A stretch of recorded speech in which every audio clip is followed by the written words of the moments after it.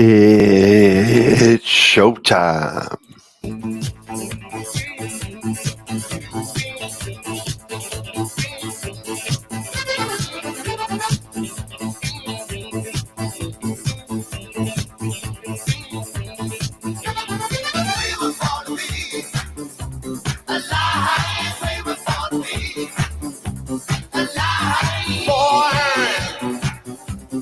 Born to be alive, born to be alive. You see, we're born, born to be alive. People ask me why I never find a place to stop and settle down. But I never wanted all those things people need to justify the lives. You see, we're born to be alive, born to be alive. You see, we're born.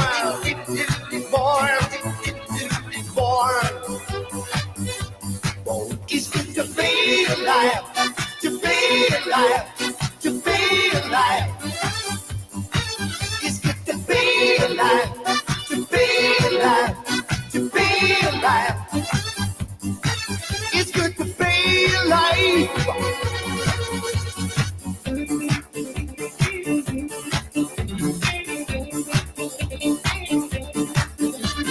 Time was on my side when I was running down the street. It was no fine. Betty, You got baby? Bursting. You see, we're born to be alive. You see, we're you got born.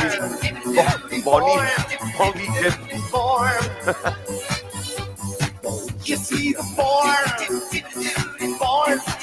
to be alive. You see, we're born. Big up Shell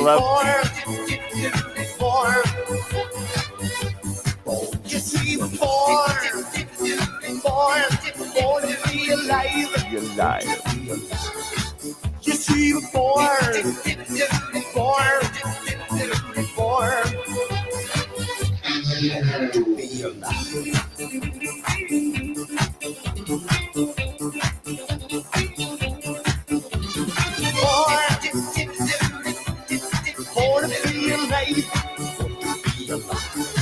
You see, we're born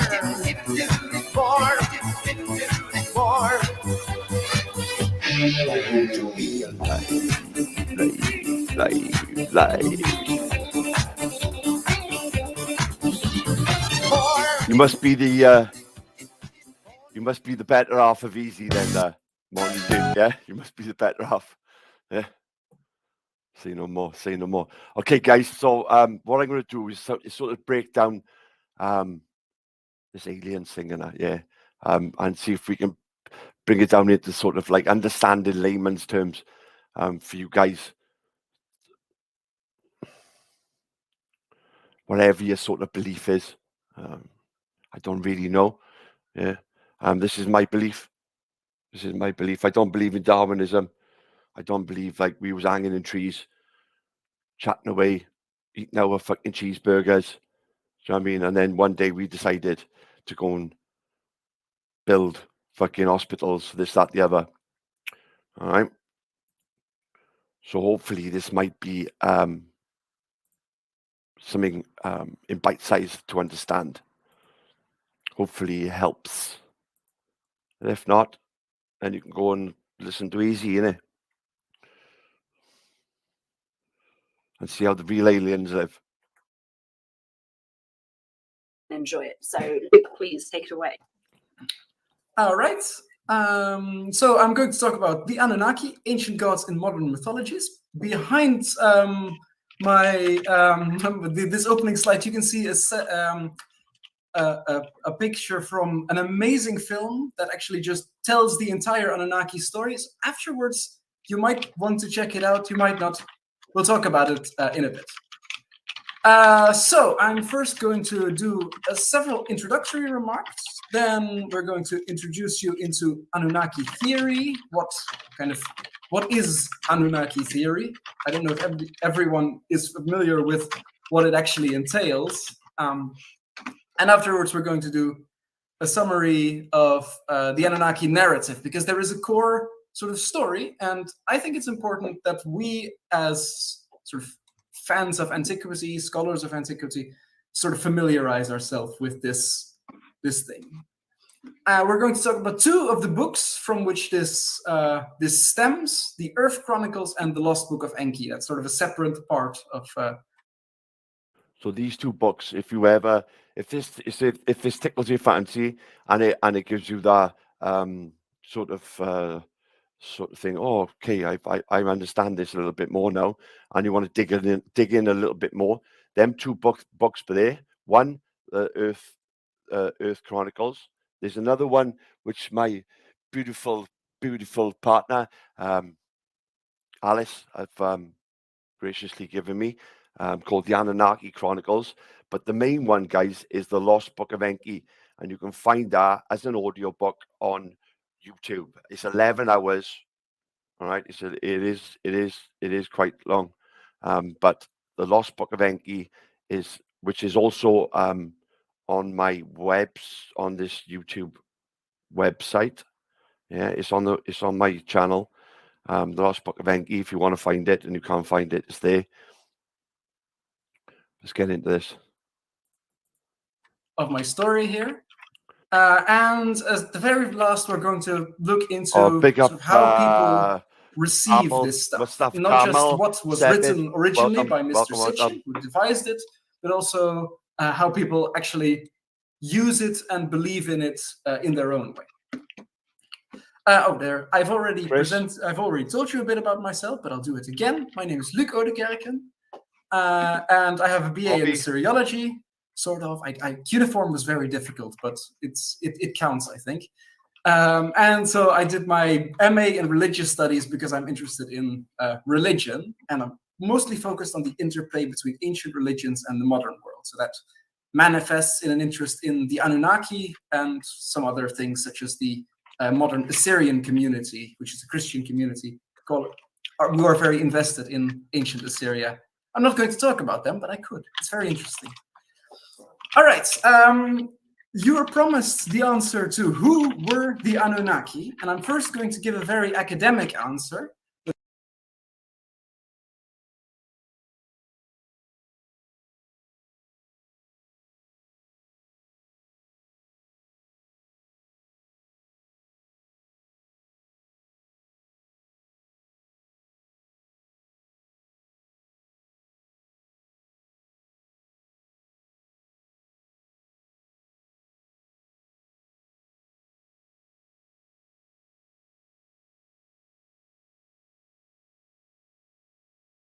But it's also going to be a boring answer. The Anunnaki are a group... Shit, sorry, you didn't hear that. So the spanner rules, I've given people spanners. Everybody has a spanner. I treat you all like adults. Yeah, please be adults. I know you are. Anybody docks in any kids' pictures, anything of like cloning of your own name, please get rid of instantly. Yeah, don't even time them out. Just get rid of them. And the rules are simple. Yeah, thank you very much. Of Mesopotamian gods. I can hear Megan typing at the moment. It is a bit distracting. I am so sorry. I thought I muted myself. I will try again. All right. So it's a group of Mesopotamian gods. It's not very exciting in this way, and also we don't really have a concise definition of what actually the Anunnaki are, except an important group of Mesopotamian gods. There are, as you know, Sumerian history lasted for 4,000 years or longer, give or take a bit. Mesopotamian history, not Sumerian history. That's important. And there are a lot of changes. It spans a large area, and as with all mythologies of this kind, it's just a very fluid affair. So it refers kind of just to gods to important gods in a very abstract sense.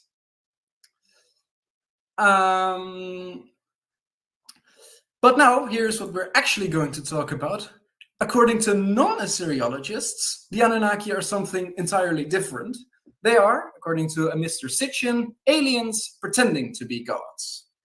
And there are also a few other interpretations. Aliens pretending to be gods who are also lizard people. Aliens pretending to be gods who are also Celtic fairies. Or figures of Celtic mythology, Celtic fairies, benevolent beings on a higher level of sort of spiritual consciousness, and trans-dimensional beings who are trying to either corrupt or save us. Basically, the story of aliens pretending to be gods can be adapted to sort of fit many, many different belief systems. So that's something to keep in mind. I am going to talk here chiefly about the first, just the story of Mr. Zechariah Sitchin about aliens pretending to be gods. But keep in mind that there is a lot of it, and there are a lot of differences in interpretation because these things evolve over time. Yeah, Bobby, it is complicated. That's why I'm trying to break it down into bite-sized chunks and that to so if we got a layman, just a layman, yeah, I mean, but he knows his shit. He knows his shit. So if I can break it down into bite-sized chunks, it's a little bit more easier to understand. Like I've been into this since 2016.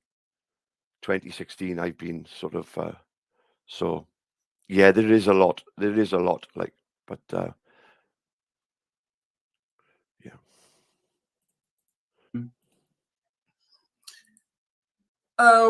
We're going, first a bit of a disclaimer. We are going to talk about alternative histories.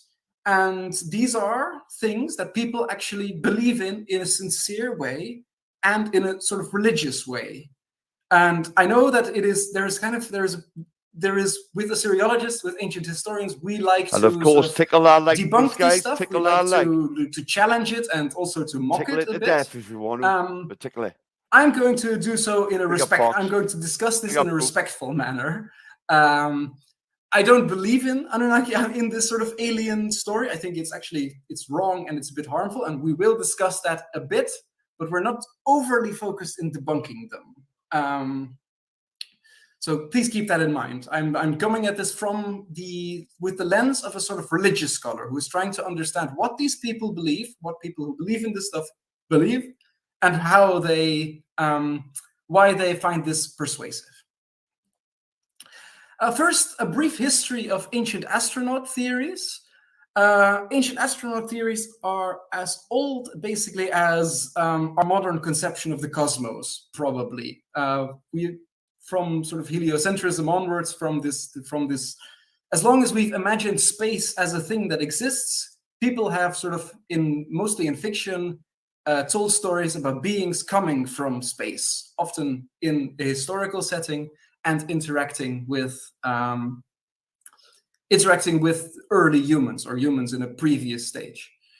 This really changed in 1967. I think it is 1968. I read that. I wrote that wrong. Please excuse me. When Erich von Däniken published his book Chariots of the Gods. Erich von Däniken is one of my least favorite people in general.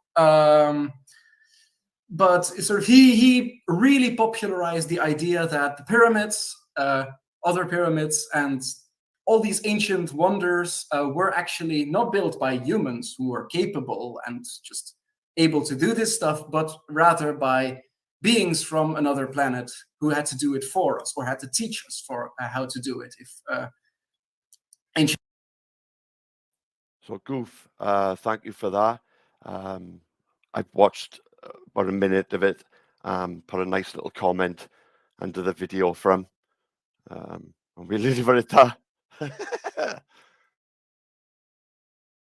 Ancient aliens, Mr. Ancient Aliens presenter man is anything to go by. I've forgotten his name right now. Tsoukalis, I believe.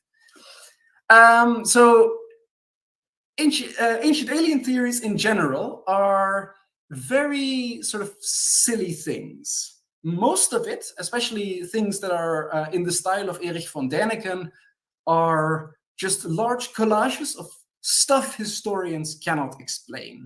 There is They just present a lot of sort of artifacts, a lot of things at you, such as that bears a resemblance to ancient technology, or things that are just very impressive, and you cannot possibly imagine humans doing this stuff.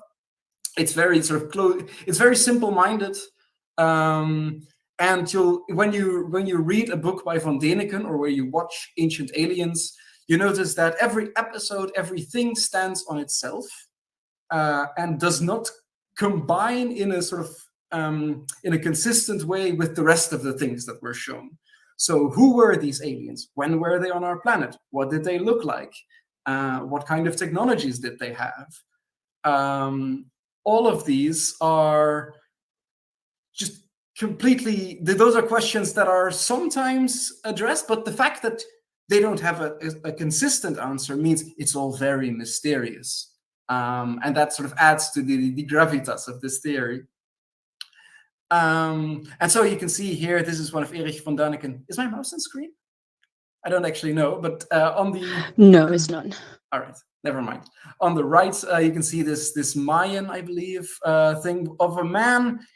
It doesn't look like it to me. I don't actually know what it represents. I'm not a Mayan scholar, but he is convinced that this is a man sort of piloting a rocket ship. It's this sort of, it's just sort of, look, this looks kind of like a rocket ship, and just presenting thing after thing, and apparently that is convincing to some people. I don't really like this way of arguing.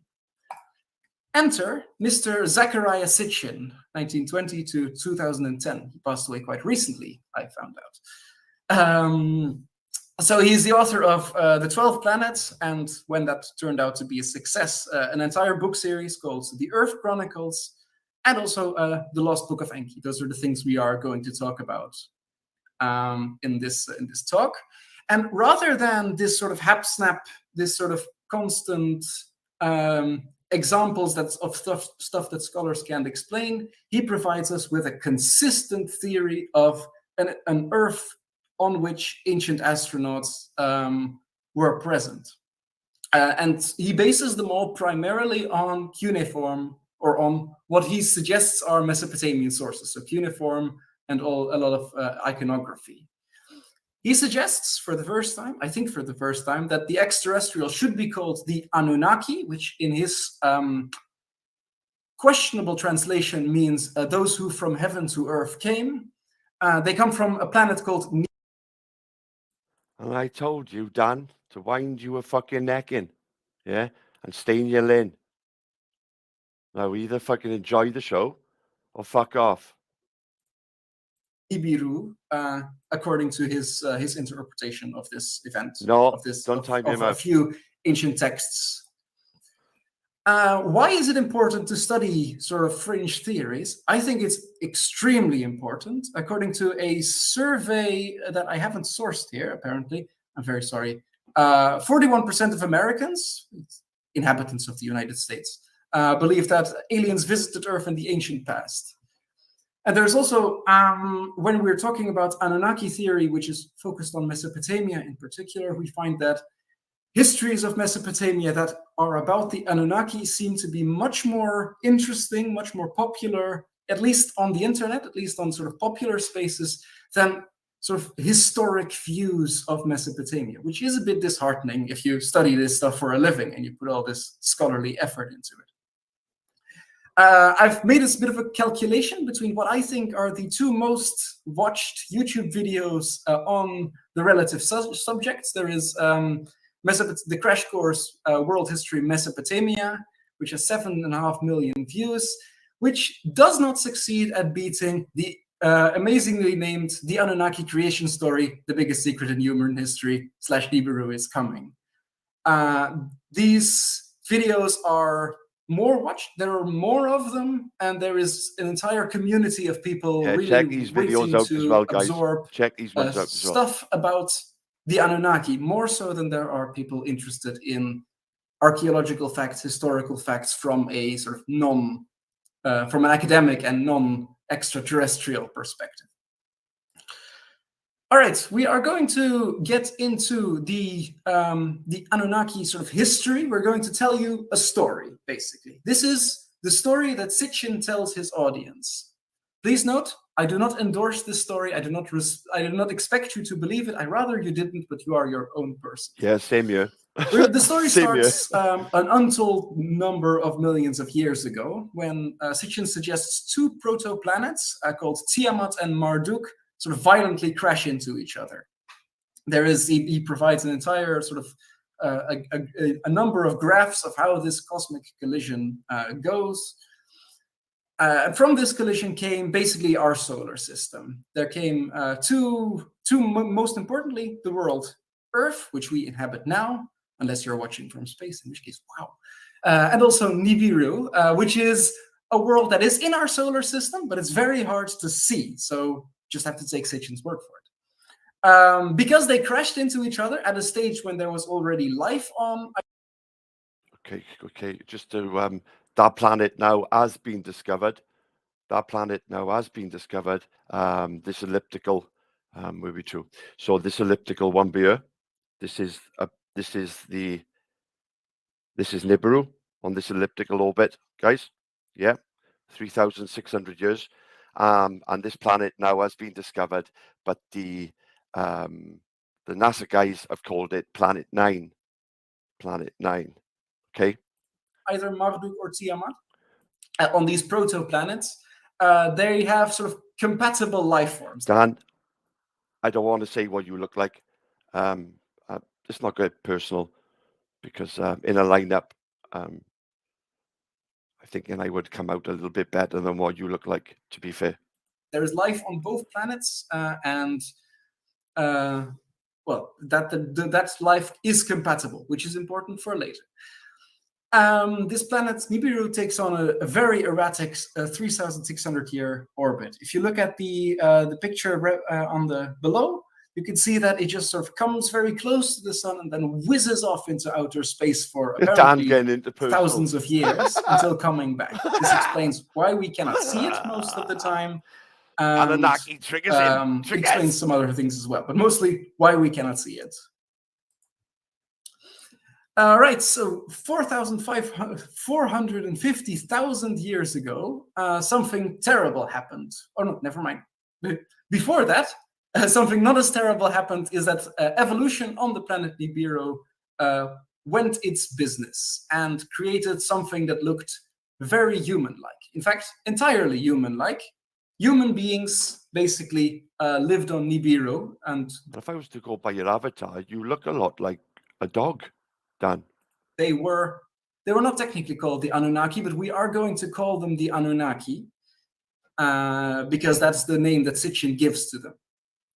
But almost 500,000 years ago, something terrible happens, which is that the atmosphere seems to be sort of venting, and especially when you have a planet that goes in an insane orbit around the sun, having an atmosphere is very important. So the answer to this, according to the ancient tablets, please take this with a grain of salt. That would be Dan in the chat. To spray the atmosphere with gold dust. Okay, this is geoengineering, basically, and apparently the Anunnaki had this idea as well. Problem was, planet Nibiru does not actually have a lot of gold. But after a bit of sort of flying around in their spaceships, which they had, they discovered Earth, which was a planet with quite a lot of gold.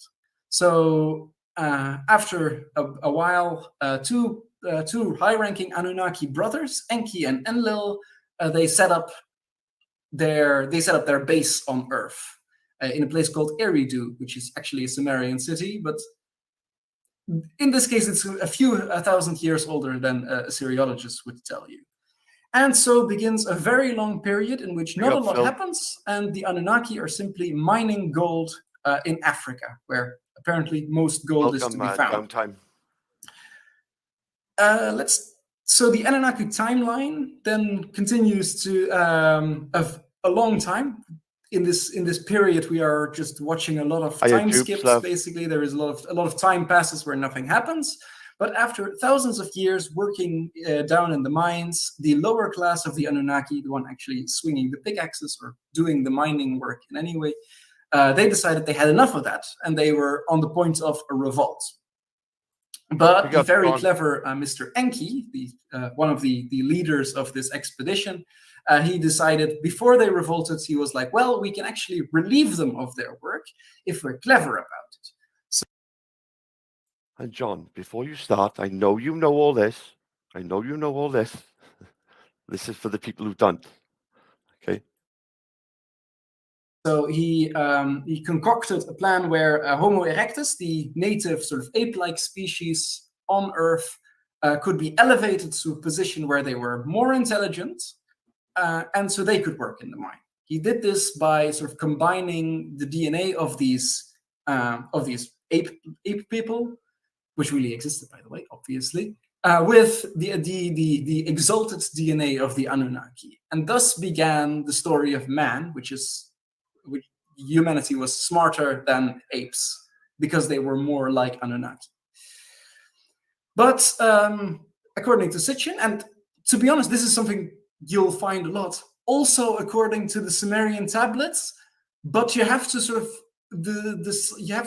take out the science fiction language if you want to understand what it actually says in the Sumerian tablets on the ancient mythologies. The first humans were infertile or otherwise sort of not really functional. There is a lot of trial and error involved in creating a new human species. And so there was a bit of a rough patch at the beginning where they were setting up, but later humans could actually reproduce and act codependently. And even later, there was direct crossbreeding between humans and the Anunnaki, specifically Enki, who impregnated several beautiful ladies. And this created a kind of human being which was even more intelligent. So this is where really civilized man comes from. This is when we can see architecture, not architecture, animal husbandry, and the other thing. Farming, agriculture thing.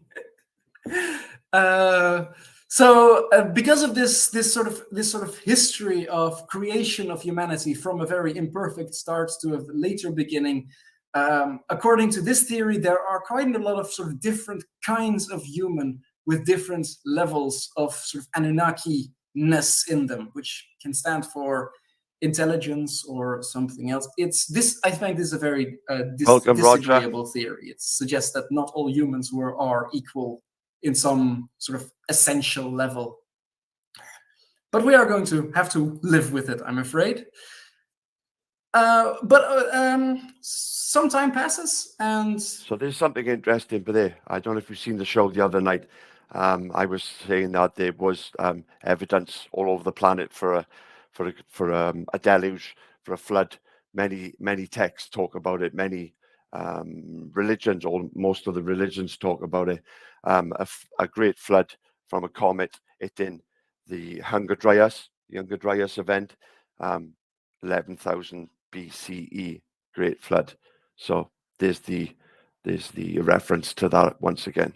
The humans begin to spread. They are doing excellently well. And because they are continually becoming more intelligent, Big up, Dave, Enki decides to actually give them something else to do than swing a pickaxe.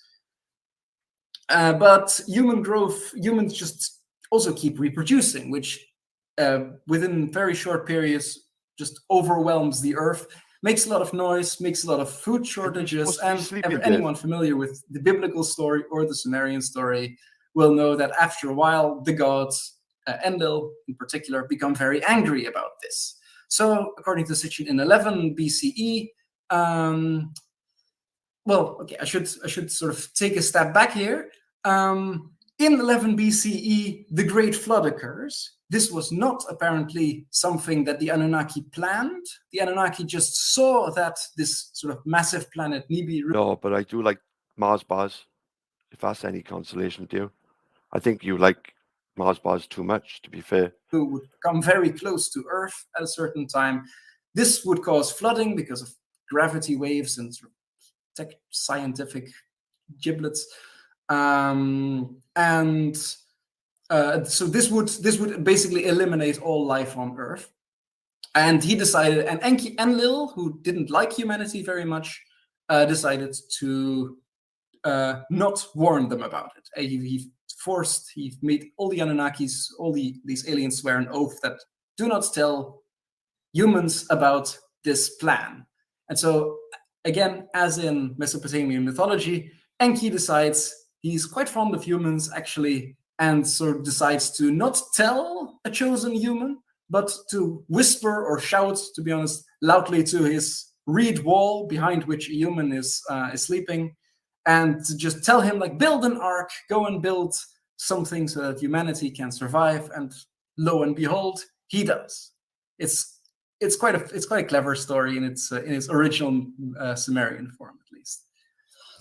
But so the flood happens. And yeah, I'm from Uranus, just down from the local spa. And humanity survives. So with the return of, so humanity survives and grows again. Basically, we come to Earth phase 2 after the big flood. And the Anunnaki do things differently this time, where they were first sort of just on the ground telling people. Well, John, you know what to do. You know what to do. Hello, we are aliens and we would like you to mine this stuff. They now sort of govern from the shadows. And they basically present themselves really as deities, as hidden beings, and tell human kings and human representatives basically to act in their stead. This causes this period has. Well, John is technically right. Enki he wasn't allowed to speak to anybody, but he did secretly and sneakily talk behind a reed wall and advise somebody to build a boat. So John is technically right. A lot of warfare between human clans and also human clans who are divided based on which Anunnaki they serve. It's a very messy and very long part of Sitchin's book. We don't have time to go into exactly all of the sort of personal drama that happens here. But basically, there is a conflict between the faction of Enlil and the faction of his brother Enki. Enlil is just he doesn't like humanity. He thinks that they. I didn't say Enki built the boat. I said he advised somebody to build the boat secretly, sneakily. We are an abomination and should not have been allowed to be elevated to a level that is so close to the high level of other Anunnaki aliens. Whereas Enki is very sort of paternal. He's like, well, they can do it. They have all this amazing potential, and they seem to be doing all right. So why don't we just John? Oh, yes, there was. Let them. Oh, yes, there was. Why don't we just sort of let them live up to their true potential? And I then tell you that Marduk, who is Enki's human-born son, claims supremacy in Babylon. But obviously, you don't know everything then, John. So just sit back and listen. This is part of that war. I'm very sorry. Marduk, according to Sitchin, is not actually Enki's human-born son, but he is in this. There is a lot of drama. He does fall in sort of disgrace with the other gods because he marries a human woman. So he gets into a conflict with Enlil, and after a while, he sort of conquers the Mesopotamia region, which was actually sort of Enlil's part of the playground. And he claims himself to be an extremely important god in Babylon. Enlil does not like this. That he's being sort of rebelled against, basically. And so in the year 2024 BCE, Enlil actually orders that Babylon should be destroyed with his use of nuclear weapons. Yes, they had nuclear weapons as well, obviously. So something sort of strange happens there is that the nukes hit Palestine. And there is the evil wind. Sitchin calls it, a sort of radioactive cloud just spreads all across the world of the ancient Near East, except for Babylon. And sort of the devastation that follows after this, and also the fact that the Anunnaki had pretty much had enough gold at this time, means that most of the Anunnaki depart Earth. Sitchin does not exactly tell us Welcome, Banter Lion. what we should imagine the fate of the Anunnaki to be, but just most of them sort of disappear from Sitchin's radar at this time. So if you're reading his books, you're free to make up your own theories as to what happened, and they don't conflict with his theories, which is very useful when you're sort of when you're working with this stuff. But although the Anunnaki themselves sort of apparently depart, some of them still rule through human puppet kings. There is a race of kings which are established by the Anunnaki familiar, before guys? they leave, and they are in command. Perhaps they were still in direct communication with some of those Anunnaki. Oh, big up Welsher, lad. And maybe you should just call yourself Welsher. Yeah. Well, that's it's a very long and complicated story. I've tried here to summarize it, but I should. It is a bit too complicated to go into here. Basically, what we understand now as kings and as noble houses of nobility, they very much value their sort of genetic purity. They only want to marry other people of the same royal or noble bloodline. Sitchin suggests that these houses are originally from those who are descended of these more civilized, these more Anunnaki. Everybody knows there are levels of Anunnaki-ness that they are trying to sort of keep for themselves. So basically, this tries to explain why those differences these imagined differences in humans exist anyway. So what we have here, if you have some sort of familiarity with ancient mythology, what we have seen is a mixed narrative containing sort of mythology from several different traditions. We've especially seen Mesopotamian and biblical stories. There is also some Egypt. Just to help my friend out, since I got him to change his name, and he gracefully did. God bless him. The old Leighton Welsher is now the new Banter Lion, ladies and gentlemen. There is some Mayan in there. There's some Greek. If it's not, I haven't really gone into those kinds of origins, but there is just all mythologies come together, are sort of taken a bit from to create this grand syncretic narrative that is this Anunnaki story.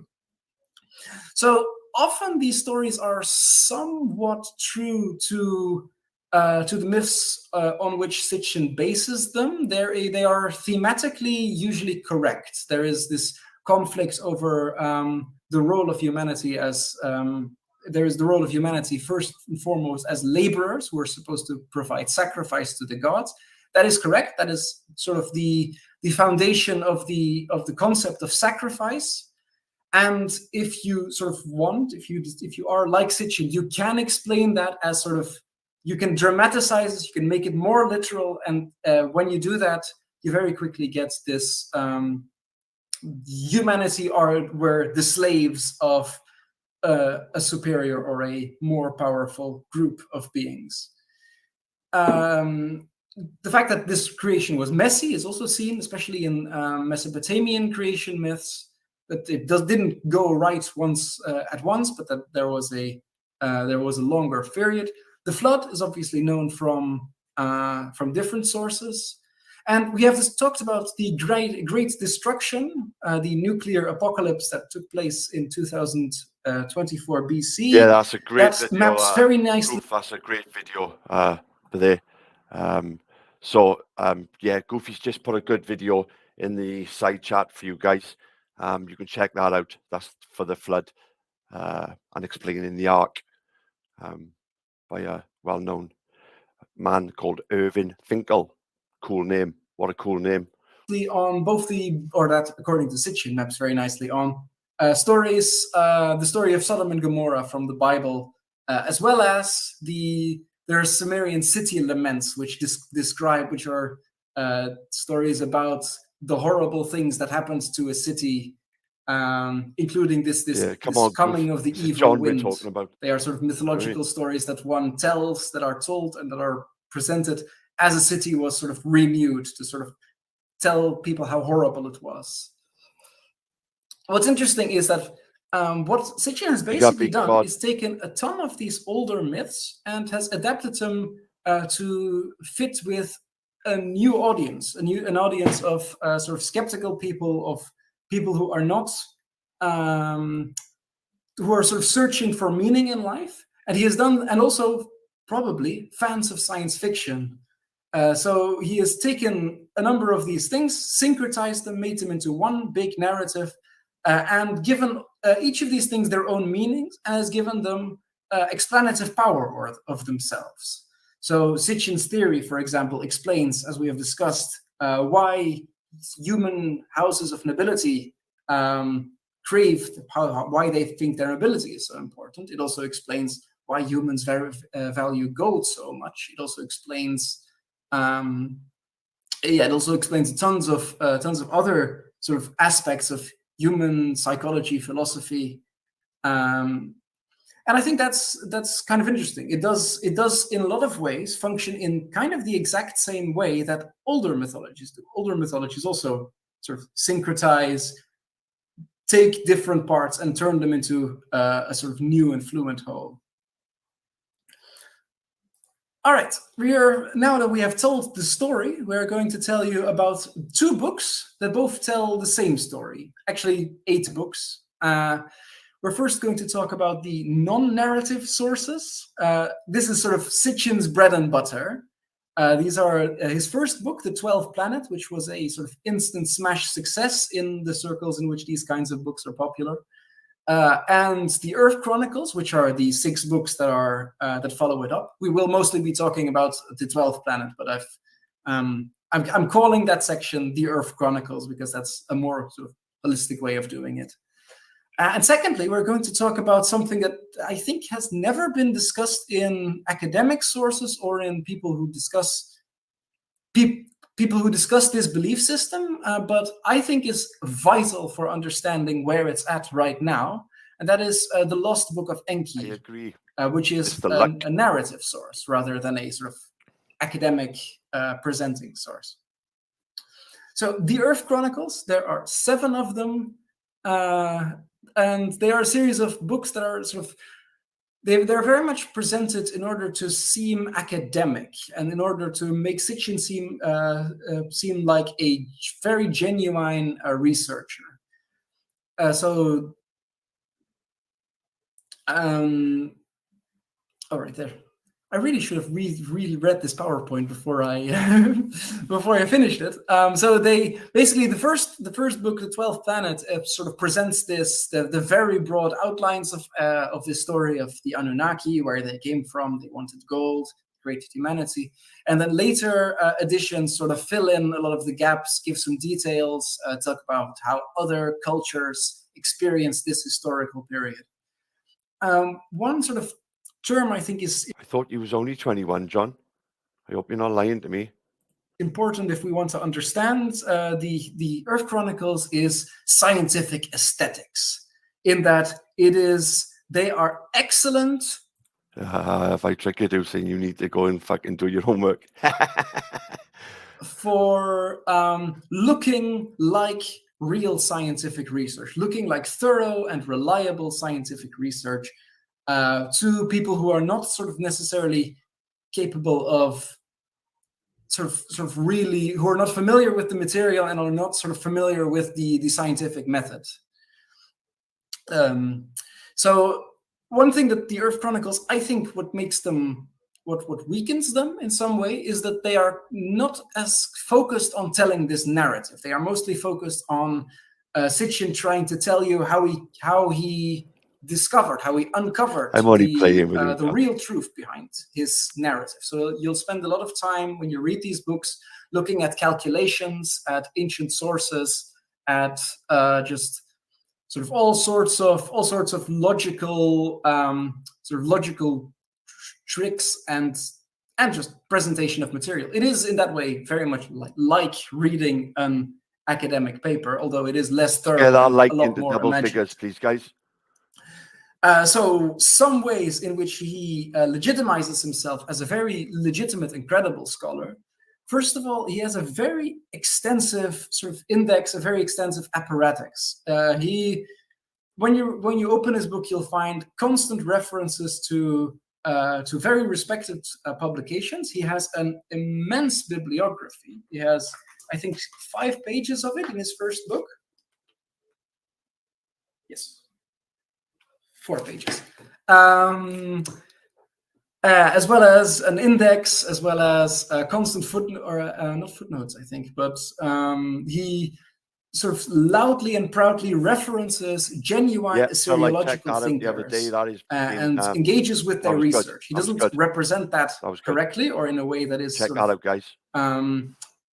accurate to his material, but he does look, when you open a book and you see a very big bibliography, most people who read that don't necessarily go, oh, I'm going to check on all of these references, but they will think, wow, that's a lot of references. This guy must know what he's talking about.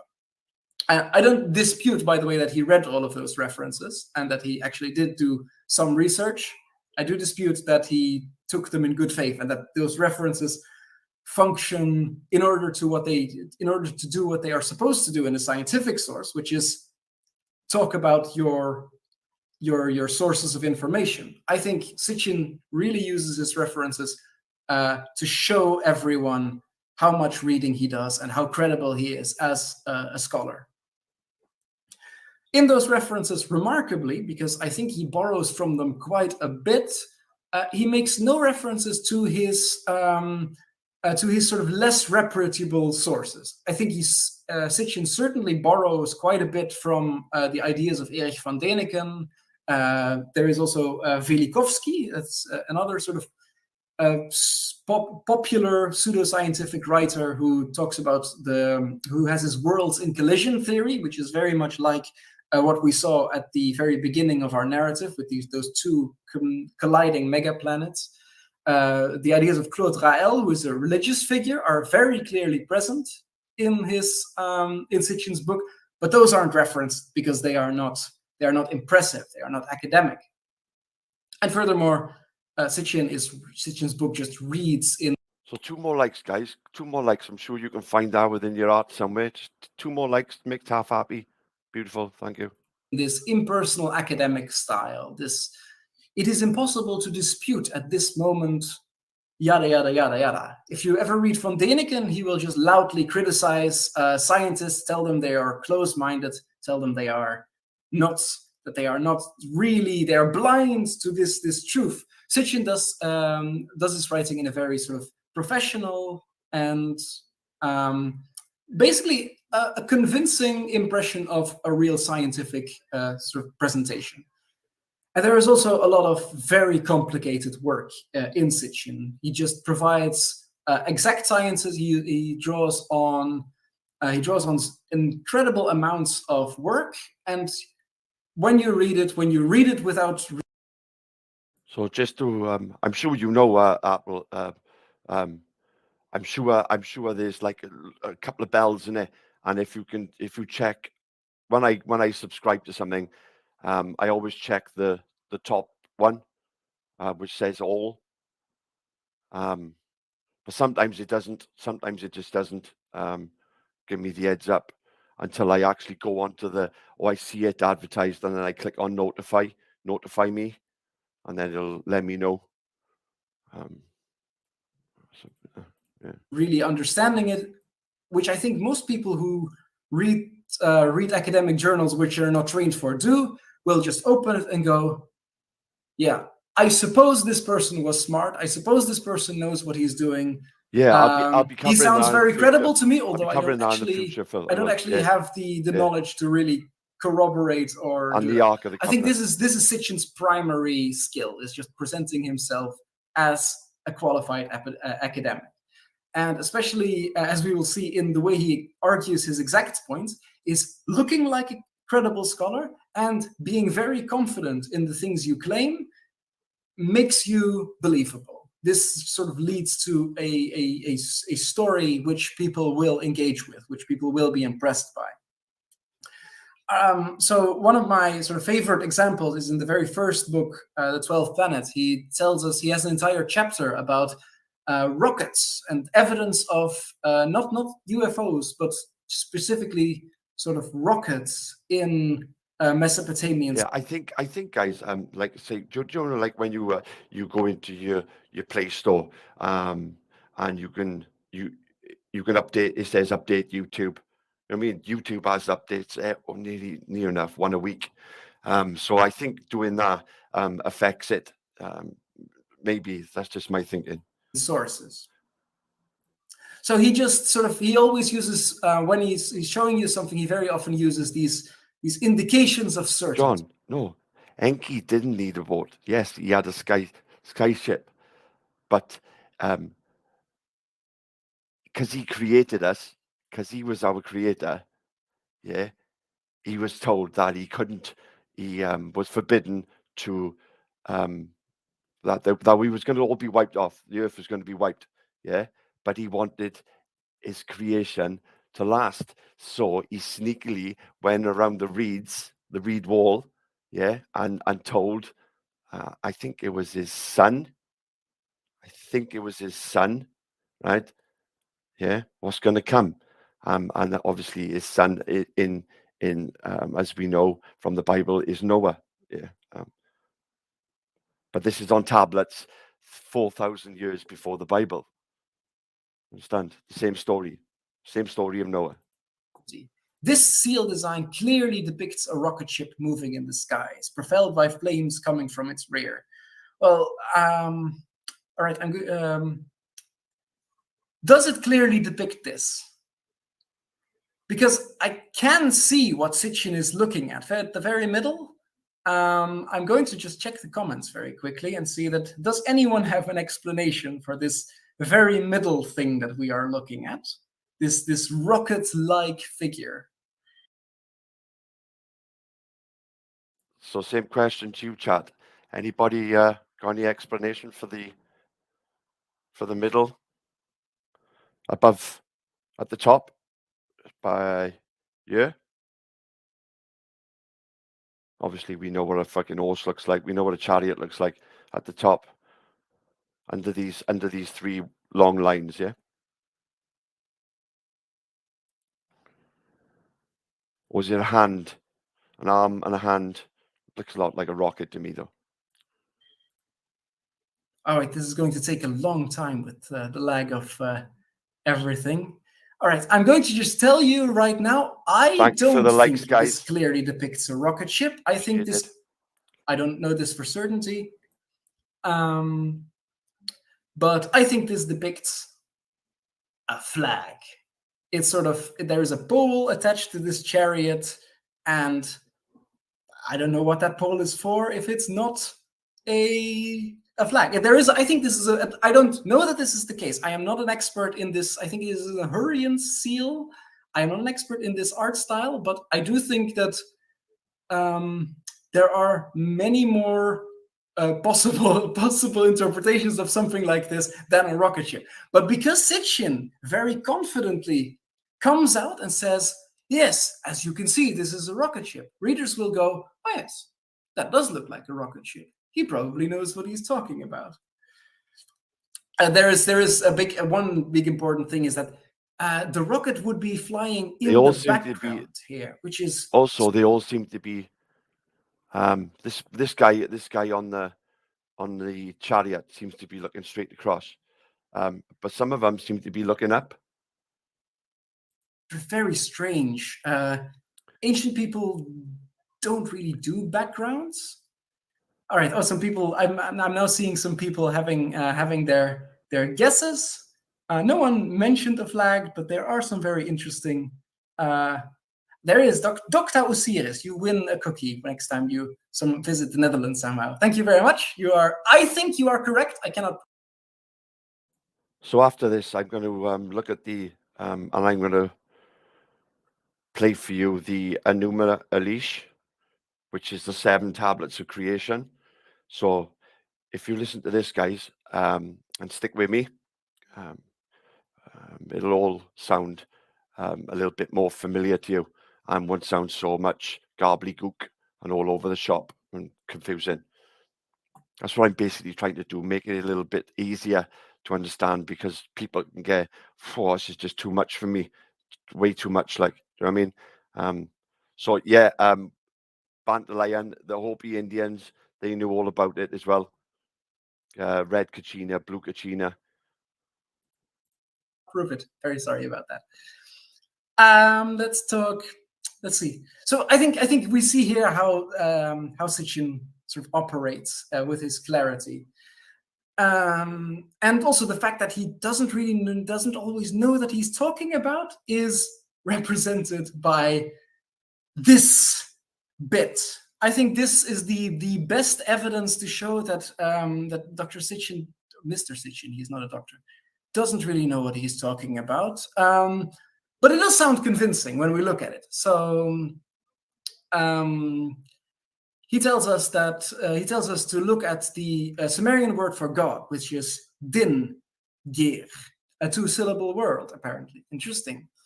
So he takes din, the sign din, and the sign gir, and he presents. He basically just puts them after a while, after each other, and he just says, "Look, this looks again very much like a rocket." And so again, he does his confidence thing where he goes, "The evidence thus presented little doubt that the ancient gods actually used rocket ships to travel around and visit different planets and stuff." All right. If you are an Assyriologist, if you have ever looked at a clay tablet, if you have ever... Tell you what it looks like. It's like something you use when you're fishing as a lure. If you've ever sort of seen, if you have followed sort of the first 5 minutes of a sort of introduction to Akkadian, you'll know about Dingir, which is the sign for gods. It is not din gir. It is not a two-syllable word. It is a single word. It is represented with a star, and it's just not a rocket. It's not a rocket. It's the signs din and gir that Sitchin gives us. I'm not entirely certain that those are illegitimate forms, but I can tell you those are not common forms. They are not things you ever see. I've really tried looking for them, but I couldn't. So basically, there is some. It requires a special sort of either incompetence or a special sort of creative thinking that to imagine din and gir as these two signs and imagine them as this sort of rocket-like shape, which I think this is the only part where I'm going to go, please don't trust Sitchin too much.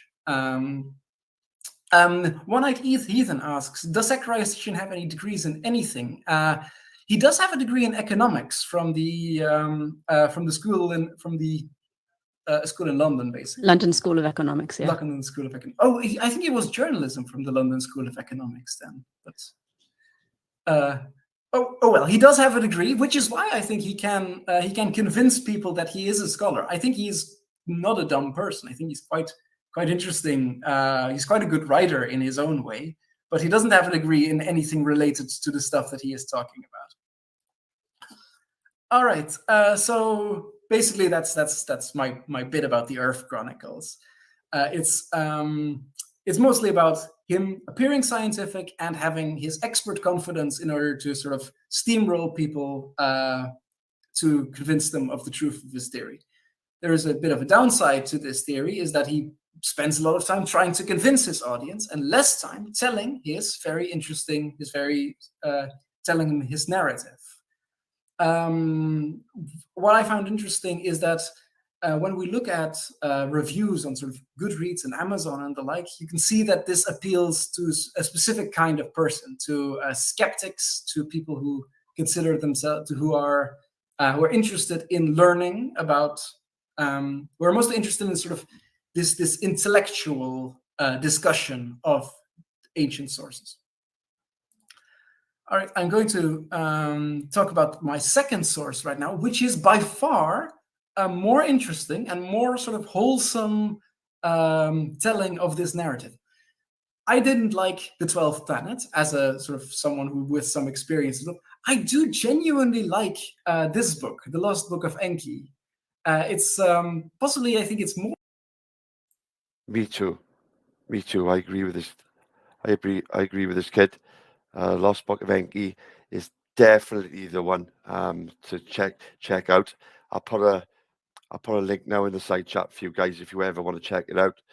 I'm going to cover the Numa release, which is the Babylonian tablets of creation.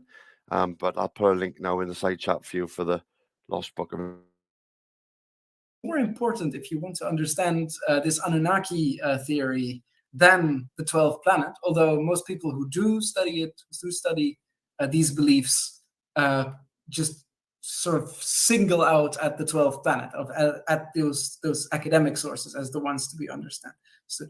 Now, why is this book so fascinating? This book is tells the same history that is told in the Earth Chronicles, but it does so in a narrative form. It's no longer an academic paper that you have to sort of be persuaded throughout. It's just a story. And it's also a story told in a very interesting way, because it's a story that is presented as if they were the memoirs of Enki, one of the most important and by most accounts, by most people's opinion, most sympathetic of the Anunnaki.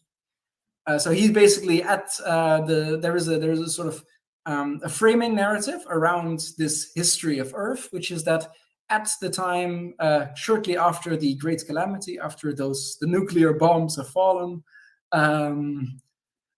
Enki decides that this history is important and he should share it with mankind.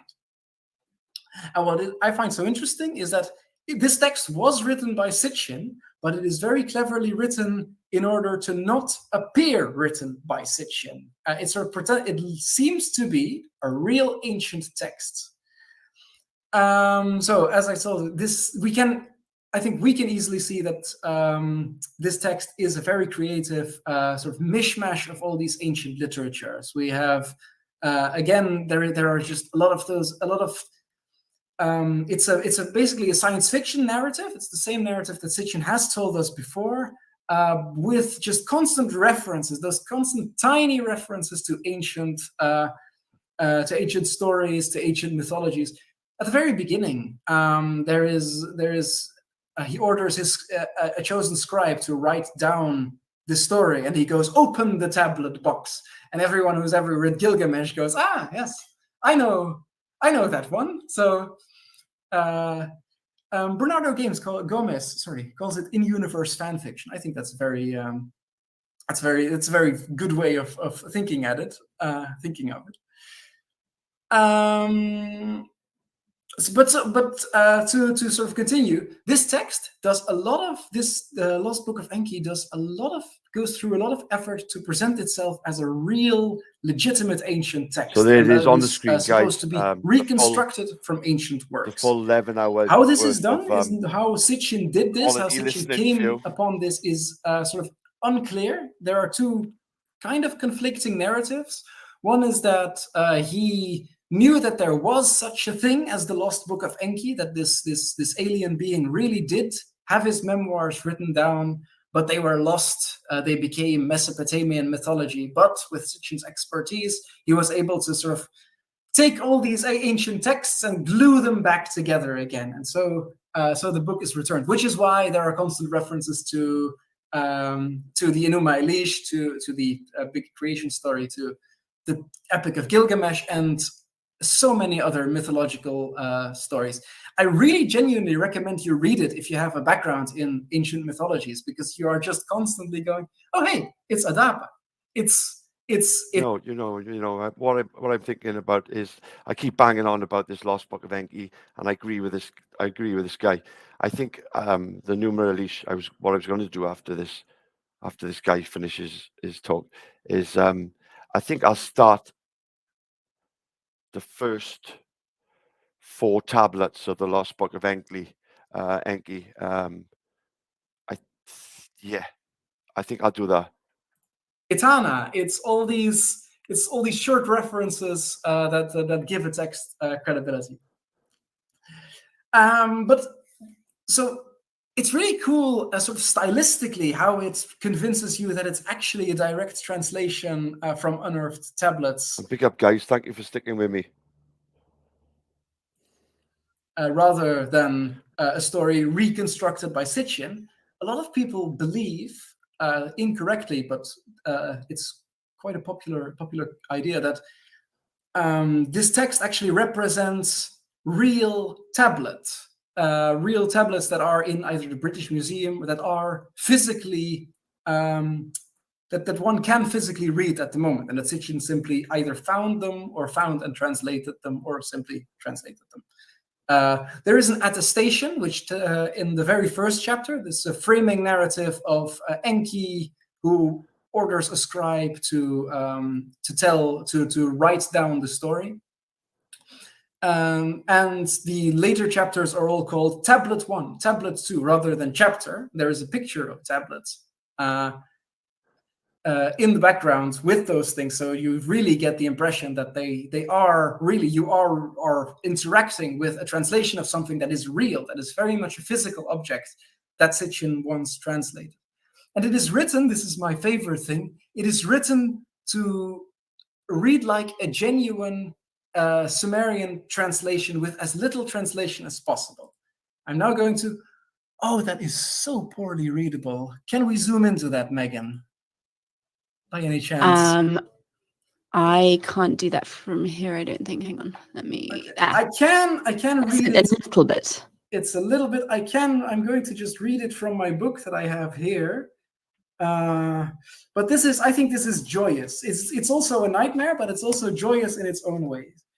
The fate of Nibiru is in my hands. To my conditions you must give heed.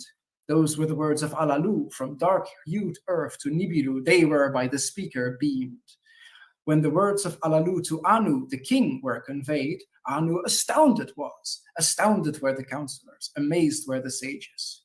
Alalu is not dead, they each other asked. Could indeed he on another planet be living? World? They with disbelief were saying. Was he not on Nibiru hiding, in the chariots to a place of concealment gone? The commanders of chariots were summoned. Savants the beamed words considered. The words from Nibiru did not come. From beyond the hammered bracelet were they spoken. This was their finding. This to Anu the king they reported. Stunned was Anu. The happening he pondered. Let words of acknowledgement to Alalu be sent. To the assembled he was saying. At the place of the celestial chariots the command was given. To Alalu words were spoken. Anu the king to you his greetings sent. Of your well-being to learn, he is pleased. For your departing from Nibiru, there was no reason. Enmity is not in Anu's heart. Now, you may have noticed something there. This is sort of, it's most often compared to Yoda speak. It is written in a sort of very strange format, and it's trying to be a format where the verb is at the end, because that's what Sumerian, that's what Akkadian languages usually do. It's trying to sort of replicate this, these stylistic ideas of real or of genuine translation, as if there is as little translation work done as is possible. And also, what I want to show you is that, as you can see, this chapter is then labeled the third tablet, and it is written on. It even staggers below, so that the words actually fit on the little page there. So it really, he really wants to convey that this is a real tablet. These are the words that are really on that tablet. All of this tablet is actually the third. It's the third tablet of the Enuma Elish. Thank you to Plant Programmer on Twitter for finding that out. I had a little search for the original a while back, but. So this is one way he persuades himself. He persuades his audience of these theories in this way. He doesn't try to convince them. He convinces readers in a scientific and a logical way, but just in this feeling of really engaging with an ancient text, which I find really quite interesting. And also another important difference between the story told in the 12 planets in the Earth Chronicles and in the Lost Book of Enki, is that this book is a lot more religious. There is a sort of real deity. We've discussed the Anunnaki, which were pretender deities, which were sort of technological beings who tried to convince us to convince humans. I accept your invite, John. It's a date. That they were actually worth working for, worshipping. But in this story, there is just a genuine sort of God called the Father of all beginnings, in which the Anunnaki all believe, and who, in the end of the narrative, actually sort of plays a role. There is also a mysterious angelic messenger who also just sort of tells the words, who just conveys these words to the Anunnaki beings themselves. And there is also this I've talked about this framing narrative, which is also sort of full of this religious thematic language. There is Enki sort of kidnaps, as in an alien abduction. It's very much like a UFO abduction story. Enki kidnaps a sort of random villager who turns out to be an important scribe, so it wasn't a random person, but he kidnaps his chosen scribe called Endupsar, which is a very interesting name for a man who is literally the name Endupsar means master scribe. So he captures a man called master scribe and makes him his master scribe. It's very convenient that. But this figure actually really works as a sort of prophetic figure as well. He hears these stories and is moved and sort of vows to spread them across the land when he returns to Mesopotamia. And not only is this Endupsar character directly referenced, but Enki as well. Enki talks to us as well. There is a sort of direct connection between us and Enki. After he has sort of told his entire story, he asks us, "Let posterity at a time by destiny designated the record read, the past remember, the future as prophecy understand." So he really talks about the themes of the story that we have been through, of this narrative of humans and aliens. And he asks us to let the future of the past the judge be. Basically, let people in the future make up their own minds about what this is, what this story says. So in this, the reader is directly addressed. The reader is basically a character in the story who has the role of judging the story, which is actually interesting. A lot of people can sort of draw their own lessons, their own ideas as to what this story represents on a sort of spiritual level.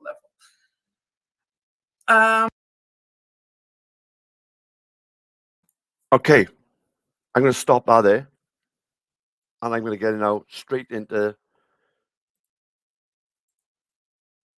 it. So you ready? This is what me and this guy have been banging on about, and this is tablets 1 to 4 of the Lost Book of Enki. And so we'll be reading tonight the Lost Book of Enki here. This is the introduction. Some 445,000 years ago, astronauts from another planet came to Earth in search of gold. Splashing down in one of the Earth's seas, they waded ashore and established Eridu, home in the faraway. In time, the initial settlement expanded to a full-fledged mission Earth with a mission control center, a spaceport, mining operations, and even a way station on Mars. And there's lots of evidence of that. I mean, it absolutely is to me no coincidence. And anybody wants to make you believe it's a coincidence is a liar. That the original area of what is now Iraq, formerly Mesopotamia, was called, before it was Mesopotamia, was called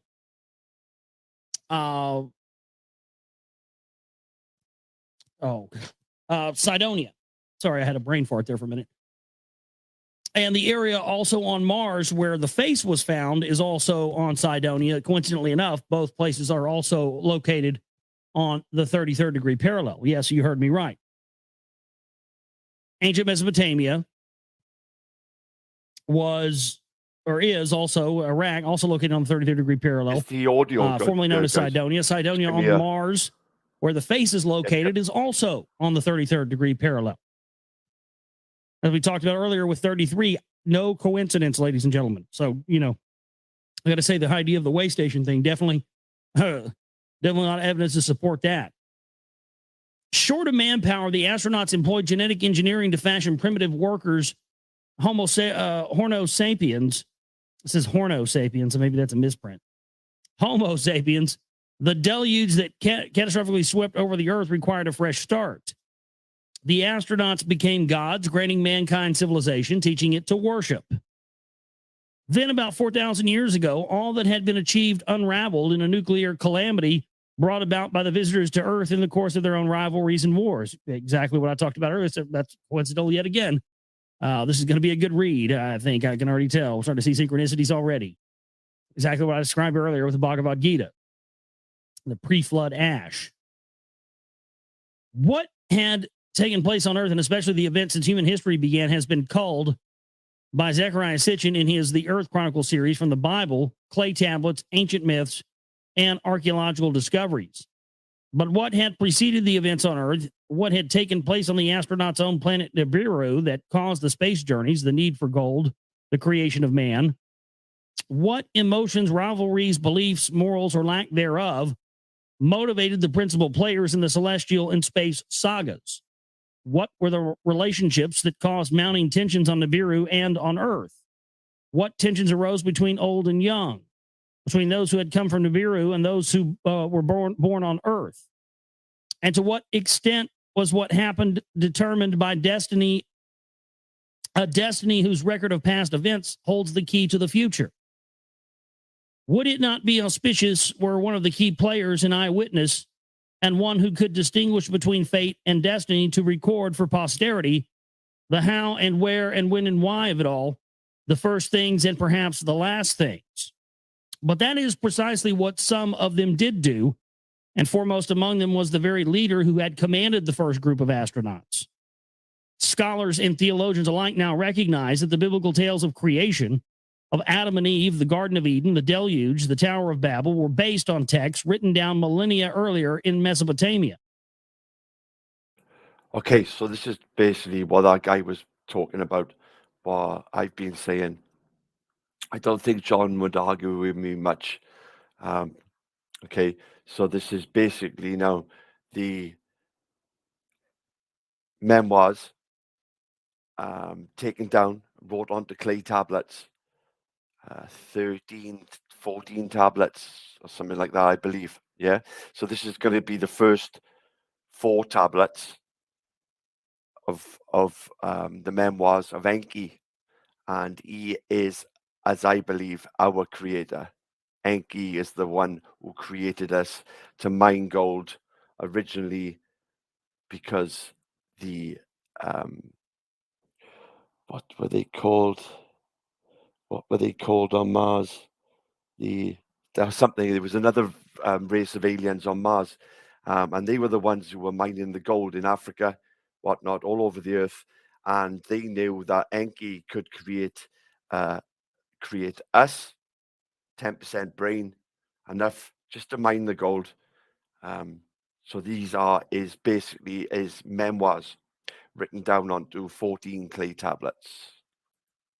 This is unbelievable. This Lost Book of Enki and these tablets are epic knowledge, guys. I urge you all, if you're with me now, just sit back and listen. Now, keep in mind as well, folks, this is, again, why in 2003, in the invasion of Iraq, they went into the Iraq National Museum, stole all the artifacts pertaining to ancient Mesopotamia, the little reptilian alien statues, all the cylinder seals, all that stuff. This is why. And so the Adam and Eve, the Tales of Creation, the Garden of Eden, the Deluge, the Tower of Babel, were based on texts written down millennia earlier in Mesopotamia, especially by the Sumerians. And they, in turn, clearly stated that they obtained their knowledge of past events, many from a time before civilizations began, even before mankind came to be, from the writings of the Anunnaki. From those from heaven to earth came the gods of antiquity. As a result of a century and a half of archaeological discoveries in the ruins of the ancient civilizations, especially in the Near East, a great number of such early texts have been found. The finds have also revealed the extent of missing texts, so-called lost books, which are either mentioned in discovered texts or are inferred from such texts, or that are known to have existed because they were cataloged in royal or temple libraries. Sometimes the secrets of the gods were partly revealed in epic tales, such as the Epic of Gilgamesh. That disclosed the debate among the gods that led to the decision to let mankind perish in the deluge, or in a text titled Atra Hasis, which recalled the mutiny of the Anunnaki who had toiled in the gold mines that led to the creation of primitive worker earthlings. From time to time, the leaders of the astronauts themselves authored compositions. Sometimes so the lazy alien species who didn't want to work no more for the Anunnaki to mine the gold were called the Igigi. Just come into my brain, so I thought I'd let you know. Okay, so the Igigi revolted. They was basically saying, we don't want to fucking be doing this. We know you can create another subspecies to mine this gold. Yeah, we've had a titful. So Enki and Enlil created us. Sometimes dictating the text to a chosen scribe, as the text called the Era Epos, in which one of the two gods who had caused the nuclear calamity sought to shift the blame to his adversary. Sometime the god acted as his own scribe, as is the case regarding the book of the secrets of Thoth, the Egyptian god of knowledge, which the god had secreted in a subterranean chamber. And Thoth, the emerald tablets of Thoth, that is something else. Look into. I'll get you the link for that as well, guys.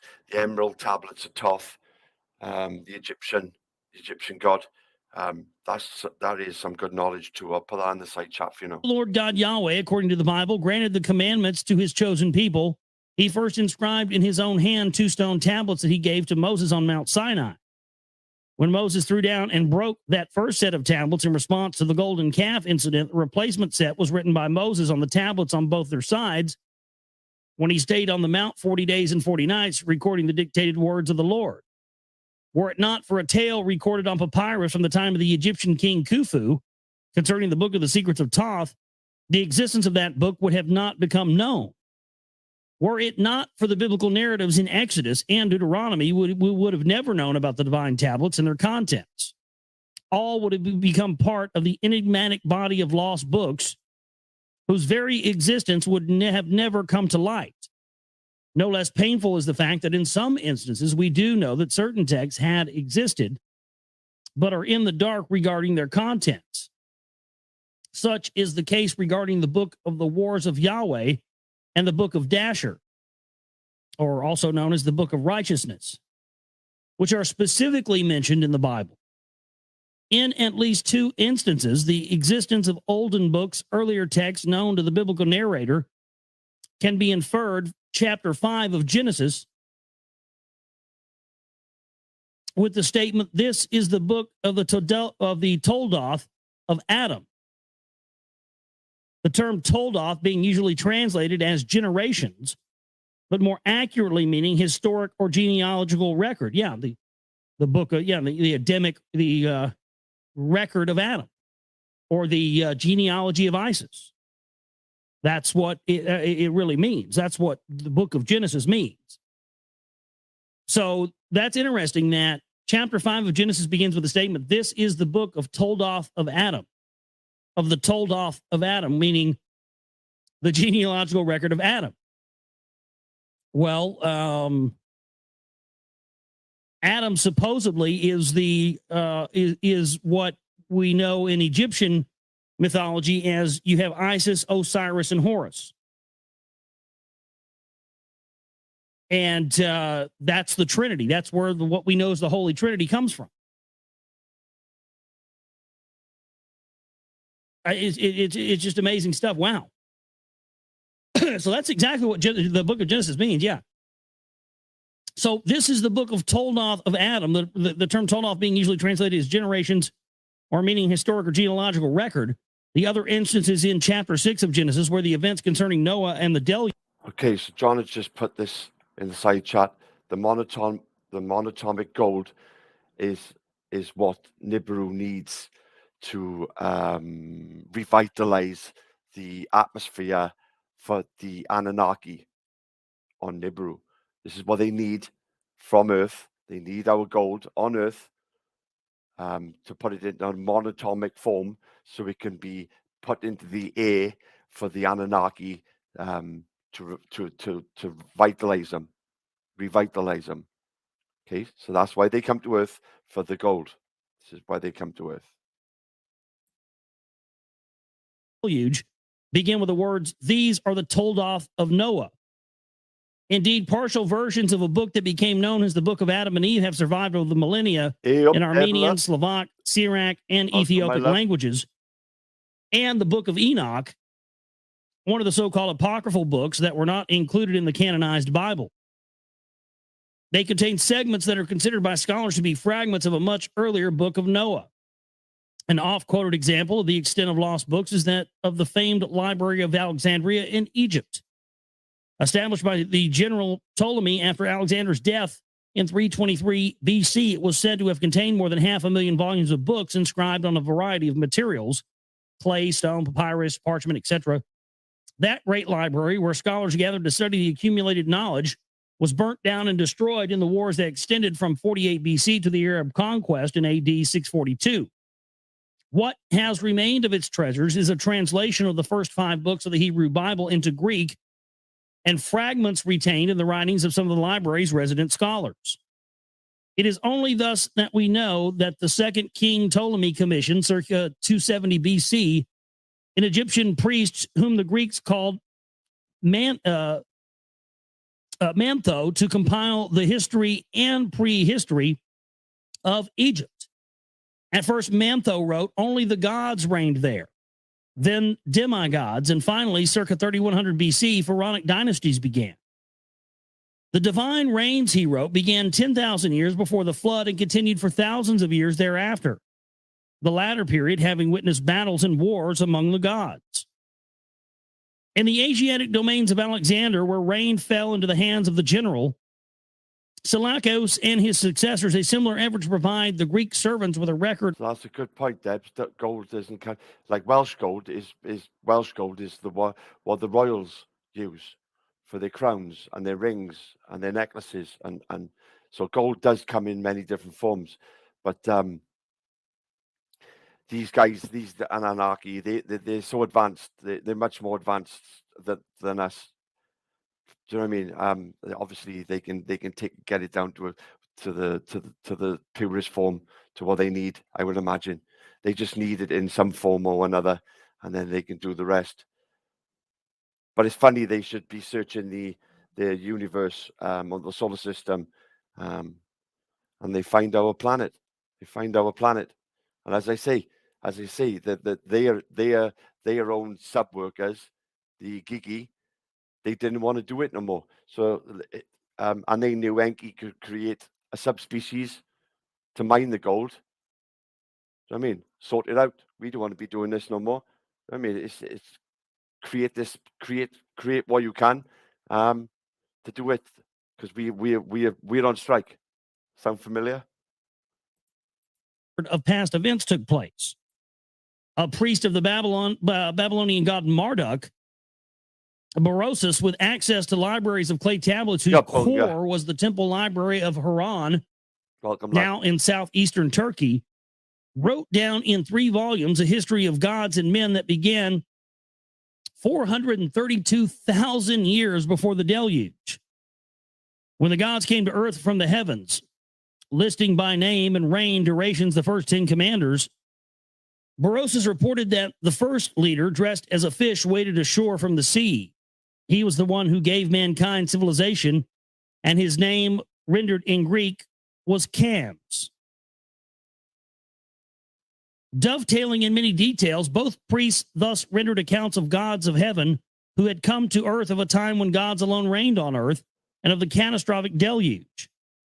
and the fragmentary bits and pieces retained in other contemporary writings from the 3 volumes, Barroso specifically reported the existence of writings from before the great flood stone tablets that were... It does, Debs. And like, yeah, Welsh gold, and we got African gold, gold from Australia.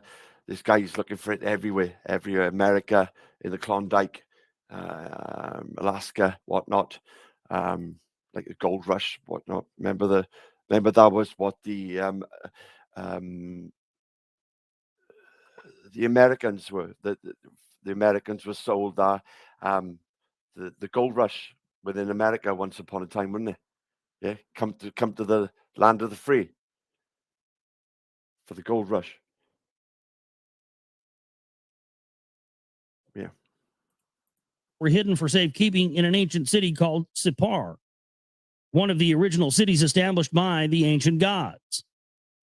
Though Sippar, as were other pre-diluvial cities of the gods, was overwhelmed and obliterated by the deluge, a reference to the pre-diluvial writing surfaced in the annals of the Assyrian king. I mean, even from the outside, guys, even fool's gold is quite convincing from the outside.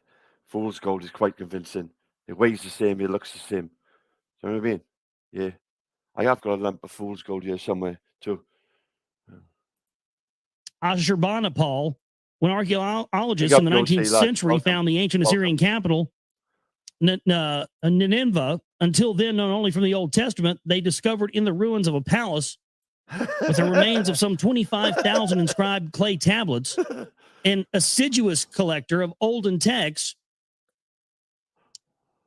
Ashurbanipal boasted in his annals, "The god of scribes has bestowed upon me the gift of the knowledge of his arts. I have been initiated into the secrets of writing.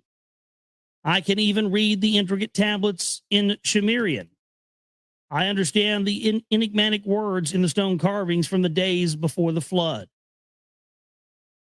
It is now known that the Sumerian or Sumerian civilization had blossomed in what is now Iraq almost a millennium before the beginning of the Pharaonic age in Egypt, both to be followed later by the civilization of the Indus Valley in the Indian subcontinent. It is now also known that the Sumerians were the first to write down the annals of tales of gods and men, from which all other peoples, including the Hebrews, obtained the tales of creation of Adam and Eve, Cain and Abel, the deluge, the Tower of Babel, and of the wars and loves of the gods, as reflected in the writings and recollections of the Greeks, Hittites, Canaanites, Persians, and Indo-Europeans. As all these olden writings attest, their sources were even earlier texts, some found, but many lost. The volume of such early writings is staggering. Not thousands, but tens of thousands of clay tablets have been discovered in the ruins of the ancient Near East. Many deal with or record aspects of daily life, such as trade or workers' wages and nuptial contracts. Others, found mostly in palace libraries, constitute royal annals. Still others, discovered in the ruins of temple libraries or of scribal schools, constitute a group of canonized texts. A secret literature that were written down in the Sumerian language and then translated to Akkadian. What do you do to these men? The first Semitic language, and then other ancient languages. And even in those early writings going back almost 6,000 years, references are made to lost books, texts inscribed on stone tablets. Among the incredible, to say fortunate, does not fully convey the miracle finds in the ruins of ancient cities and their libraries. Oh, there are clay prisms inscribed with the very information about the 10 pre-Diluvian rulers. To listen to this. And their 432,000 years total reign, to which Berosus had referred, known as the Sumerian king lists. Let me get a drink here.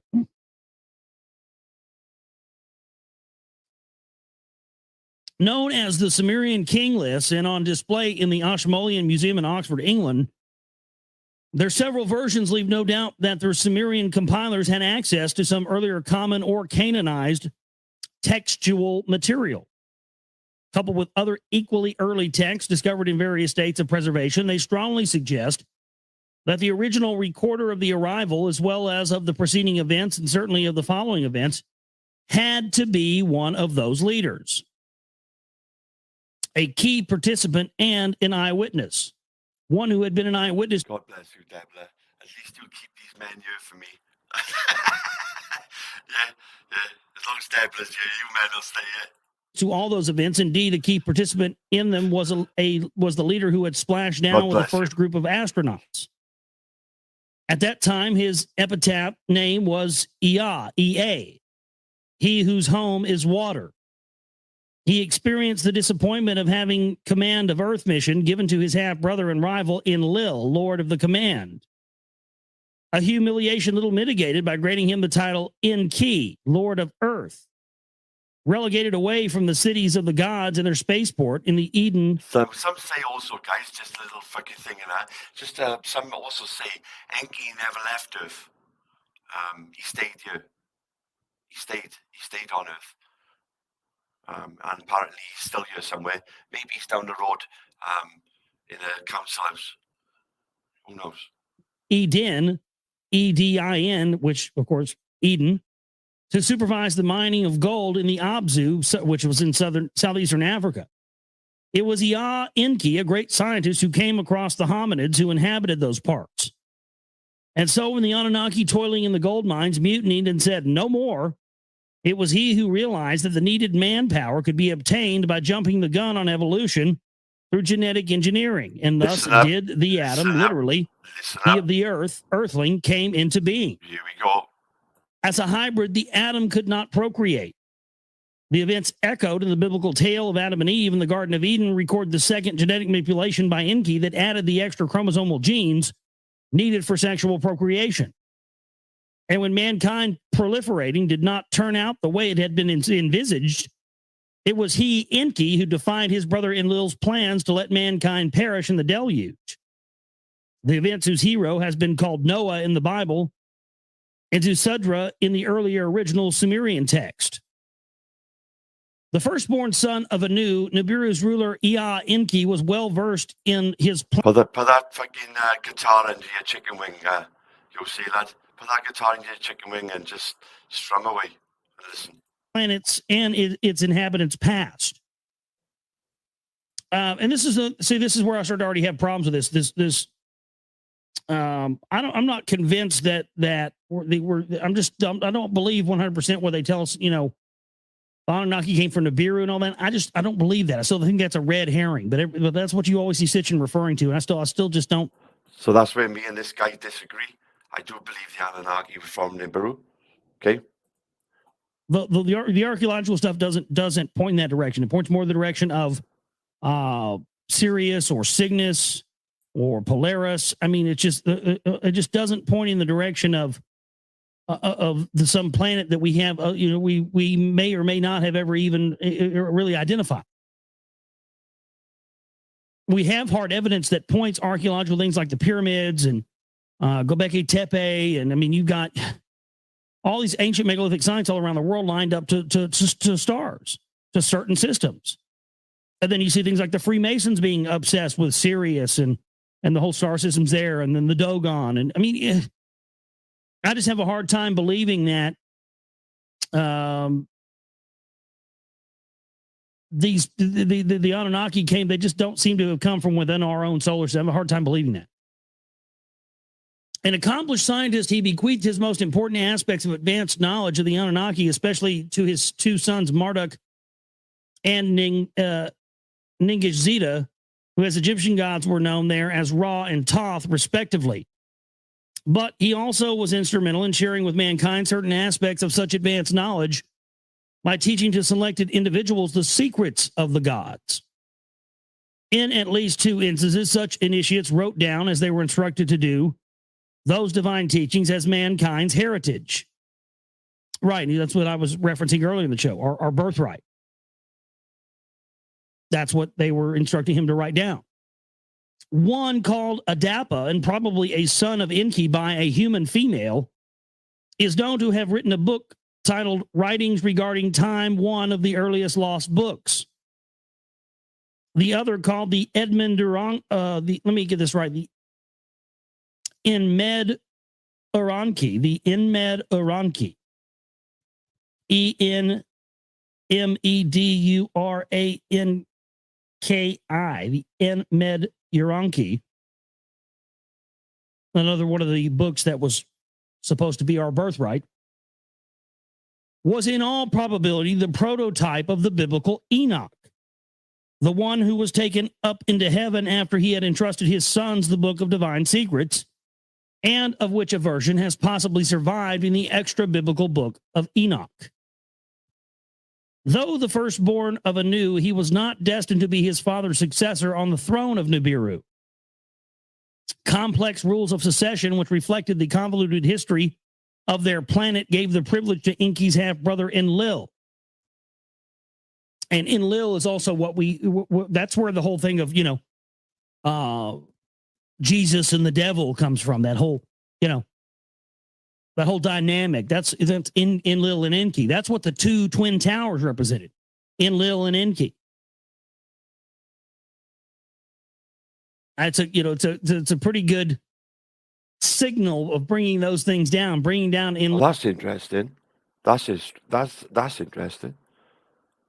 So the towers that collapsed, as we all seen, 9/11, are said to be Enlil and Enki. And it's funny how they should collapse. Do you know what I mean? Destroy the gods, destroy what they represent. That's interesting. That's something else I've learned today. That's something I've learned. Enlil and Enki, that these custodial I've rulers listened to definitely, these tablets a lot of times. You want to get down to who really pulled off 9/11, there you go. Hello, beautiful. In the effort to resolve the bitter conflict, both Enki and Enlil ended up on a mission to an alien planet Earth, whose goal was needed to create a shield for preserving Nibiru's dwindling atmosphere. But look, it was against that background, made even more complex. This is what it's done for me. It's reignited my fire. By the presence on Earth of their half-sister Ninarshag, the chief medical officer of the Anunnaki, that Enki decided to defy Enlil's plans to have mankind perish in the deluge. The conflict carried on between the two half-brother sons. You can thank Alice for this stream, guys. Even among their grandchildren. The fact that all of them, and especially those born on Earth, faced the loss of longevity that Nibiru's extended orbital period provided, added personal agonies and sharpened ambitions. It all came to a climax in the last century of the 3rd millennium BC, when Marduk, Enki's firstborn by his official spouse, claimed that he and not Enlil's firstborn son, Ninurta, should inherit the Earth. The bitter conflict that included a series of wars led in the end to the use of nuclear weapons. And that's what I was mentioning earlier when the listener had asked me about, the sun symbols. And that's why I said I think it has something to do with nuclear weapons and extraterrestrials, because, Polaris, the long-range nuclear missiles launched by submarines, and also Banner holders, don't you dare. Just the whole thing with how they use nuclear weapons on Earth.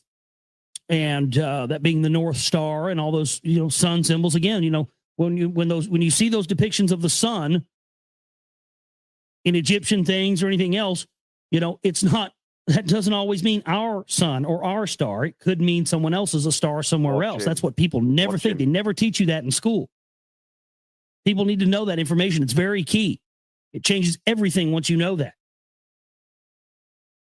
Welcome, Captain. The bitter conflict that included a series of wars led to the end to the use of nuclear weapons. The ensuing, though unintended, result was the demise of the Sumerian civilization. And that's true, because that's one of the things that they will admit to, actually, in a high school textbook. The Sumerians disappeared. Gone, poof, in the wind, in the dust. Some people think they got raptured out by aliens, but I think probably the more... I think what I believe is that they were vaporized by the use of these extraterrestrial nuclear weapons. And again, the reason I believe that is because, as we talked about earlier, the pre-flood ash.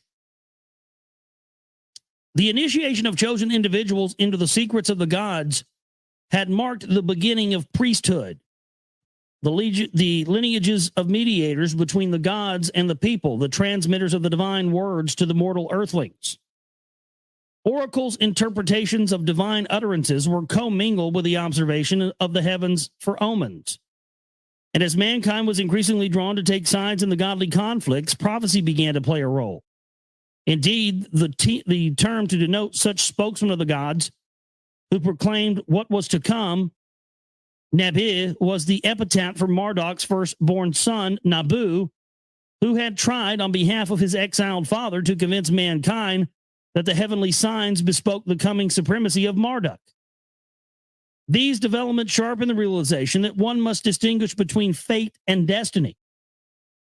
The proclamations of Enlil, sometimes even of Anu, that used to be unquestioned were now subjected to the scrutiny of the difference between Nam and destiny, like the planetary orbits, whose course had been determined and was unchangeable, and Namtar, literally, a destiny that could be bent, broken, changed, which was fate.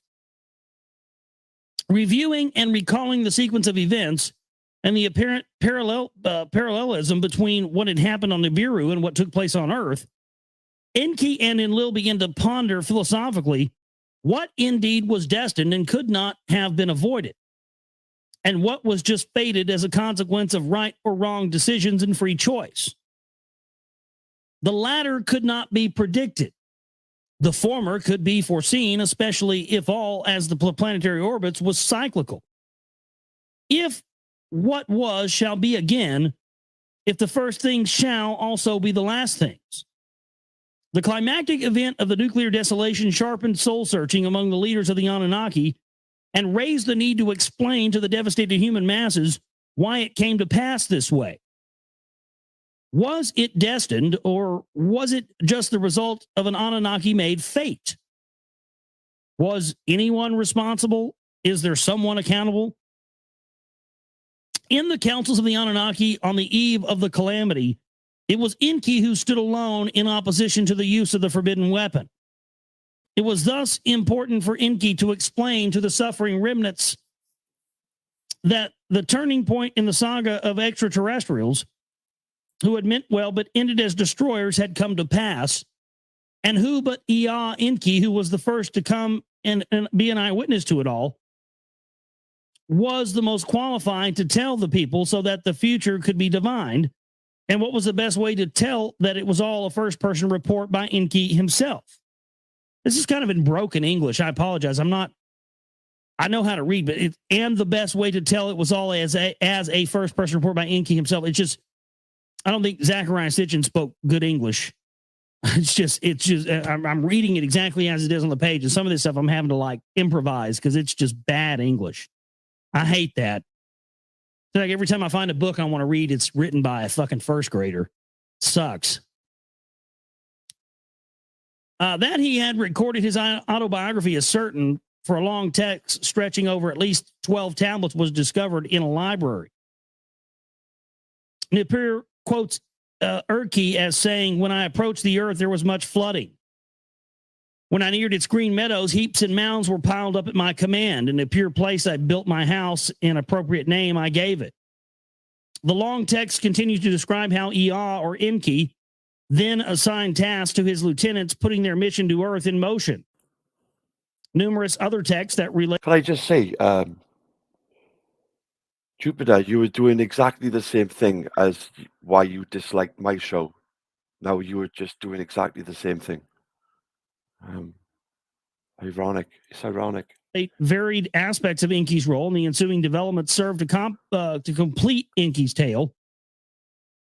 They include a cosmogony, an epic of creation, at whose core lay Enki's own text, which scholars call the Eridu Genesis. They include detailed descriptions of the fashioning of the atom. They describe how other Anunnaki, male and female, came to Enki in his city Eridu to obtain from him a kind of data disk that encoded all aspects of civilization, and they include text of Enki's private life and personal problems, such as the tale of his attempts to attain a son by his half-sister Ninarshak, his promiscuous affair with both goddesses and the daughters of man, and the unforeseen consequences thereof. The Atra Hasis text throws light on Anu's efforts to prevent a flare-up of the Enki-Enlil rivalries by dividing Earth's domains between them. And texts recording the events preceding the deluge render almost verbatim the debates in the Council of the Gods about the fate of mankind and Enki's subterfuge known as the Tale of Noah and the Ark tale known from the Bible until one of its original Mesopotamia versions was found in the tablets in the Epic of Gilgamesh. Sumerian and Akkadian clay tablets, Babylonian and Assyrian temple libraries, Egyptian, Hittite, and Canaanite myths, and the biblical narratives are the main body of written down memories of the affairs of gods and men. For the first time ever, this dispersed and fragmented material has been assembled and used by Zecharia Sitchin to recreate the eyewitness accounts of Enki, the autobiographical memoirs and insightful prophecies of an extraterrestrial god. Presented as a text dictated by Enki to a chosen scribe, a book of witnessing to the unsealed, to be unsealed at an appropriate time. It brings to mind Yahweh's instructions to the prophet Isaiah. Now come, write it on a sealed tablet as a book and engrave it. Let it be the witnessing until the last day, a testimony for all time. In dealing with the past, Enki himself perceived the future.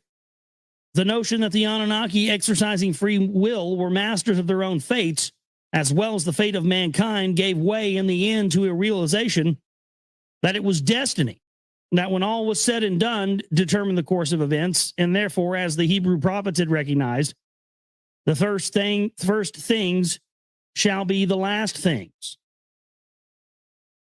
The record of events dictated by Enki thus becomes a foundation for prophecy, and the past becomes the future. So that's the end there of the first part. This is, I'm going to try, I've got a hard copy of this. I just pulled up a PDF. Maybe this is a crappy PDF. I don't know. I'll find a better copy before next show. But yeah, I mean, looks like it's good stuff so far here. And, you know, again, don't agree with all the stuff about Nibiru, blah, blah, blah, whatever. But still, nonetheless, I think it's going to be very well worth the read, and definitely can't wait to get into that. Got an email here that says, hey, Josh, I'd like to know what you think about the Kabbalistic writings of Aleister Crowley. Was he just misleading, or was he just omitting? Crowley was a trickster. That was part of his whole shtick, his whole persona, his whole thing. You couldn't tell when the guy was telling you the truth or whether he was, you know, pulling your leg. And so one of the things you find, and which is exactly the reason why I can't answer your question, because was he just misleading? Was he just omitting? Well, or was he doing both? That's a question you're gonna have to find on your own, my friend. Because I'll tell you what I found that the more that you find out about those things on your own, the different stuff that, you know, like, you know, Kabbalism and sacred magic and sex magic and, you know, any of the ancient, arts, and then you go back and read Crowley, you know, you start to get a better idea of what's what and what's not. I'll tell you this. I think the guy was way more powerful and had way more power and really, really had a lot more control over a lot more things than what the history books tell us. That's really what I can tell you. That's for sure. They try to downplay it a lot, but you know, understand he was the head of the Illuminati as well at one point. I think after Giuseppe Mazzini, something like that. I think Giuseppe Mazzini passed it to him after Albert Pike had passed it to Giuseppe Mazzini. So yeah, I think that's one thing that, you know, that's a great question, but I think it's a question that, you know, I think I'd be doing you an injustice by really answering fully. And also, I think it's a question you're going to find on your own. You know, as you research more and you read more and you find out new things every day, that's going to change. You know, what you believe today about something, or what you understand today about you know, a specific issue we're talking about, it's going to change. It's not going to be the same a month from now, 6 months from now, a year from now, or it shouldn't be. If it is, then, you know, you're not really challenging yourself to have new beliefs and have new info. I think that as you continue to research and you continue to read more, you find the things that you thought you believed before, thought it held as, you know, that sort of changes and is constantly in flux because you're constantly learning new things. So synopsis of the first tablet, lamentation over the desolation of Sumer. How the gods fled their cities as the nuclear cloud spread, the debates in the council of the gods, the fateful decision to unleash the weapons of terror, the origin of the gods and the awesome weapons on Nibiru, Nibiru's north-south wars, unification and dynastic rules, Nibiru's place in the solar system. A dwindling atmosphere causes climate changes. Efforts to obtain gold to shield the atmosphere fail. Alalu, a usurper, uses nuclear weapons to stir volcanic gases. Anu, a dynastic heir, disposes Alalu. Alalu steals a spacecraft and escapes from Nibiru. The first tablet. So now we're reading from the first tablet. Here we go. The words of the Lord Enki, firstborn son of Anu, who reigns on Nibiru. With heavy spirit I utter laments. Laments that are bitter fill my heart. How smitten is the land, its people delivered to the evil wind, its stables abandoned, its sheepfolds empty. Yeah, it was, Samir was reduced to dust. That's why the Sumerians just disappeared. They got wiped out by a nuclear war. How smitten are the cities? Their people piled up as dead corpses afflicted by the evil wind. How smitten are the fields, their vegetation withered, touched by the evil wind. How smitten are the rivers, nothing swims anymore, pure sparkling waters turned into poison. Of its black-headed people, Sumir is emptied, gone is all life. Of its cattle and sheep, Sumir is emptied, silent is the hum of churning milk. In its glorious cities, only the wind howls, death is the only smell. The temples whose heads to heaven arose by their gods have been abandoned.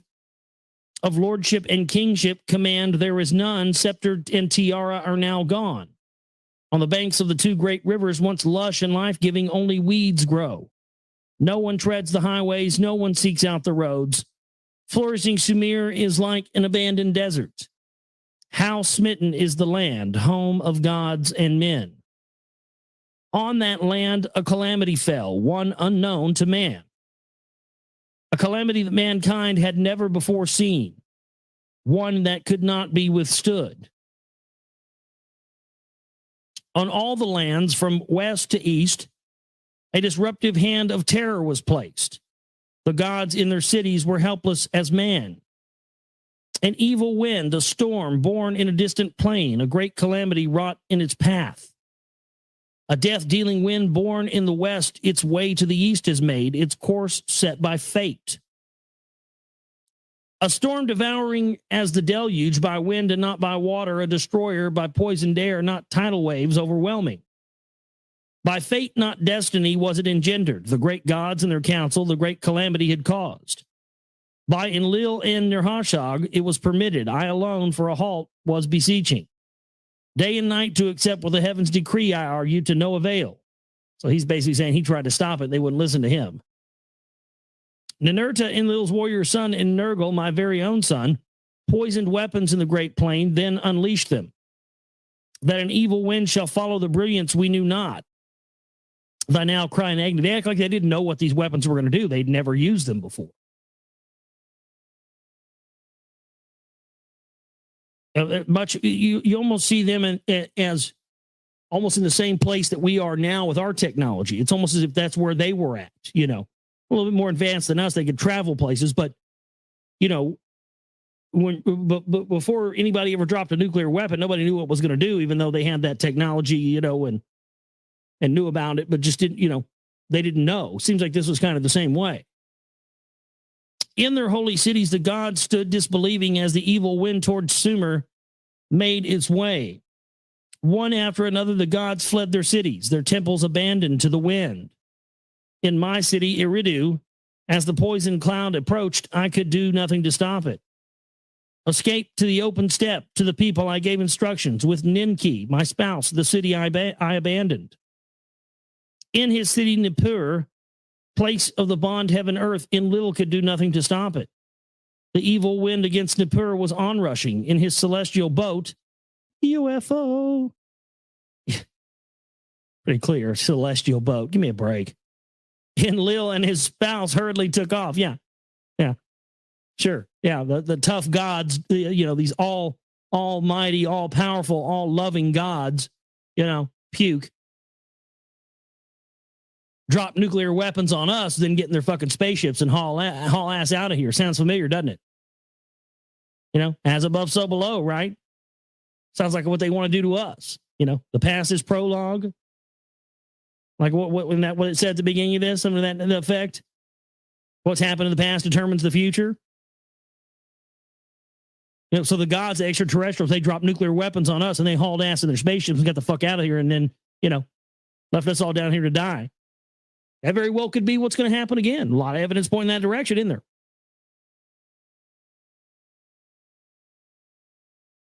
In John, this is Josh Reeves.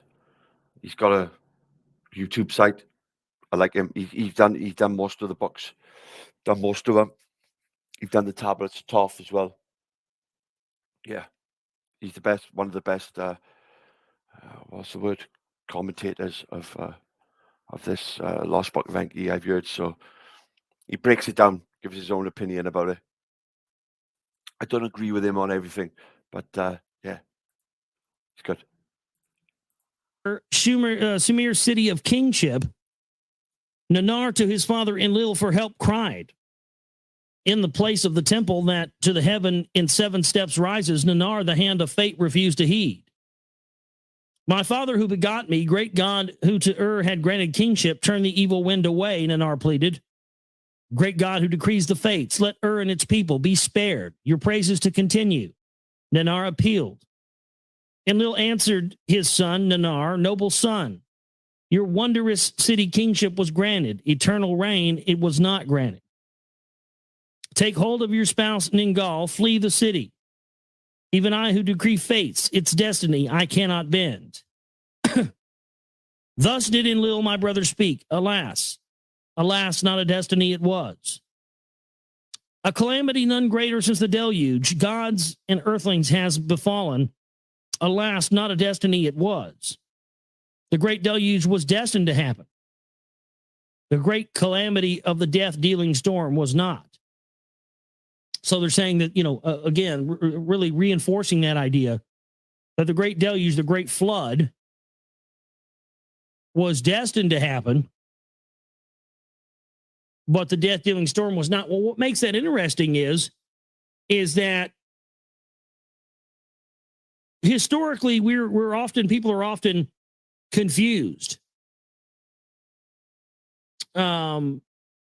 Because there was more than one great flood on this planet. There's more than one great deluge. And the reason that we know that is true scientifically is, again, because of that layer of pre-flood ash. So according to this, we have the great deluge. We had this great calamity of nuclear weapons unleashed, which, again, all across the earth, deep underground, there's a layer of pre-deluge, pre-flood ash. So according to this, we had a... Yeah, we will do, John. Yeah, we'll set up that date. We'll do that. Yeah, no problems. Great deluge, we have the nuclear decimation of Earth, reducing it to ash. Then we had another flood after that at some point. And that's proven because it's proven that there was a flood after this event that caused the earth to be reduced to ashes.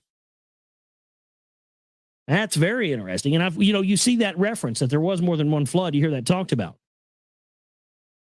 By the breach of a vow, by a council decision, it was caused. By weapons of terror was it created. By a decision, not destiny, were the poisoned weapons unleashed. By deliberation was the lot cast. So they're saying that this was done with, impunity. This was done on purpose. There was no accident that these nuclear weapons were deployed. Against Marduk, my firstborn, did the 2 sons destruction direct. Vengeance was in their hearts. Ascendancy is not Marduk's to grasp. Enlil's firstborn shouted, with weapons I shall oppose him, Ninurta said. Of people he raised an army, Babili as earth's navel to declare, Nergal, Marduk's brother, so shouted. In the council of the great gods, words of venom were spread. Day and night I raised my opposing voice. Yeah, what we could do, John. This is live now. 2 hours in on this. We got another 2 hours left of this. 2 and a bit hours left of this. Tablets 1 to 4. So I'll end it after this, and I'll spark another one up if you like, and then we can do that. We can do that if you like. See how it feels. See how we feel after another 2 hours. Yeah. Peace, I counsel, deploring haste. For the second time, the people have raised his heavenly image. Why does opposing continue? I asked in pleading. Have all the instruments been checked? Did not the era of Marduk in the heavens arrive? I once more inquired. Ningish Zeta, my very son, other signs of heaven sighted. His heart, I knew, Marduk's injustice to him could not forgive. Nanartu and Lil on Earthborn was unrelenting too. Marduk, my temple in the North City, his own abode made, so he said. Ishkur and Lil's youngest son demanded punishment. In my lands to whore after him the people he made, he said. Utu, son of Nanar, Marduk's son Nabu, his wrath directed. And this goes on, and this is like on and on. This is like an argument. I'm going to fuck you up. No, I'm going to fuck you up. I'm going to fuck you up. No, I'm going to fuck you up. On, pissing contest, essentially. Nergal, lord of the lower domain, ferociously was demanding, let the olden weapons of terror for obliteration be used. The olden weapons of terror for obliteration, meaning that those were, something from the weapons of the past of this civilization. Kind of like what we see people in the future will see nuclear weapons on Earth.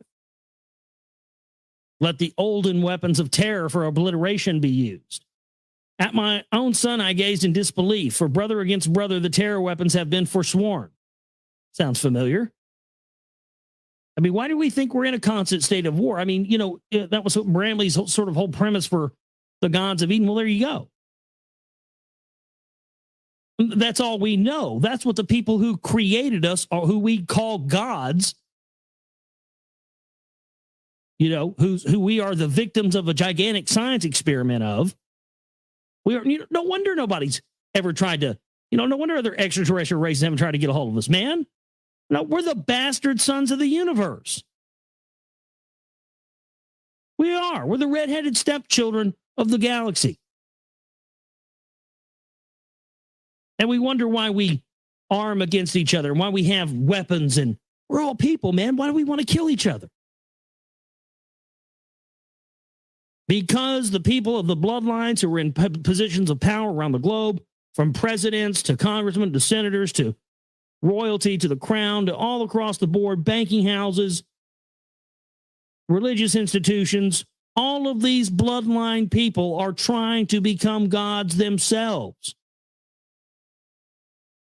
And to become like their gods, their creators, our creators, to become like them because they feel that because they're of the pure bloodline, that gives them the right to do it.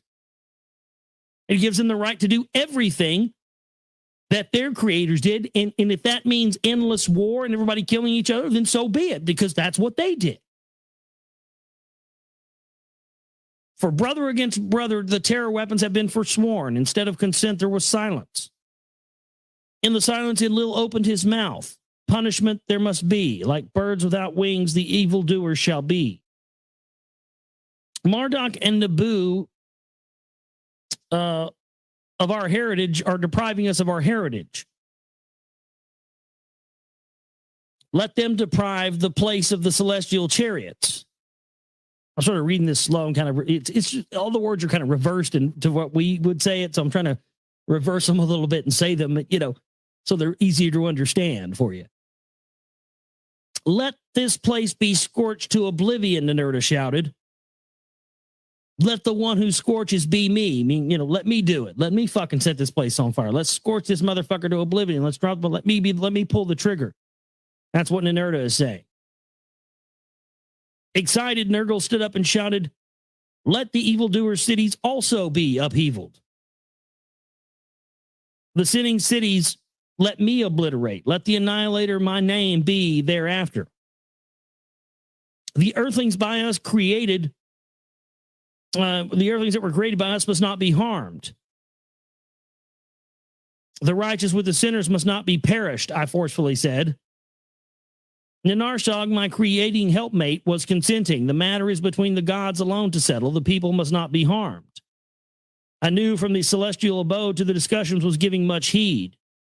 I knew who determines fates from his celestial abode, his voice made heard. Let the weapons of terror be used this once. Let the place of the rocket ships be obliterated. Let the people be spared. Let Ninurta the Scorcher be. Let Nergal be the annihilator.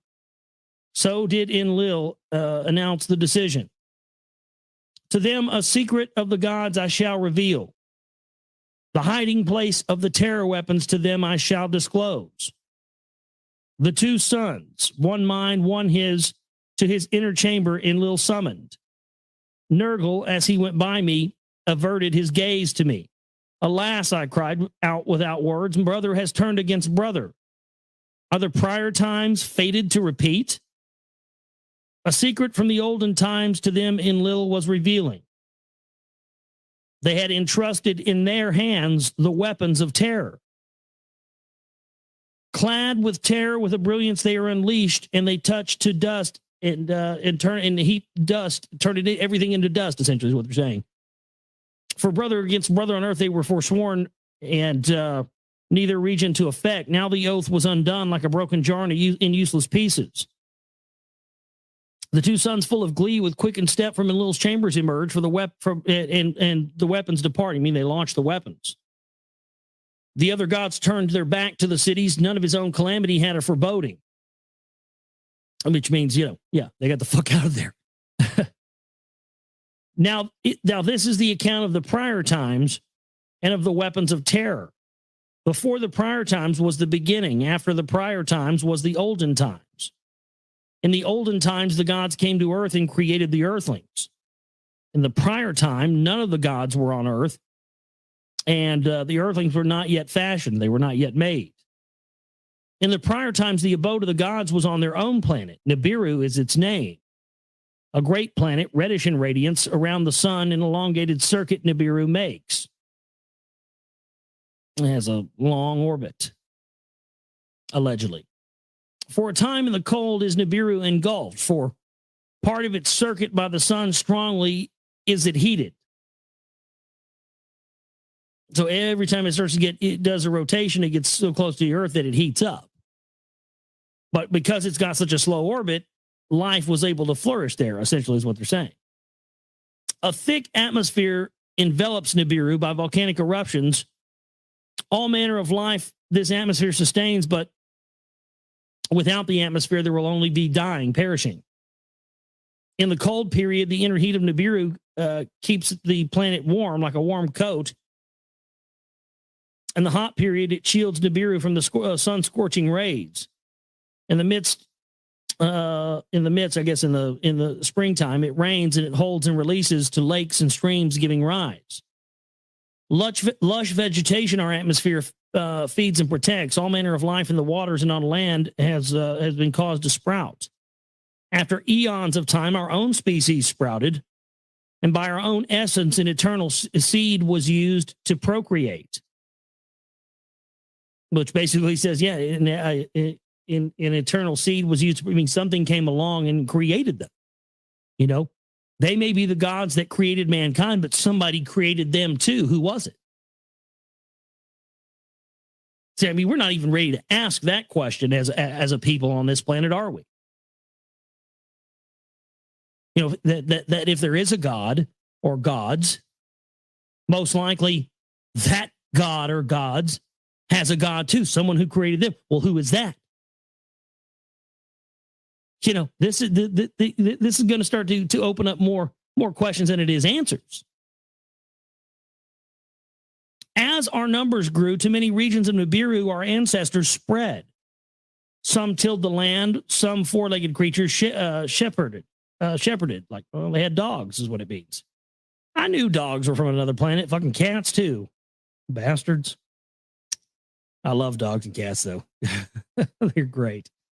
Fucking love them. And sometimes, man, you get a good one. You're like, man, you are not from this planet. My cat, I don't know where the fuck planet my cat's from. He ain't from here, though. I swear he's a spy from Sirius. Tries to get on computers, gets on people's computers and type shit. It's out of control. Some lived on the mountains, some in the valleys, and made their home. Some of them made their homes in the valleys. It's saying rivalries occurred, encroachments happened, clashes occurred, sticks became weapons. Clans gathered into tribes, and then two great nations faced each other. The nation of the north took arms against the nation of the south. And it talks about that they threw spears, which they call missiles, and they weapons of thunder and brilliance. You increase the terror. So they started out with, sticks, and then it became weapons, guns, and then missiles, and then weapons of thunder. So, it kind of sounds like the evolution of our weapons, doesn't it? First it was sticks, then it was, bows and arrows and spears and all that, and swords. Then it became, bullets and missiles and weapons of thunder, which, that's our modern day weaponry, isn't it? Weather warfare, HARP and chemtrails. So, I mean, that almost, wow, that almost sounds like there was, an evolution of weapons in the same way we've seen an evolution of weapons. A war long and fierce engulfed the planet, brother amassed against brother. There was death and destruction both north and south. For many circuits, desolation reigned the land, and all life was diminished. So for many orbits, for many rotations around the sun, there was no life on Nibiru at all. Then a truce was declared, and peacemaking was conducted. Let the nations be united, the emissaries said to one another. There they are, forming their world order. So that's just great, isn't it? They have a war, brother against brother on the whole planet. Everybody wipes everybody out except for a few, and then the few that are left form a new world order where everybody's united. Sound familiar? I mean, that's what as above, so below means, folks. That's why they take that so seriously. As in the macrocosm, so in the microcosm. I mean, it looks like this is lining up to be our fate as well. Well, you know what? Just as it said here, is it fate or is it destiny? It was destiny for that flood to happen, but it was the fate of them to be wiped out by nuclear weapons. Well, this doesn't have to be our fate. Our fate can be determined by our actions or our inactions. But if we continue to not, do anything, if we, I mean, my goodness, like I've talked about, we got listeners in like 30-something countries now. Our listenership has just been going through the roof, but yet we have 3 or 4 or 5 out of, hundreds and hundreds of thousands of listeners that donate and support our work. Are we going to choose to do like we've always done and be lazy and assume this is somebody else's problem to handle? Or are we going to step up and change fate? Because if not, then this is what is going to be our fate.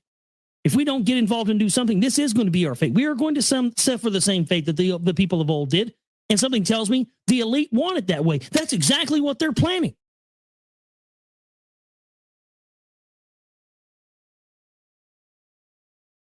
I want to play with the big boys. I want to play at the big boy level. We need cash to do that. Unbelievable, man. Unbelievable, just the epiphanies from reading stuff on air. It just blows me away. Let there be one throne on Nibiru, one king to reign over all. There it is, the new game's in town. Divide and conquer. Kill everybody, blow everybody, create all-out warfare, and then come in and pick up the pieces and create a new order. That's what their agenda is. Let a leader from north or from south by lot be chosen. One king supreme to be. If he be from north, let south choose a female to be his spouse an equal queen to reign alongside him. If he's from the south, if they choose one from the south, let someone from the north, a female from the north, be his spouse. Husband and wife, let them be as one flesh to become. Let their firstborn son be the successor. Let a unified dynasty thus be formed, unity on Nibiru forever to establish. They set up a fucking monarchy is what they did. You know, they set up the new game. Who's going to run the new game? They wipe everybody out, and then they set up a new game under that. And the people 100, 200, 300 years from now have no idea why life is the way it is, and nobody really questions it, and people just going around about their business, forgetting that 200, 300,000 years ago, 2,000 years ago, everybody died and somebody came in and set up the new game that they controlled, and people just think it's day to day and they never know what happened. You see what happened to us? The same thing.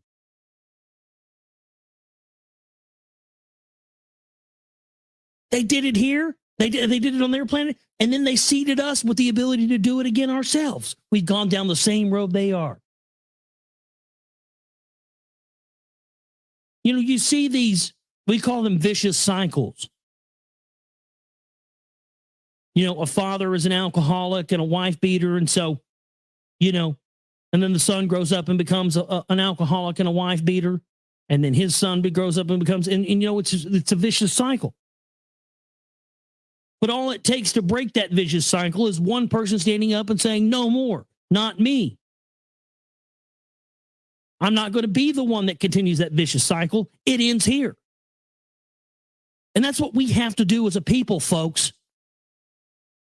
It's our only hope. We have to say, no, we are not going to allow this to play out the way it's played out before. Every person on this planet needs to know this information. We've got to get this out to the people. People need to know that our destiny is going to be death and destruction and the setting up of a new power structure, resetting the game, resetting the table, starting it all over again. And that's exactly what they want to do, because that's what their predecessors did. They're gods, the ones that tinkered on earth and created us in this whole thing. But someone can stand up to this eventually and say no more. And by God, there's never been a better time than now. It's got to be us. We have to be the ones that say, no, no, no. This vicious cycle ends here. Otherwise, it's going to continue on. And that's exactly what the elite want. And I bet they never counted on the fact we'd ever even identify it. But now that we have, it can't be held back anymore. The royal throne into one flesh combined, an unbroken line of kingship established, just like they did on earth. The first king after peace was made, a warrior of the north he was, a mighty commander. He was true and fair to the people. He was chosen because his degrees were accepted by all of the people. He built a splendid city to live in, and it was called Agade, which meant unity. So see how even the title of the city was uniting, you know, bringing everything together, bringing together the new order. For his reign, a royal title he was granted, and it was the Celestial One.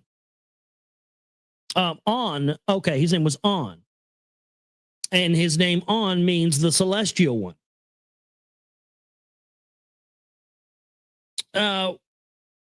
He strong-armed people into reestablishing new laws and regulations on the land. He appointed governors for each land and created restoration and reclamation tasks for the people. Of him in the royal annals, thus it was recorded, on the lands unified, peace on Nibiru he restored. He built a new city, the canals he repaired, provided people to the food, and there was abundance in the lands. For his spouse from the south, a maiden he had chosen for both love and warring, she was known. On 2 was her royal title. Cute. On 2, T-U, like number 2. And the leader who is On spouse, the given name cleverly did mean, yeah, On 2. Yeah, it even says, you know, oh, it's clever. It was cute that they did that. She bore On 3 sons and no daughters.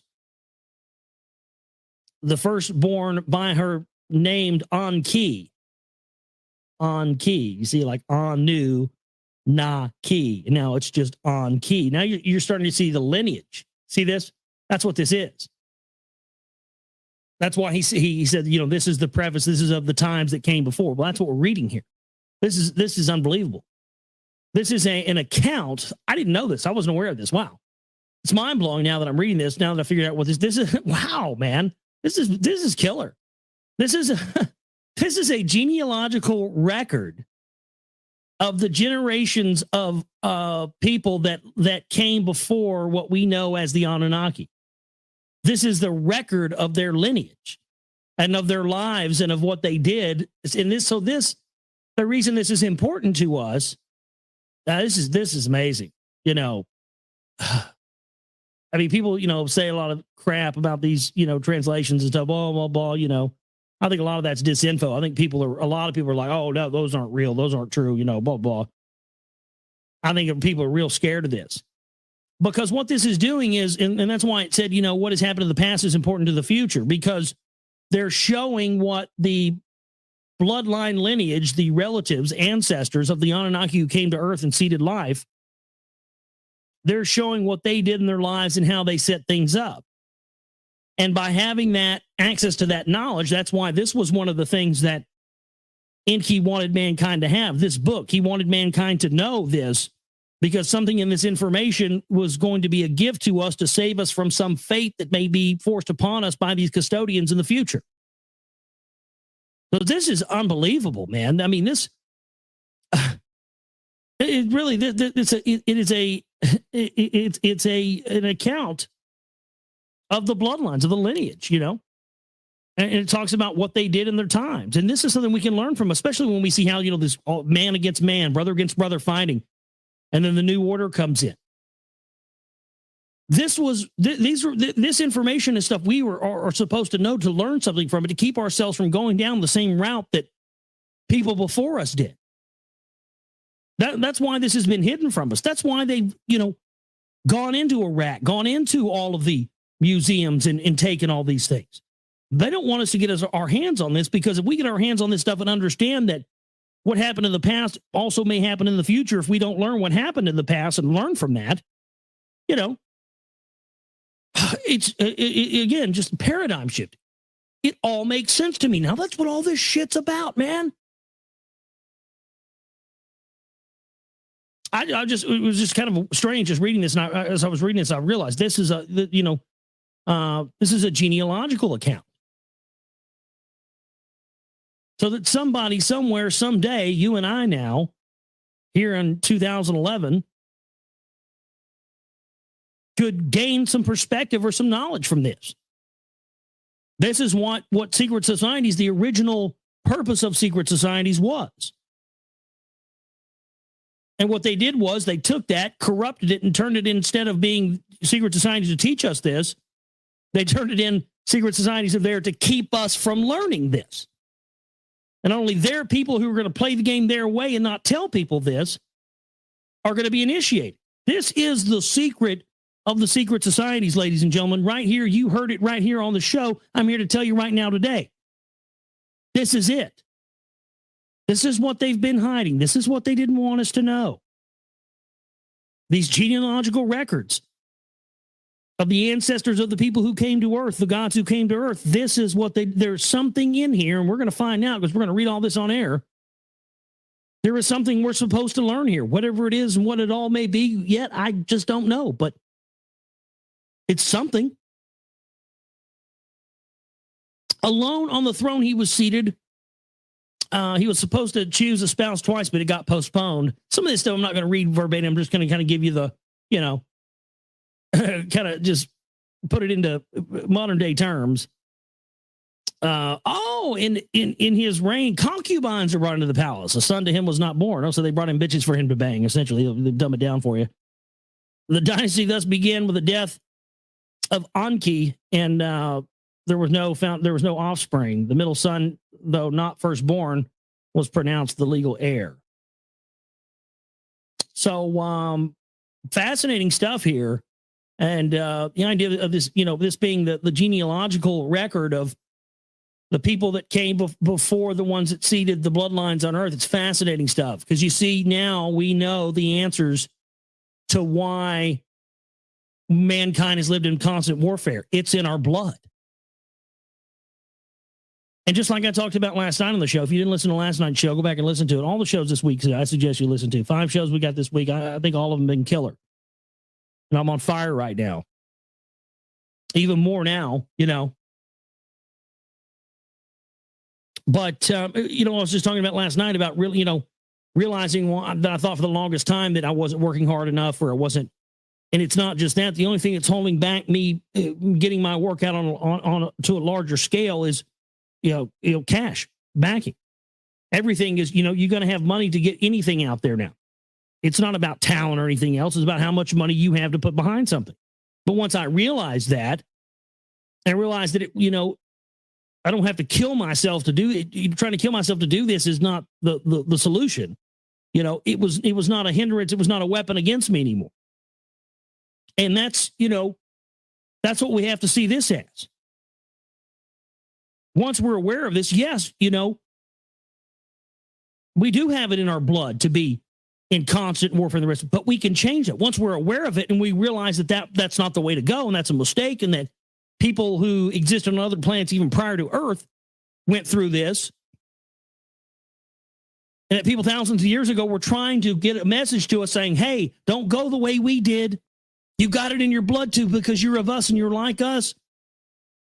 And since you're so much like us, you're going to go the same route we did, and a lot of people are going to die, and it's not going to be good. Here's the warning. And the elite who set up the priest class, who set up the banking houses, the religion, crown, the authority, the tyranny, everything, said we can't allow them to know this because we won't be able to rule if they know it. We are pushing the envelope now. I mean, can you feel it? We are in the age of awakening, folks. This is it. All is going to be revealed. It is being revealed right now on this show as you're listening. We are the generation that this stuff has to stop with. We have the information. We have the power. Our task now is to wake the people up from their slumber, and it's time to stop playing nice.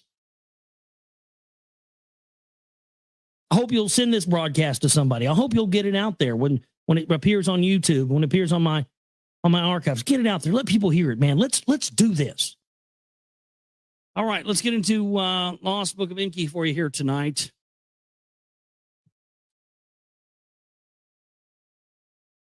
Well, we left off Friday night. The gentleman in Dublin. Pick up, Sir Ed. Pick up, guys. Pick up, guys. Still with me? Listening? Tsar, who was scribing the words of Enki for this tablet, had just been relieved of his duties and had been successful. Tablet 2?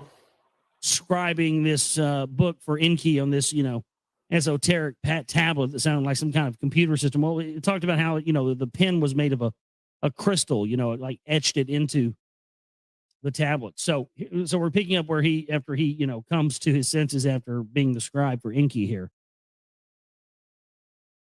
My life senses returned to me as if awakened from the deepest sleep by the sound of the calling of my name. I was in some kind of an enclosure. It was dark, but there was also an aura. Then my name was called again by the deepest of voices, and although I could hear it, I could not tell whence the voice came, nor could I see whoever it was that spoke, and I said, here I am. Oh, wait, I've already read this. Did we get our page thrown off here?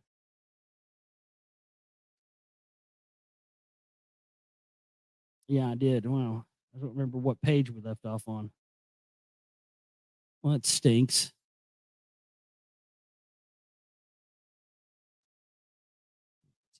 Let me just scroll through the page. Bear with me for a minute. Pick up, Paul, lad. Pick up, lad. Oh, here we go. Yeah, because we were way past that.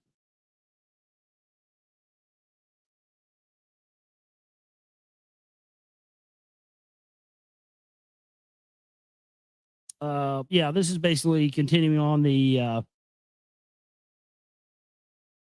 sort of genealogical history of don't again. Don't these women ancestors again, of the Anunnaki who came to Earth and seeded life on Earth, and so this is their on my behalf. Their historical and genealogical record here. Yeah, that's what I see there. Try to see how much of this we read.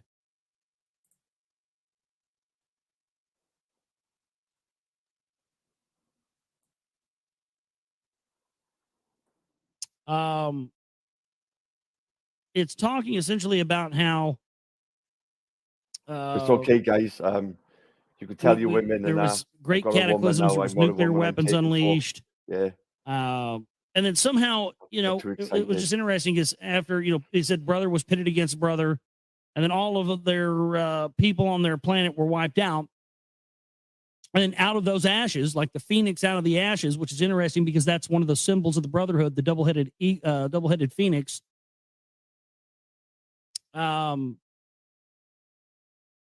Arose these bloodlines and these kings and queens and set up the new game. And so here they're talking about the circuit of Nibiru, which is the orbit of Nibiru. A destiny it is in the orbit of Nibiru embedded. So they're saying that there's, the destiny of what's to happen on their planet and our planet is hidden in the orbit of Nibiru, and many people out there believe that this comet Elenin, which is going to pass near to Earth very soon, is actually the famed Nibiru. I don't really believe that myself, but I don't not believe it either. You know what I mean? I'm just sort of go either way. Others of knowledge of the orbit did not consider the Nibiru's destiny. Maybe I should do another GoFundMe and so I can get some vests and some t-shirts and that to put on. Oh, life is hard in the valleys, guys. Life is hard in the valleys. I mean, can't walk around with my fucking donkey jacket on all day and destiny to be tied with that orbit. They found that there was a breaching in their atmosphere. Volcanoes, the atmosphere were belching and spitting up. I'm sort of, as I was doing Friday night, I'm sort of kind of going over some of this stuff is in kind of a weird, it doesn't really translate well in modern day English. So I'm kind of summarizing it all for you because it just sounds dumb to read. Volcanoes, the atmosphere forbear, less belching, were spitting up. I'd rather just say there were volcanoes and shit was coming out of them, Nibiru's air has been made thinner. Pick up, lad. Yeah. The protective shit lid has been diminished. I go shirtless, so I'll go shirtless until I think it's supposed to say my shield. body looks like a fucking one of them withered up prunes. Do you know what I mean? Is that what they call it in ancient Samaria? The shit lid. Get that shit lid up there, boy, before we burn to death. God damn, put some duct tape and some baling wire on it. Do whatever you got to do. Keep us from burning up. Some people got it. Some people haven't. I think Bill Hicks was right. We've been invaded by rednecks.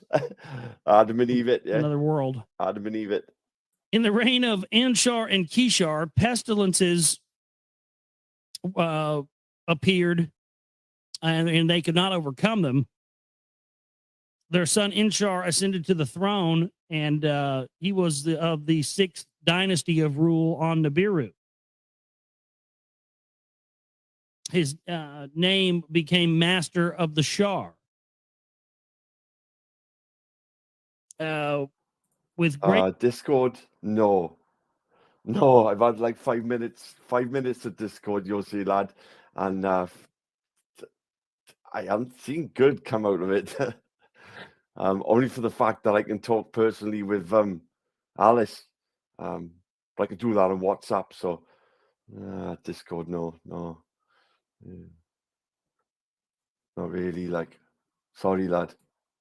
Great understanding he was born. So when he was born, he was already, he already had knowledge when he was born. He was born with a great knowledge of something. With much learning, he mastered much knowledge. To remedy the affliction afflictions in the way. Paul, I'm never going to tell women to put clothes on. I'm never going to tell a woman to put clothes on. No, I don't care. He sought to remedy the afflictions of people. Adam and Steve. And he spent much time studying the orbit of Nibiru. In its looping of the sun,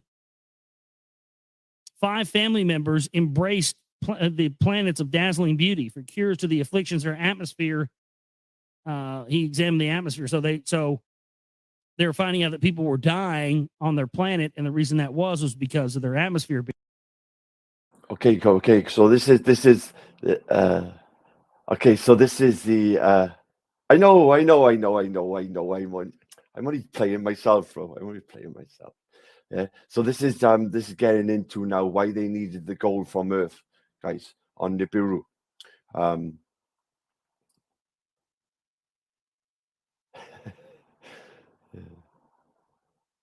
Pick up Josie. Being depleted. To each he gave a name. Ancestral forefathers he honored as heavenly couples. He considered them. On and Onto were like twin planets. He called the first 2 that he encountered On and Onto. Beyond Nibiru's orbit were Anshar and Kishar, and they were the largest in size. As a messenger, Gaga among the others, course, sometimes first Nibiru meet. I think Gaga is Jupiter or Saturn or one of those. So there's your occultic reference and your occultic explanation behind Lady Gaga. Oh, you didn't know that? Yeah, that's where they came from. Lady Gaga. It's all, I mean, come on. She's Italian too. Give me a fucking break. These guys in the priest class that run the music industry and all this, they're all well aware of this stuff. I mean, in every one of her videos, Lady Gaga's videos, one of her first videos, there's, Sirius in the background to the twin dogs. I mean, there's occultic stuff in every single one of those. That's not there by mistake. And it's not put there by her either. Fox. Don't confuse that. Music industry most of the time, the guys in the A&R departments at the major record labels are the ones that are the occultists and are into this. And, they suggest, hey, you should put this in there. And they say, oh, okay, cool, whatever you want, yay. Give me some more coke and $1 million. I'll do whatever you want. Since time, I mean, Lady Gaga, remember when she was walking around with that jacket full of fucking pork chops and that? Do you remember that, guys? I don't know if you've ever seen that, guys. She had literally it might have been a jacket, could have been clothes. Yeah, but she literally had pork chops hanging off the jacket. About 50 pork chops, 5 in all were Nibiru's heavenly greeters as the sun it circled. Beyond, like a boundary, the hammered bracelet of the sun encircled. As a guardian of the heavens' forbidden region with havoc, it protected. Other children of the sun, 4 in number from intrusion, the bracelet shielded. The atmospheres of the great 5 greeters. So the bracelet is the asteroid belt. Just to let you know, the bracelet is the asteroid belt. Inchar set out to study. So some sort of loop, which interesting because I've just had this story here tonight and already closed out of it. Damn it! Let me see if I can get back to it. From the film industry, that's just odd that it's talking about this music industry, film industry bracelet that came from the sun that actually protected part of their atmosphere during the time in which it came around. And I had this story here tonight, and I didn't cover it. And I was thinking, no, I'll just skip that. I believe in the asteroid belt that's going around us, Mars, I believe Jupiter. I'm not sure about Jupiter. Don't quote me on that. Is also being laid there as protection of Earth. One, here it is. Kind of seems synchronistic now. Maybe there's a connection to this. It says, it's from the Daily Mail, discovery of magnetic ropes that cause solar storms will help prepare Earth for space weather damage. So they discovered these ropes that precede these solar flares, which should be able to help us be able to understand when these are going to happen and protect against them. And I'll put a link to that in the chat room so you can check it out on your own, but it just seems highly coincidental and seems almost very similar to what they're describing here as follow that yellow brick road, get down that fucking rabbit hole, get down that rabbit hole with your pick and your fucking fork, get down it, get down that fucking rabbit hole. Blue pill, red pill. This maybe it was something about these ropes, as they're calling here in this Daily Mail article. Maybe that's what the bracelet was. This is your last shielding chance. the planet. Choose the blue pill. In its repeating orbit, the 5 in Nibiru's loop carefully were examined. The 5 planets in the same orbit as Nibiru were carefully examined. They observed what types of atmospheres that these planets possessed. And with celestial chariots, they intensely were examined. Oh, right. Brother. So they sent spaceships to examine the planets closer. That's what it is, celestial chariots. Come on. The findings were astounding. The discoveries confusing. From orbit to orbit, Nibiru's atmosphere seemed to have more breaching. In the councils of the learned, cures were avidly debated. Ways to bandage the wound were urgently considered. A new shield to embrace the planet was attempted. All that was thrust up back to the ground came down. And the councils of the learned, the belching volcanoes were studied.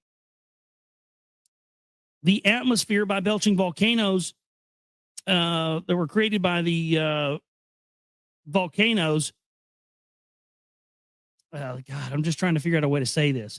The atmosphere by belching volcanoes had been created as wound by their diminished belching had come to be. And it just doesn't, So these volcanoes cause their atmosphere, or one of the causes of their atmosphere to be depleted. Again, take a lot like from you guys if you want. And it says here that they basically figured out how to make a new invention button for me. You're all else. That would utilize the volcanoes to basically solve their problem. And so they were actually trying to get the volcanoes to keep spewing, even though they wanted them to stop before. Now they were hoping that the volcanoes would start to spew again because whatever solution they come up with needed that to happen in order for it to work. In the reign of Inshar, the breach in the skies grew bigger. It didn't rain. The wind blew harder. And there was no water that came out of the ground. Star. Welcome, love. I think you're the lands, there was an accusation the breasts of mothers were dry. I think you're a woman. Distress, I do get it wrong. And accusation therein took hold. As first his wife, good afternoon, welcome. Inshar, a half-sister, did espouse by the law of the seed abiding. Ninshar, she was called, who bears the shars of the lady, a son she did not bear. By a concubine to Inshar, a son was born. The firstborn son he was. By Ninshar, first wife and half-sister, a son was not brought forth. By the law of succession, the concubine's son to the throne ascended. The 7th to reign he was. Du-Uro was his royal name, and the dwelling place fashioned its meaning. In the house of concubines, not in the palace, he was indeed conceived. So he was like, he was like the George Bush of his time, I suppose. The bastard son who ascended to power, the more like the Bill Clinton of his time, huh? Yeah. I don't know if they still know who Bill Clinton's dad was. His mom was a dirty, dirty whore. Damn, man. She fucked so many dudes. They didn't know who the fuck Bill's dad was. I think somebody said it was that guy from Hee Haw. Junior Samples or some shit like that. If somebody said Junior Samples was his dad. Somebody did a man or woman, told me that one time. That would be, if you want to go to, obviously, don't dox yourself. As his spouse, a maiden from his youth, beloved Duru chose. A fist. And that's interesting. So Duru, the bastard son who took over power, chose his wife because he loved her, not because she was in the bloodline. Uh-oh. Well, this is interesting, man. This story's starting to get thick. Now we're starting to see why, we need to learn this. This sounds very similar to the history of some of our kings and queens and power structure on earth, doesn't it? Da Uru was her royal name. She who is by my side was the meaning. Wow, that's kind of a downgrade from. Good afternoon, Luke. Welcome. The wife before, when she was like, the one who does something in the guys, sky. This is like, the bitch who stands by my side all the time. Wow, that's just beautiful, man. Wonderful, wonderful poetry there. Drink. It's just it's not like. In the royal court, confusion was rampant. Sons were not heirs.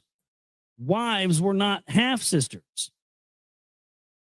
In the land, the suffering was increasing. Fields had no abundance. The plants wouldn't grow. And among the people, fertility was diminished. I mean, nobody was getting pregnant, means nobody was being born, so their population was diminishing fast. In the palace, fertility was absent. Neither son nor daughter was brought forth. Of On's seed, 7 were the rulers. Then of his seed, the throne was dry. So On, which is funny because On is, if you know if you study the genealogical history of the Anunnaki, On was, the Annunaki were the Annunaki were the princes of, the one God, princes of the guy who he was the son, the forefathers. They were the forefathers of, the one who was the first person that started the bloodline, and that was On. And so after 7 of On's bloodline were the rulers, they no longer had one of On's bloodline in rule. Daru, a child at the palace gateway, was embraced as a son. Duru in the end. Well, that's important, guys. An is the chief fucking kingpin leader, originator of the Anunnaki. An was adopted. His name became Lama, meaning dryness. In the palace, the princes were very mad, and they were complaining to the council of counselors. In the end, Lama ascended the throne, though not of On's seed, he was reign. Now, it's very interesting. He sounds very much like a Akhenaten type character, In the councils of the learned to heal the breach, there were 2 suggestions. One was to use a metal to fix their atmosphere, a metal by the name of gold. Here we go. On Nibiru, it was greatly rare. Within the hammered bracelet. No gold on Nibiru. So they need to come to other planets, destinations across the universe, the Anunnaki now, to find the gold for their atmosphere. It was abundant. So the zone, I guess, the hammered bracelet may be where we were talking about the asteroid belt. It was the only substance that to the finest powder could be ground up and put in high into the heaven, into the atmosphere, and would stay suspended. Gold, they need the gold. Dust it up into a monatomic form for their atmosphere, guys. Okay. Thus, with replenishments, the breach would heal, and it would have better protection. Let the celestial. No, Star, we didn't. Unfortunately, we didn't learn this at school. It took me till 2016. Can't remember how old I was then. A lot younger than I am now. But yeah, so I listened to this in 2016. So yeah. Boats be built. Let a celestial fleet to fleet the gold to Nibiru bring over. So here they are talking about. They're going to tell us the truth for thee. They're going to teach us the truth of our history. Yeah, God, that would be too much to ask. You know what I mean? Christ, when I was in school, all we got taught was Hitler. and World War II. That's all we got taught was Mein Kampf and bloody Hitler as history lessons in school. That's all it bloody was. Create ships and go somewhere out, on the other side of our solar system and find some gold and bring it back here. Funny that would. It doesn't sort of influence you enough to want to become an history teacher or an historian, history in school, do it? And like later on, knowing what I think is the truth. This is the real truth of our history. Yeah, this should have been something like some part of the curriculum, not part of the curriculum within school. Do you know what I mean? Lots of things like this, so you could think, oh, okay, well, that sounds interesting. I'll get into that. Do you know what I mean? Not just one narrative, and this is it, and like most of us can now realize and appreciate that our history is a load of bullshit, and there's far more to it than what we've been taught in school. Just be the one thing our monetary system just happened to be based on, huh? Get us all to mine it. Get us all to build. Yeah, I'll leave this up, course. I'll leave it up. Fight and kill each other for 3,500 years, 3,600 years, or however long it is. Put it this way: there's more chance of me taking down. But I got a panel full of people. There's more chance of me taking that down than something like this. This stuff is going to be left forever unless I lose my channel. I'm only going to lose my channel if I have an open panel. So I mean, that's not that risk. Then create this power structure. Then get everybody to hoard it in one spot. And then when the Anunnaki come back and tell us, pathetic earthlings, bow down to me. We are the Anunnaki, and we have returned for our gold. We will take it back to our planet and leave. Unknown, what are you doing here? Leave you pathetic earthlings here on the planet to die. Stranger things have happened. Probably what it's going to be, isn't it? Folks, you're going to have to get this gold right now, folks, because Anunnaki want to take the gold away from you, folks. Ted's got a great deal on Jugo for you today, and you need to get it now because you don't have much time left, folks. Yeah, well, basically what you are listening to is the Lost Book of Enki. I believe is 14 tablets all in all. We are listening now to the first 4, and I believe we're on the second. Maybe somebody in chat I might be wrong. It might be the third, but I think this is the second tablet of the Lost Book of Enki. Enki being our creator, in my opinion. The Anunnaki are going to take your gold, folks. I'm fucking mad about it. Yeah, you'll probably hear that before it's over with. Yeah. Let weapons of terror be created. Now we've weapons of terror. Does that sound familiar? From reading William Bramley and weapons reading the rest of this, that the weapons of terror they refer to are the. Bearing in mind, guys, these cineform tablets, this Lost Book of Enki, was put onto tablets by the Sumerians. So this is predating the Bible. So we're looking over 6,000 years ago. 6,000 years ago, this text has come from. Nuclear weapons. Weapons of mass. And apparently we were hunter-gatherers in caves, inventing fire. Destruction. So they're saying they should, go to this planet or wherever it is and just launch nuclear weapons and blow the shit out of stuff and go in and pick up all the gold.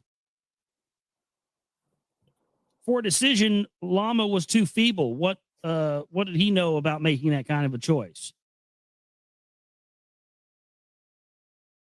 One orbit of Nibiru was completed. In the fields, affliction was not diminished. The volcanoes continued belching, and the atmosphere was still not repaired. A third shar passed. A shar is a year in Nibiru, by the way. It's a marking of a year, or marking of a sort of passage of time. So when they say a third shar passed and a fourth shar passed, That's a notation of time, by the way. Still, the gold was not obtained.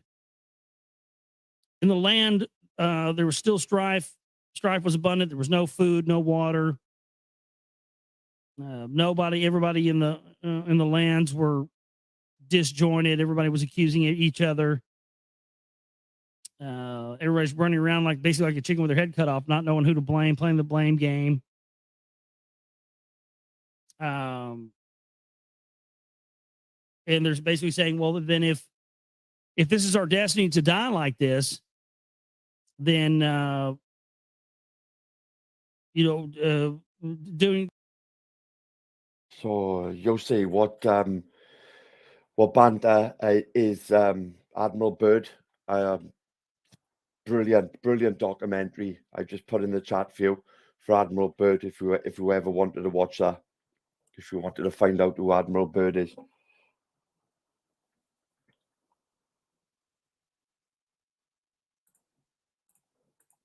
Or we can't really do anything about it. In the royal court, the princes were astir. The king's accusations were directed foolishly, unreasoning, and greater calamities instead of a cure he brought forth. Welcome. Big up.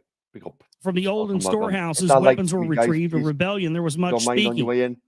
A prince in the royal palace was the first to take up arms. Appreciate it. And now they're having civil unrest. And they went up to Lama and attacked him. And they killed Lama, the eighth ruler. Lama is no more. The king is no more, with glee, he announced. To the throne room, Alalu rushed. On the throne, he himself seated. Without right or counsel, a king, he pronounced himself king. In the land, all unity was lost. Some rejoiced the death of Lama. Some were saddened by it. Now this is the account of the kingship of Alalu and of the going to earth.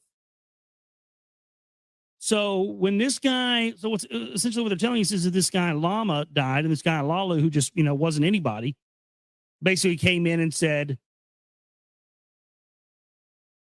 I'm not of the bloodline. I'm just a regular person. I'm taking over. And now that I'm taking over and I'm the new game in town, I'm saying that we're going to Earth and we're going to go get the gold there. So there was no talk of going to Earth and mining Earth. That's interesting. Shivitz, in no way at all was Enki related to Muhammad, the prophet. I don't know what that is. You're bringing in false narrative there. Enki was not related to Muhammad. By the power structure of people that existed on the throne in Nibiru, there was no talk of even going to Earth to do this until this usurper came in and basically took over the throne by, sheer brute force. He came in, killed the king, took over and became king, and said, we're going to Earth to get the gold to fix this problem. That's very interesting. This is why they say that the Anunnaki, the people that came to Earth and did the things that they did and created humans and all this stuff, were pursued. I thought Sean was a king. From some of the other inhabitants of Nibiru. Elvis definitely. They were pursued by other Anunnaki. So that kind of clears that up a little bit, doesn't it? So just to say that Admiral Byrd, you'll see, in that diary, I put in if you watch that, he says he's seen spaceship crossing pole, crossed from pole to pole in seconds. The craft crossed from pole to pole in seconds. UFOs, diary. Wasn't that we were even, invaded or genetically manipulated by people who were, of the royal bloodline. We were also. He talks about inner Earth. It gets into that inner Earth. There's an inner Earth, and when he was flying over Antarctica, he's seen Greenland. He's seen Greenland where it's supposed to be ice 2 mile thick, and it only come out in his diary, which was obviously kept secret. these were basically because he was I think it was Operation Blue Book or Paperclip or Blue Book. I'm not sure which one, which he was involved in. Usurpers. We were. That's kind of an unbelievable thing. In the land, the unity was lost, and many people did not like the kingship of this guy Alalu just coming in and saying, "I'm taking over. I'm the new game in town." You can imagine that. Princes were agitated. The counselors were distraught. From father to son, secession from just on. Gonna put some chicken Kievs on, the guys. throne continued. Even Lama the VIII, by adoption, a son was proclaimed. Who was Alalu? Was he a legal heir? Was he a firstborn? Hit the like and you get a free drink at the bar, guys. By what right did he usurp? Was he not a king slayer? Before the 7 who judge Alalu was summoned, his fate to consider. So they're bringing into him to be judged by 7 people.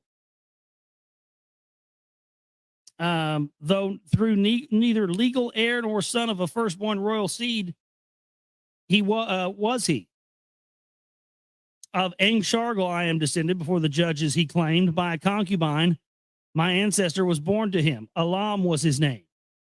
By the count of Shars, by the count of years, Alam was the firstborn throne to belong to him. So basically, he came in and said, no, I can prove that I am part of this bloodline. So they couldn't really argue with that.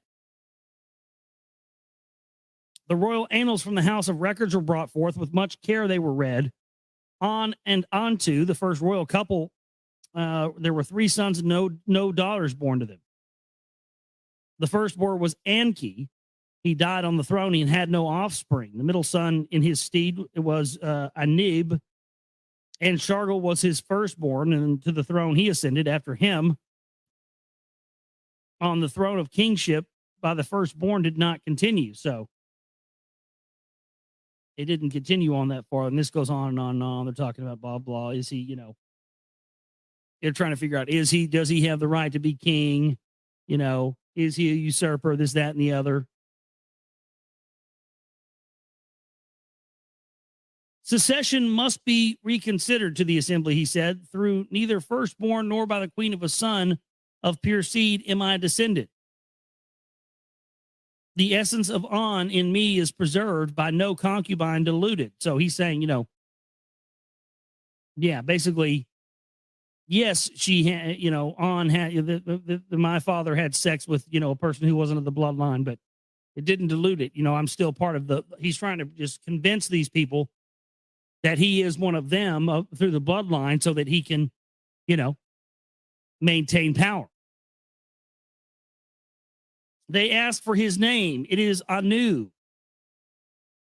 After my forefather, I named. Now, what's interesting about that? Wow. So this is the story of Anu. So the guy who took over and usurped the throne was Anu, and we know that Anu's sons later on were Enlil and Enki. So Enlil and Enki, who allegedly caused all this havoc on Earth, the flood and genetic manipulation and all this stuff, and seeding mankind with these phony religions, were the result of someone who may or may not have actually been a part of the royal bloodline. So if that's true, and these people that are in charge and power today, and presidents, kings, queens, power structure all over the world, that are part of this bloodline, and they're basing their whole divine right to rule on the fact that they're a part of these bloodlines, right? If that's true, then that would make them imposters. That would make them these, because from what this genealogical and historical record of the ancestors of the Anunnaki tells us,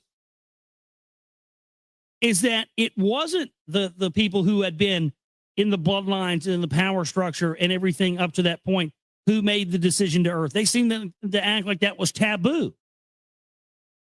Then this guy comes in, kills the king, takes over, and then goes through this big, long, drawn-out ordeal of being in front of the council and look at me, and and I came from this bloodline, and my baby daddy was over here, and he fucked this whore, the concubine, and just because she's a whore doesn't mean I'm not a part of the bloodline. All this convincing going on, you see.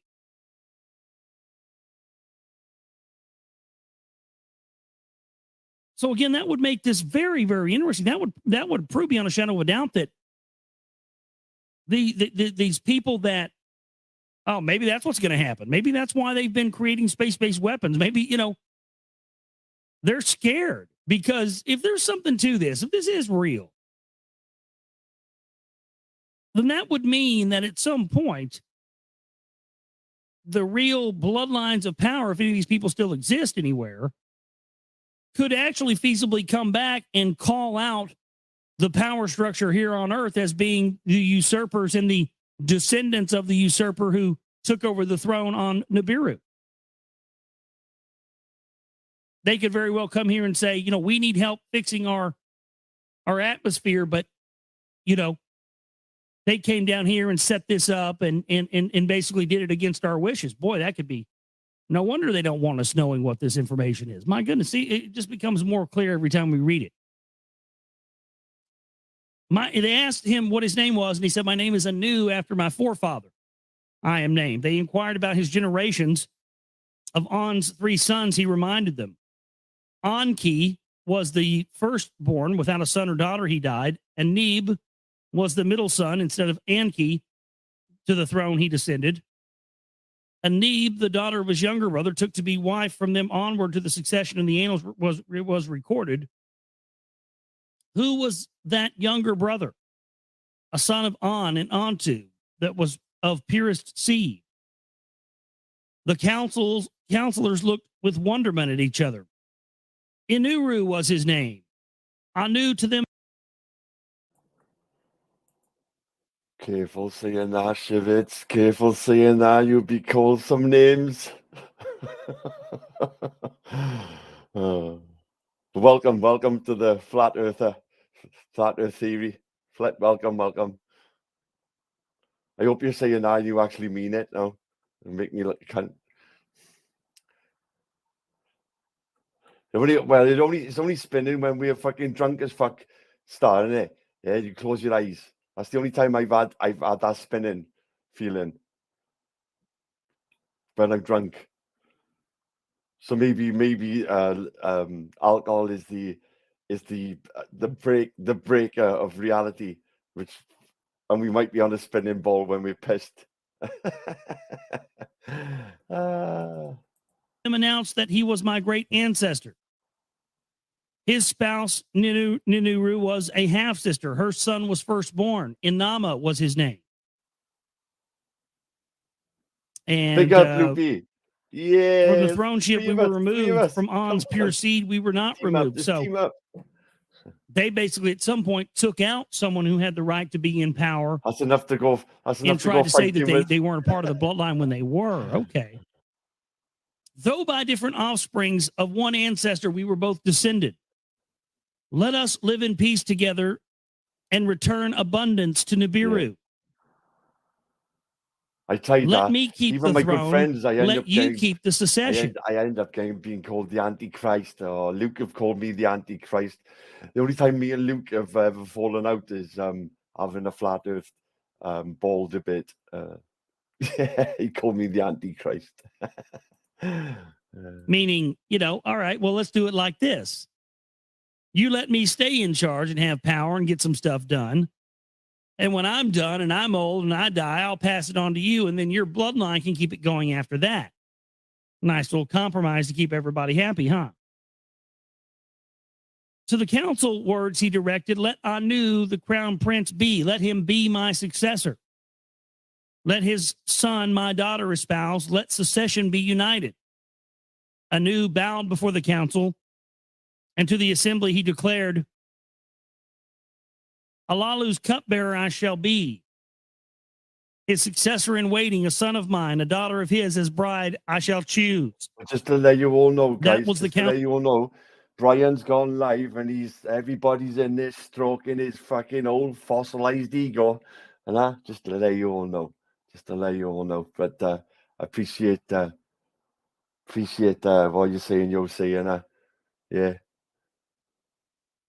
Council's decision, and in the royal annals it was inscribed. Not you guys, obviously. In this manner, Alalu on the throne remained seated.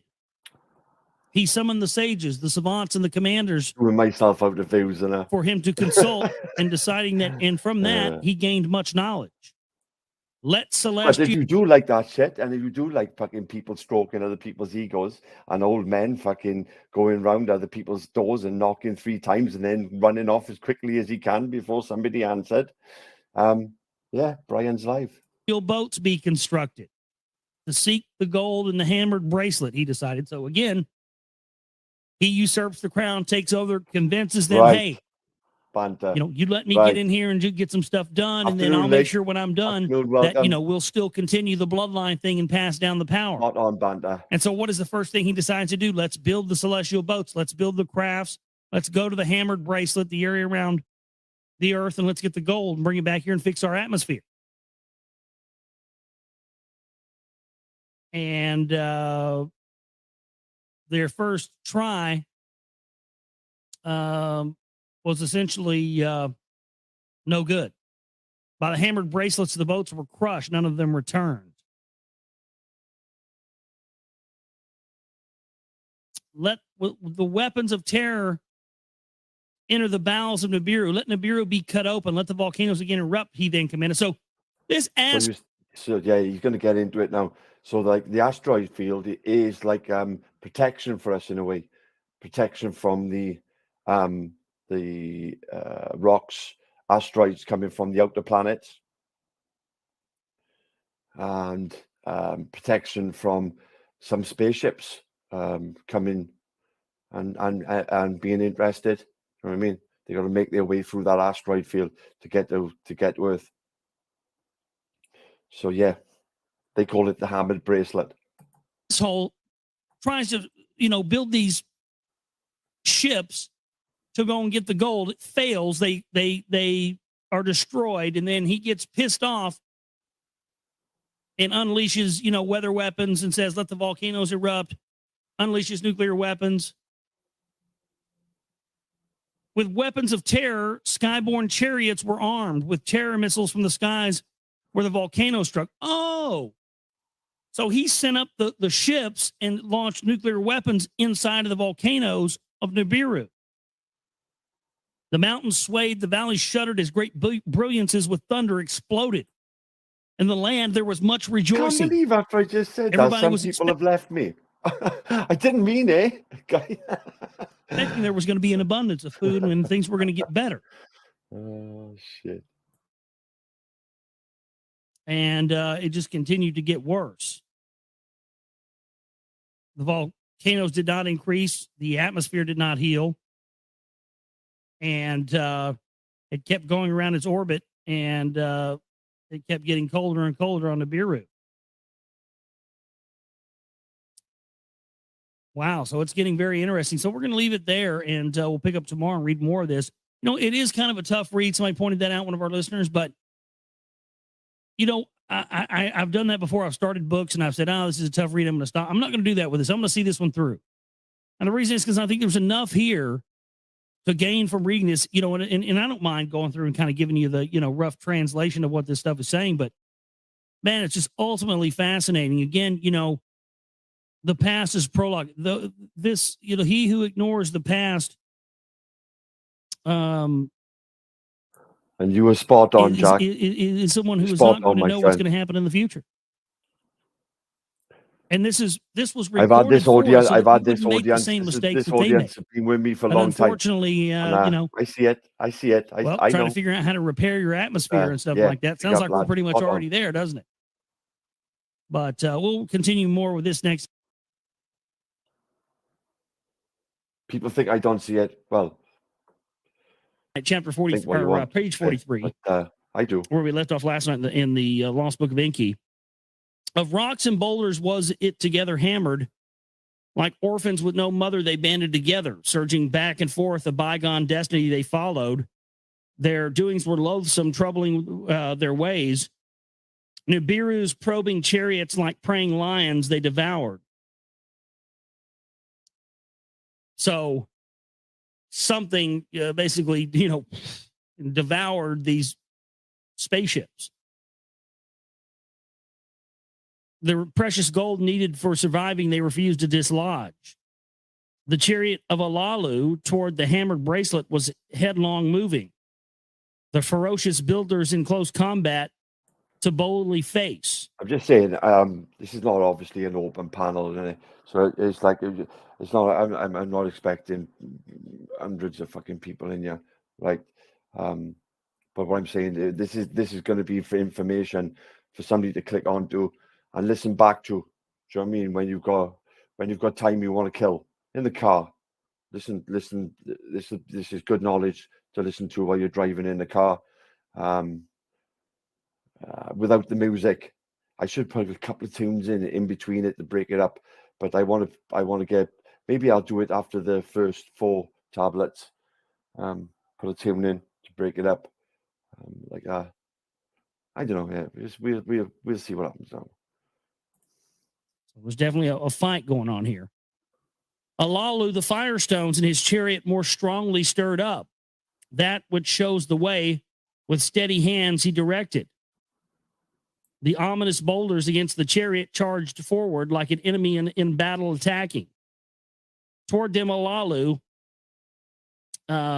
shot a death-dealing missile from his spaceship. That's literally what it says. This is towards them, Alalu, a death-dealing missile from the chariot let loose. So he shot a missile out of a spaceship. Then another and another against the enemy. The terror weapons he thrust. So he's shooting nukes. This is great. Again, weapons of terror. Sound familiar? Weapons of terror. How come nobody's made a sci-fi movie out of this shit yet? Somebody will now that I've said it. Make billions of dollars. And they have tried to make a sci-fi movie out of the Annunaki, but it was stopped. It was stopped for some reason, and none have been made. Only documentaries. And I wish I would have done it. That always happens to me. As frightened warriors, the boulders turned back, a path for Alalu granting. Like by a spell, the hammered bracelet, a doorway to the king had opened. That sounds like a Stargate. So a Stargate opened. In the dark deepness, Alalu, the heavens. Yeah, Star, you were spot on there. What's his name? Alexander the Great. Like, he had a library full of shit burnt. All his books were burnt in that library. Lots of knowledge were lost when his library went up. Alexander the Great. But there's many more that I haven't put my fingers on. I most probably will come across through you guys, learning stuff from you guys. You can learn from me, innit? But yeah, a lot of history was lost within Alec. He had a massive library of Alexander the Great. Was lost in a fire.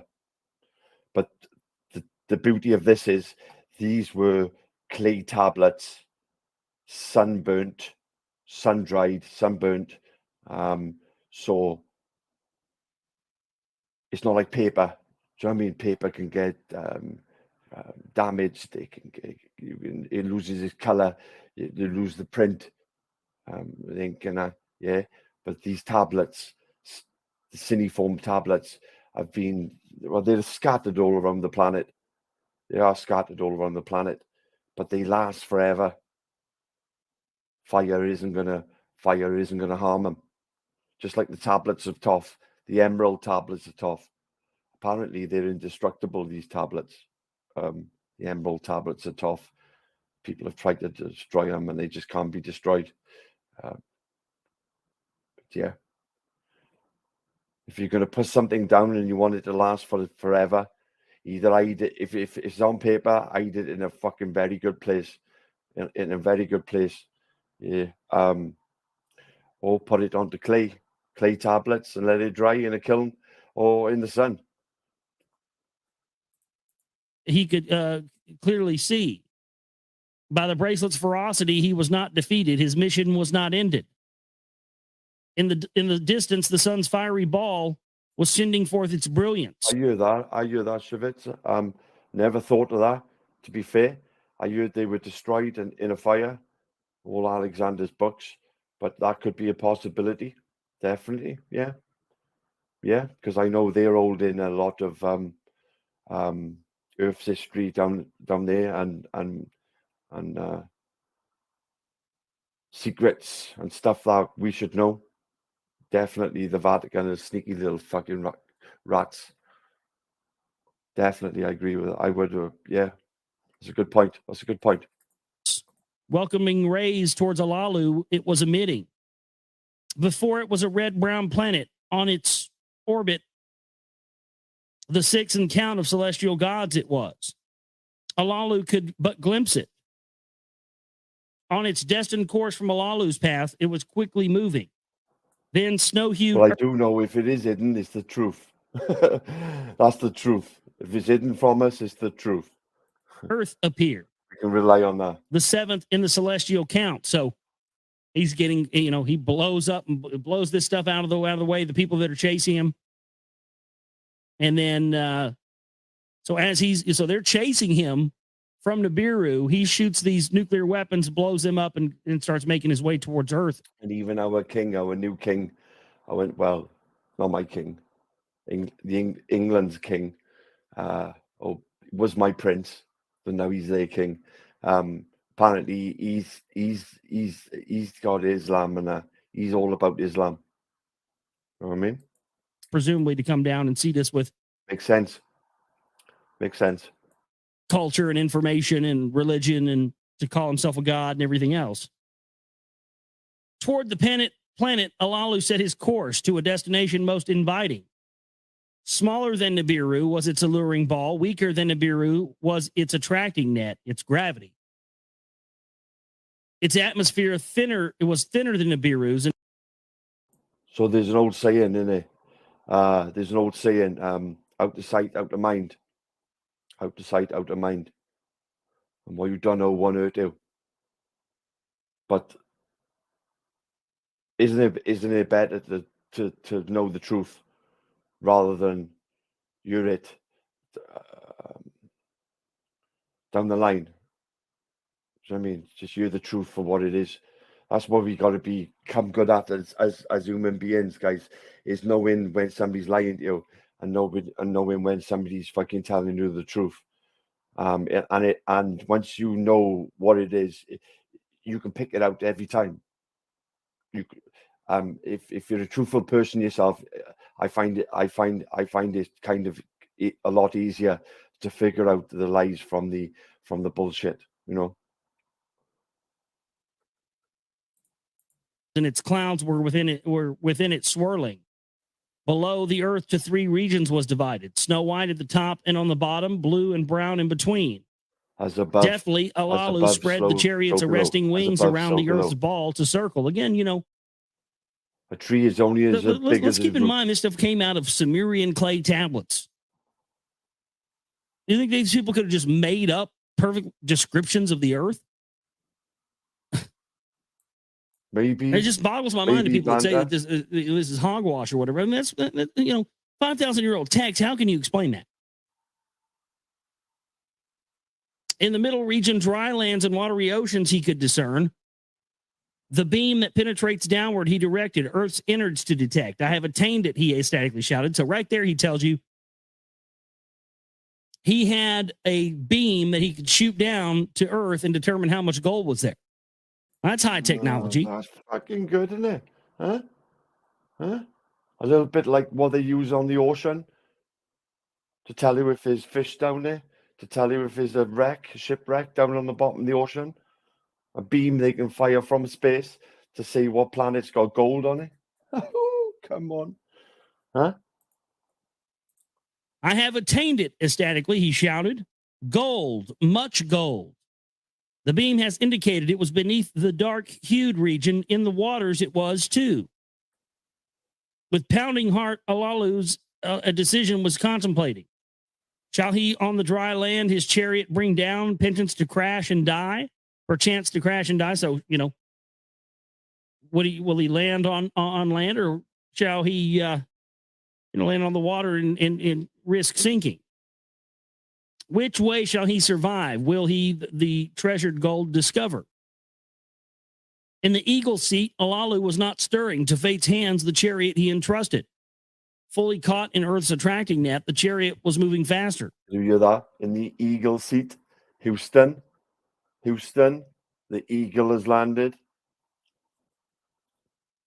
You know what I mean? In the eagle seat, Houston, the eagle has landed. Its spread wings became a glow. Its spread wings became a glow. Was this motherfucker landing in a Klingon bird of prey or something? Jesus Christ. Is that where the fuck they got that at too? Wouldn't surprise me. Von Braun's Nazis were in on the science advisory board on the original Star Trek series. Fact. It spread its wings. Its spread wings became a glow. He's landing in a bird ship. A fucking Klingon bird of prey. Jesus Christ, the Anunnaki are Klingons. Great. No wonder they're dumbasses. Klingons are fucking dumb. Earth's atmosphere was like an oven. Well, yeah, you come in through the atmosphere, you start heating up, motherfucker. Guess you weren't smart enough to know that in advance, were you? I guess you didn't have a Loopy-doo, are you tough? You sound a lot like me. We got very similar. I don't know if you've been listening to me too long, or me and you think alike. Nifty little laser beam you could shoot down here to figure that out. Now, did you? Then the chariot shook, emitting a mortifying thunder. Don't tell even though you get upset. You get upset with that, you do. Yeah. I'm Wendy. With abruptness, the chariot crashed, and with a suddenness altogether stopping. Senseless from the shaking and stunned by the crash, Olalu wasn't moving. Definitely. The only one who isn't a lizard is Harry. And maybe that's why he's fucking fucked off. Because he knows. I mean, he's not part of that bloodline. Harry's not part of that bloodline. Yeah. Seen what happened to his mother. And thought, I'm out of here. I'm out of here with my family while I can. Otherwise, why would you want to leave? Why would you want to stop becoming a prince, for fuck's sake? Who would want to lose all that protection of the royal guards, the best protection you could ever get in your life? Do you know what I mean? Leave everything.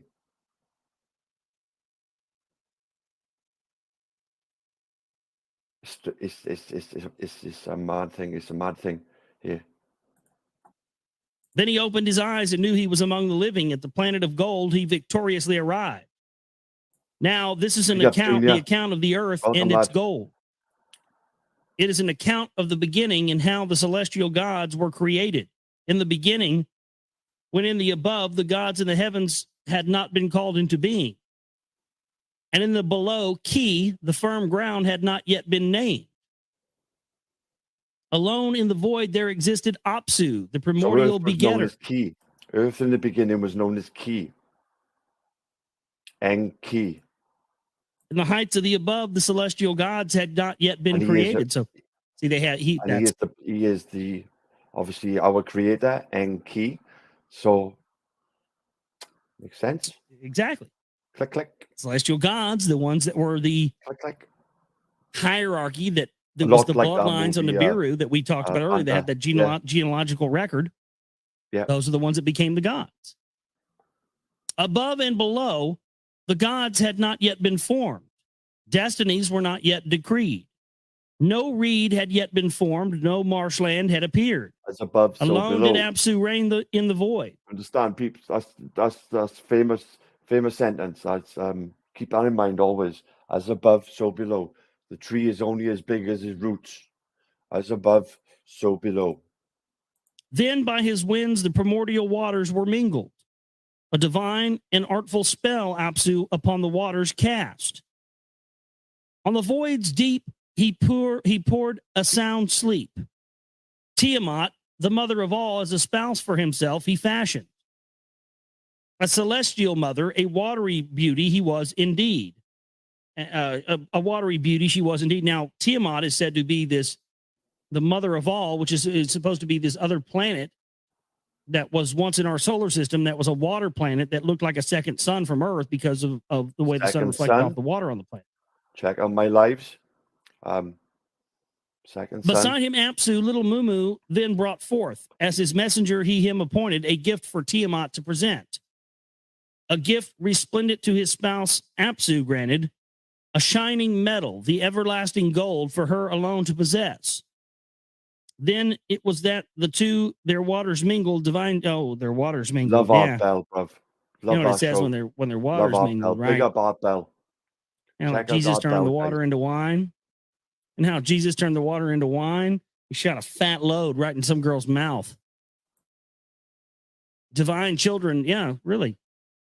That's what the water was. The magic water he told them to drink for. Yeah, man, it was semen. A bunch of semen worshipers. Male and female were the celestials created, Lamu and Lahamu by the names they were called. In the below did Apsu and Tiamat make them an abode. Before then... me too, Loopy Loo, but I tend not to. I tend to speak my beliefs, even if it puts me and makes me look like a crazy Welshman. And I get beautiful people like yourself who actually will say then, oh, you might be right, Taff. You know what I mean? I've been thinking the same. That's what it's all about, love. That's what it's all about. They had grown in age and in stature, and the waters above Anshar and Kishar were formed. Surpassing their brothers in size they were. As a celestial couple, the two were fashioned. So hear what they're saying here. They're talking about forming these celestial. They're talking about. He's talking about forming moons and forming things like of that nature, planets. Pick up yourself. It's good in order for life to be able to flourish on Earth, because if we didn't have a moon, we wouldn't, always think out of the box. We wouldn't have any sort of tides or any ability for the box is life to be created. Box that we been told to stay in. It's evil. The box is evil, yeah. Right, Pandora's box. You've got to think out of the box, and you've got to get down the rabbit hole. You've got to take the fucking blue pill. You've got to see how far that rabbit hole goes. You've got to ask questions. Keep asking the questions. If you want to, some people just don't want to. Some people would rather just be told this is the way it is. We're on a spinning ball. Never question that. Do you know what I mean? This is how to live your life. This is how to fart. This is how to breathe. This is how to fucking, you choose this color. Don't choose that color. And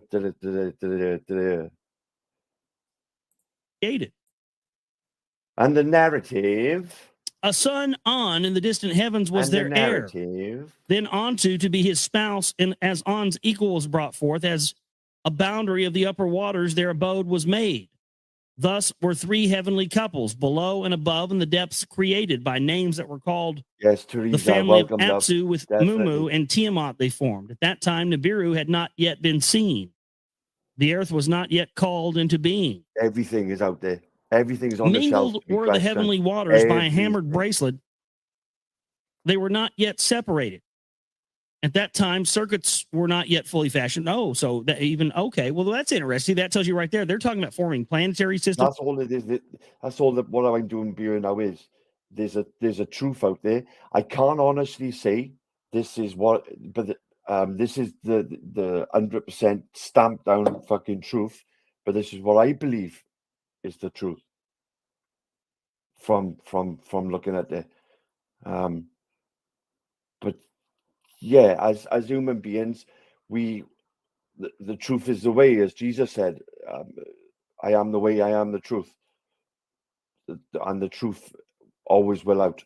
The truth always will out, and as human beings, I find our curiosity drives us. Our curiosity to understand and learn drives us. And that's all it is a learning curve. And this, like, I think Loopy Lou was saying, or Star was saying earlier, that why isn't this taught to us in school? Why wasn't this part of the curriculum? And I'm not even sure whether when you go to university, this is part of it. Do you know what I mean? This is stuff. These are clay tablets that have been removed from museums, and they're scattered all in museums all around the fucking earth, all around the globe, all around your globe. Yeah, all around your globe. I've talked about this and speculated about this for a long time. That I believe that at some point during one of these cataclysms, the Earth was re-terraformed. No, I think he was a Welshman, bro. I think he was a Welshman. I think that's what these guys have been doing. They've been going around terraforming planets forever. And that's kind of what it's talking about here. I mean, it is what it's talking about here.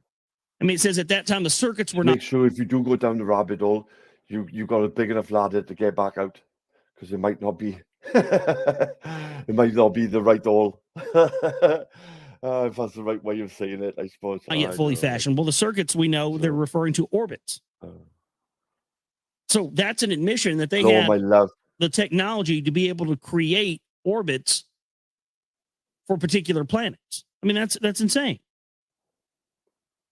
Their celestial kinfolk banded together, erratic were their ways. Thank Alice for this, guys. The ways to Apsu were very loathsome. Tiamat, getting no rest, was aggravated and raged. A throng to march by her side she formed. A growing, raging host against the sons of Apsu she brought forth. Has ignited my... With 11 of this kind she brought forth. She made the firstborn Kingu, chief among them. When the celestial gods of this herd did hear, for counsel they rallied. Kingu she has elevated to rank as on command to him she gave. A tablet of destiny to his chest she has attached, his own orbit to acquire. To battle against the gods of her offspring, Kingu she instructed, who will stand up to Tiamat, the gods asked each other. Now this is crazy. So Kingu is the ancient name from the Anunnaki. Kingu is the ancient name for our moon, which is made out of cheese. This is turning into this like sort of mythological story of these planets, in our solar system battling each other. That's just bizarre. So who shall stand up to Tiamat? So let me guess. Somebody's going to defeat Tiamat.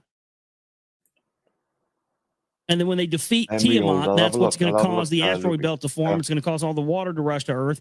And then that's what they're going to refer to in the book of Genesis as the waters above the firmament, right? Let me guess. Watch, whatever happens, Tiamat's going to be defeated. And that's what that's symbolic of. None in their orbit stepped forward. None a weapon for battle would bear. At that time, in the heart of the deep, a god was engendered. In a chamber of fates, a place of destinies, he was born. By an artful creator was he fashioned. The son of his own son he was. From the deep where he was engendered, the god from his family in a rushing departed. A gift to his creator, the seed of life he carried with him. To the void he set his course, a new destiny he was seeking. The first to glimpse the wandering celestial was the ever-watchful Antu. Alluring with his figure a radiance he was beaming, lordly was his gait, G-A-I-T gait, exceedingly great was his course. Of all the gods he was the loftiest, surpassing their orbit he was. The first to glimpse him was Antu, her breast by child never sucked. Her breast by child never sucked. I bet there's an anagram in there, Alice. Come be my son, she called to him. Let me your mother become.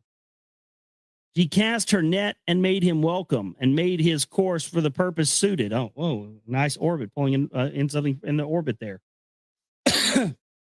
Her words filled the newcomer's heart with... Well, if he was kicked out from YouTube for his content, then that's the truth. He's telling the truth, so that makes him even more curious to have a look into him. Memory Old. Check out Memory Old, guys. If he was kicked from YouTube, then he's telling him the truth.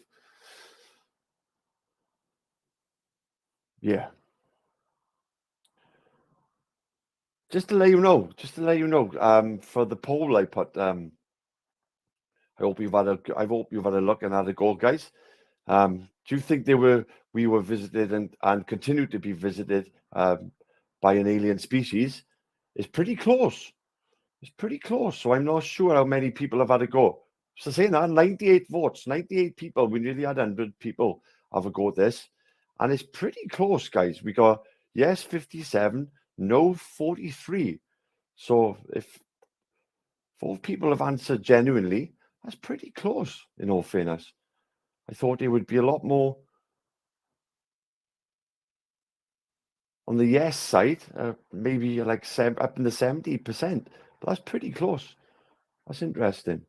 Keep on going. With pride, the one who would nurse him made him haughty. His head to double size grew larger. 4 members at his side he sprouted, and his lips, he moved his lips in acceptance. A godly fire from them blazed forth. See, this is talking about, probably Jupiter forming. Toward Antu his course he turned, his face to An soon to show. When An or On saw him, my son, with exultation he shouted. To leadership you shall be consigned. A host by your side will be your servants. Let Nibiru be your name, as crossing forever known. He bowed to Nibiru, turning his face at Nibiru's passage. He spread his net for Nibiru, 4 servants he brought forth. So this is saying that the gods themselves are the planets, and the planets themselves are the gods. As in they are conscious, and in each of the planets are actually living entities that are conscious. It's interesting. That would have unbelievable implications for our planet and all planets, wouldn't it? But that's what they're saying here. And I don't know if you remember, guys, maybe about 5, maybe a bit longer years ago, Jupiter planet was hit by an asteroid which broke up into many, many different pieces and was smashed. Boom, boom, boom, boom, boom, boom. Literally like that. Yeah. Comet Levy, Shoemaker. So even Jupiter as a planet is a protector of Earth. Sucks because of the his thing brings in all the asteroids. So they don't come onto Earth. Because we've got Jupiter, then Mars, then Earth. Look at the state of Mars. Once upon a time it had atmosphere. And now it hasn't. And if it was stripped, if his atmosphere was stripped by a solar blast, then obviously Earth would have been in the firing line too. But there's evidence on Mars now that there was water all over Mars.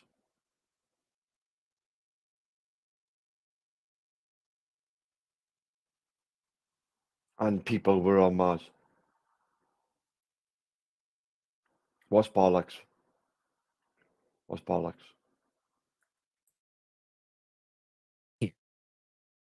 His host by his side to be the south wind, the north wind, the fast wind, and the west wind. With joyful heart on to Anshar, his forebearer, the arrival of Nibiru announced.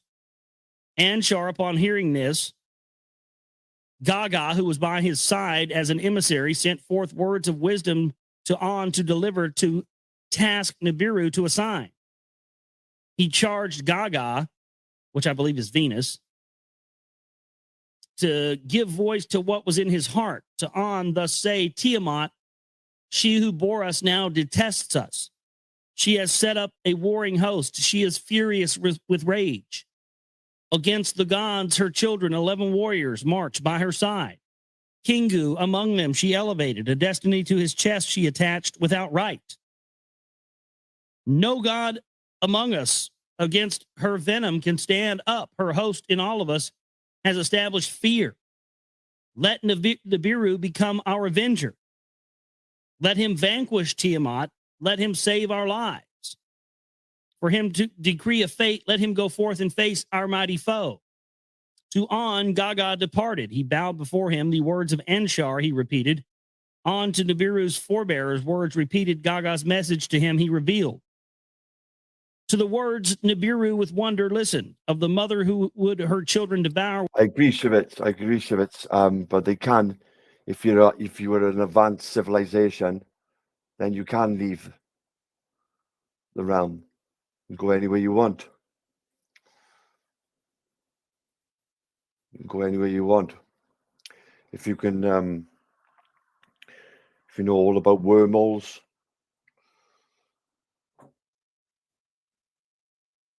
literally you can blast through the universe. Ridiculous fucking yeah. If you can, if you have the ability to manipulate wormholes, if you believe in wormholes. Some of us do believe in space, some of us don't. But this is talking of a time when there were planets, and the planets had entities, and the planets had their own emotions. Planets were literal beings. So it's a lot. And it's very, the curiosity of it is what keeps my flame going on this stuff. And I like to listen to your comments too. Keep commenting, guys. If you think something, I won't knock you for just come out with it. Like. With fascination, he heard his heart, without saying what this is all about, to set out against Tiamat. He had already prompted. He opened his mouth to On, and Gaga said, "If indeed." Think of it like we're in class. I'm your virtual teacher. Giving you this knowledge. Just question it. Give me your questions. I am to vanquish Tiamat to save your lives, then convene the gods to assembly and proclaim my destiny to be supreme. Let all the gods agree in council to make me the leader and bow to my command. When Lamu and Lahamu heard this, they cried out with anguish. Strange was the demand, its meaning cannot be fathomed. Yeah, therefore we could be stuck here. Because apparently we can't get out of that past our Van Allen belt to get out of that belt. John, have a look at Shivitz's comments for there. It's interesting. Because I know you don't believe in space and that, John, do you? But I believe that we can't leave the planet. Not as yet, as the species, we can apparently send robots to other planets. Yeah. Thus they said, the gods who decree the fates with each other consulted. To make Nibiru their avenger, they all agreed. To him an exalted fate decreed. From this day on, unchallengeable shall be your commandments. To him they said, no one among us gods shall transgress your bounds. And we're about to it's about to get into the celestial battle. So I'm going to read this little bit and stop before. So do you mean by portals? Do you mean like stargates? Stargates on Earth? Is that where you're going? Is that the road you're going down? Before it gets to the celestial battle. Go, Nibiru, be our avenger. They fashioned for him a princely circuit towards Tiamat, a orbit. They gave Nibiru blessings. They gave Nibiru awesome weapons. Anshar, 3 more winds of Nibiru brought forth, the evil wind, the whirlwind, and the matchless wind. Kishar, with a blazing flame, filled his body, a net to enfold Tiamat there within. Thus, ready for battle, Nibiru toward Tiamat directly set his course. So this is talking about this, the battle of the gods and the gods being planets and what led to that. So we know, as we already know, that Tiamat is going to be destroyed. That becomes the asteroid belt. The water comes rushing down to Earth, covering much of the land on Earth with water. It was already covered with a great deal of water, but that's where the rest of it came in. And that would lead us to the next timeline of them starting to use genetic manipulation and start to use mankind as a slave race. This is fascinating stuff. It's one thing to, already have an idea of this stuff being there, but man, oh man, it's totally different when you really start to look at it in this way. And Reese, I'm glad we're reading this, and I'm glad we're starting to get some information on some of these, anagrams. Now, this is the account of the celestial battle. We had the lead up to that last night, so tonight we're going to actually have the battle and how the earth led came to be and of Nibiru's destiny. The Lord. Okay, so this is something to have a look, just pin your ears back and have a little bit more concentration on this bit, guys. This is how Earth came to be. Okay. Went forth, his fated course he followed. Toward the raging Tiamat, he set his face, a spell with his lips he uttered. So this is interesting that these people, they seem to be, these gods are using spells and they're using magic. And Tiamat, of course, we know this is the battle of the planets, the account of the celestial battle, meaning the John, battle I will of the do. planets. And Inky talks about these planets no being gods, which is funny. Yeah, somebody was talking about that email we got from some crack nut a few months ago saying, all the planets are Satan. Oh my God. Suck Satan's cock, bitch. Oh my goodness. And so again, this is, bear in mind when we're talking about here in this segment that this is supposedly a planetary battle between gods. Yeah, the planets themselves being gods and battling. And of course, we know what the outcome is going to be. The destruction of Tiamat, which was allegedly this water planet that, when viewed from Earth, made it appear from Earth that there were two suns, because it was a water planet and the sun shining on it made it reflect. So it looked like a second sun. And supposedly it was blown up. The pieces of it became the asteroid belt, and all the water came rushing down to Earth, causing the Great Deluge. And so this is essentially what this is going to be talking about right here. Toward the raging Tiamat, he had set his face, a spell with his lips he uttered. As a cloak for protection, he, the pulsar and the emitter put on.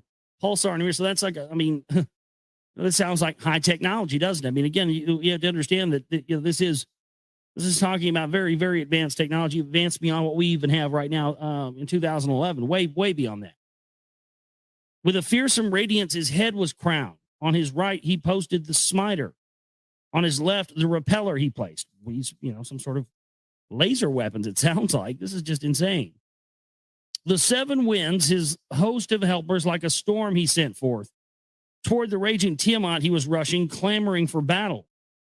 The gods thronged about him. Then from his path they departed. To scan Tiamat and her helpers alone, he was advancing. The scheme of Kingu, her host commander, to conceive. When he saw vigilant Kingu, his vision became blurred. As he gazed upon in the direction of the monsters, he was distracted, and he got off course, and he was confused. Tiamat's band tightly encircled her. With terror they trembled. Tiamat gave a shudder to her roots. Only us, Shavitz, yeah? Being light beings. Are we the only light in the darkness?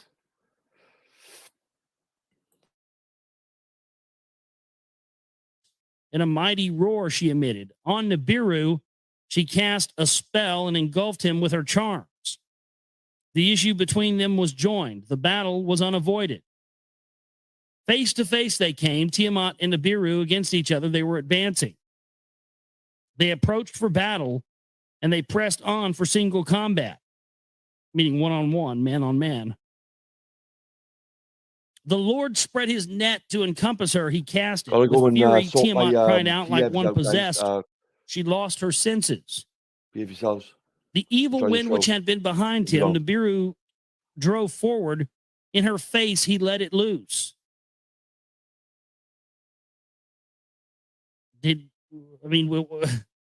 I'm not trying to be sexually dirty or be vulgar here, but I mean, you know what that kind of, you know what that sounds like, right? He drove forward and let it loose in her face. I mean, you know, I don't think it's very hard to figure that out. I mean, you know, he shot a load. I mean, I don't know what else to say. She opened her mouth, the evil wind to swallow, but could not close her lips. Oh, I'm sorry.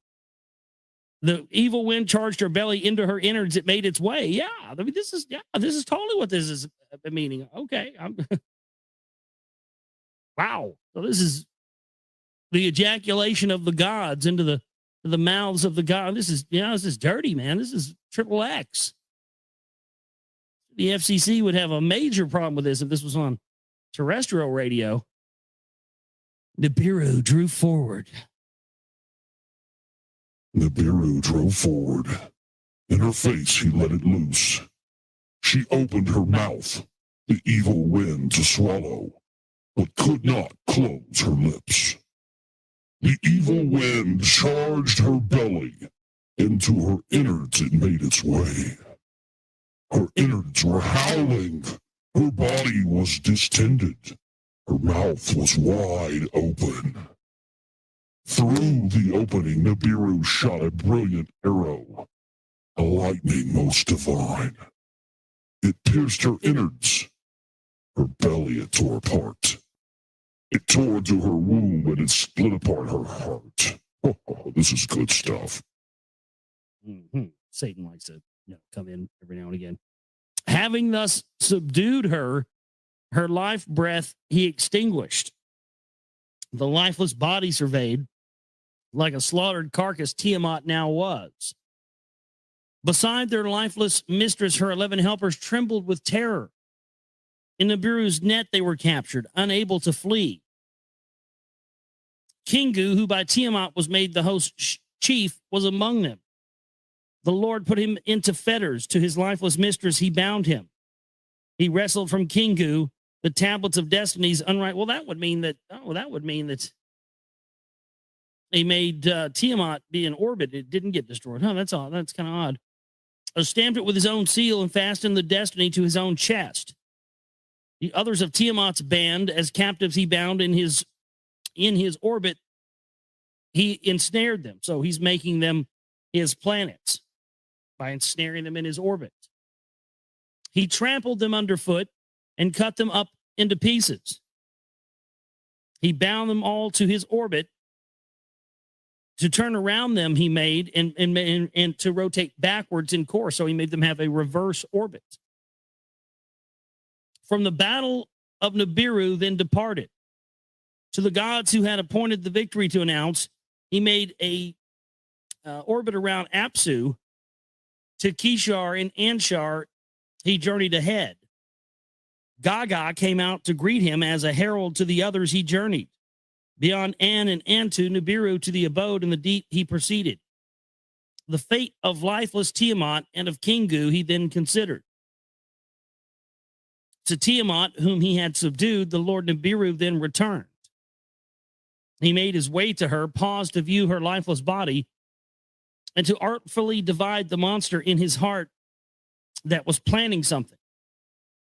Then, as a muscle into two parts, he split her. Her chest from her lower parts he separated. Her inner channels he cut apart. Her golden veins he beheld with wonder. Trotting upon her hinder part, the Lord, her uppermost part completely severed. The north wind, his helper from his side, he summoned. To thrust away the severed head, the wind he commanded to the void, in the void to place it. Nibiru wind upon Tiamat, then hovered, sweeping upon her gushing waters. Nibiru shot a lightning. To north wind he gave a signal. In a brilliance was Tiamat's upper part to a region unknown carried. With her then bound, Kingu was also exiled. Of the severed part, a companion to be, the hinder part fate Nibiru then considered. As an everlasting trophy of the battle he wished it to be, a constant reminder in the heavens, the place of the battle to enshrine. With his mace, the hinder part, he smashed to bits and pieces, then strung them together as a band to form a hammered bracelet. So is that Saturn? locking them together as a watchman. No, that's the asteroid belt. The hammered bracelet is the asteroid belt. Locking them together as a watchman, he stationed them, a firmament to divide the waters from the waters. Yeah, waters above the firmament. That's what they're talking about in the book of Genesis. The destruction of Tiamat. The upper waters above the firmament from the waters below it he separated. Artful works Nibiru thus fashioned. The Lord then crossed the heavens to survey the regions. From Apsu's quarter to the abode of Gaga, he measured the dimensions. The edge of the deep Nibiru then examined towards his birthplace, he cast his gaze. He paused and hesitated then to the firmament, the place of the battle. Slowly he returned. Passing again to Apsu's region of the sun, missing his spouse that he thought about with remorse. He missed her because she was dead. He gazed upon Tiamat's wounded half. To her upper part he gave attention. The waters of life, her bounty from the wounds, were still pouring. Her golden veins, Apsu's rays were reflecting. The seed of life, his creator's legacy, Nibiru then remembered. When he trod on Tiamat, when he split her asunder, to her the seed he surely imparted. He addressed words to Apsu, to him saying, with your warming rays to the wounds give healing. Let the broken part new life be given in your family as a daughter to be. Let the waters to one place be gathered. Let firm land appear. This is when they're transferring the water to earth, folks. That's what this is. By firm land, let her be called Ki. Henceforth, her name to be. And Ki, before it was named earth, was called Ki, K-I. Apsu to the words of Nibiru gave heed. Let the earth join my family. Ki, firm land of the below. Let earth her name be henceforth. By her turning, let there be day and night. In the days, my healing rays to her I shall provide. Let Kingo be a creature of the night to shine at night. I shall appoint him. So Kingu became the moon. Earth's companion, the moon forever to be. Which is just odd considering, our moon seems to be an artificial construct. I mean, it seems, it doesn't orbit. It orbits us in a geosynchronous pattern like a satellite, not like an orbit of a moon. That's what's very odd about it.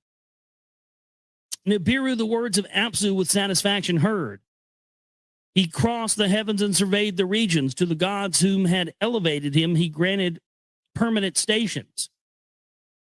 Their circuits he destined that none shall transgress nor fall short of each other. He strengthened the heavenly locks, gates on both sides he established. An outermost abode he chose for himself beyond Gaga were its dimensions. The great circuit or the great orbit to be his destiny, he beseeched Apsu for him to decree.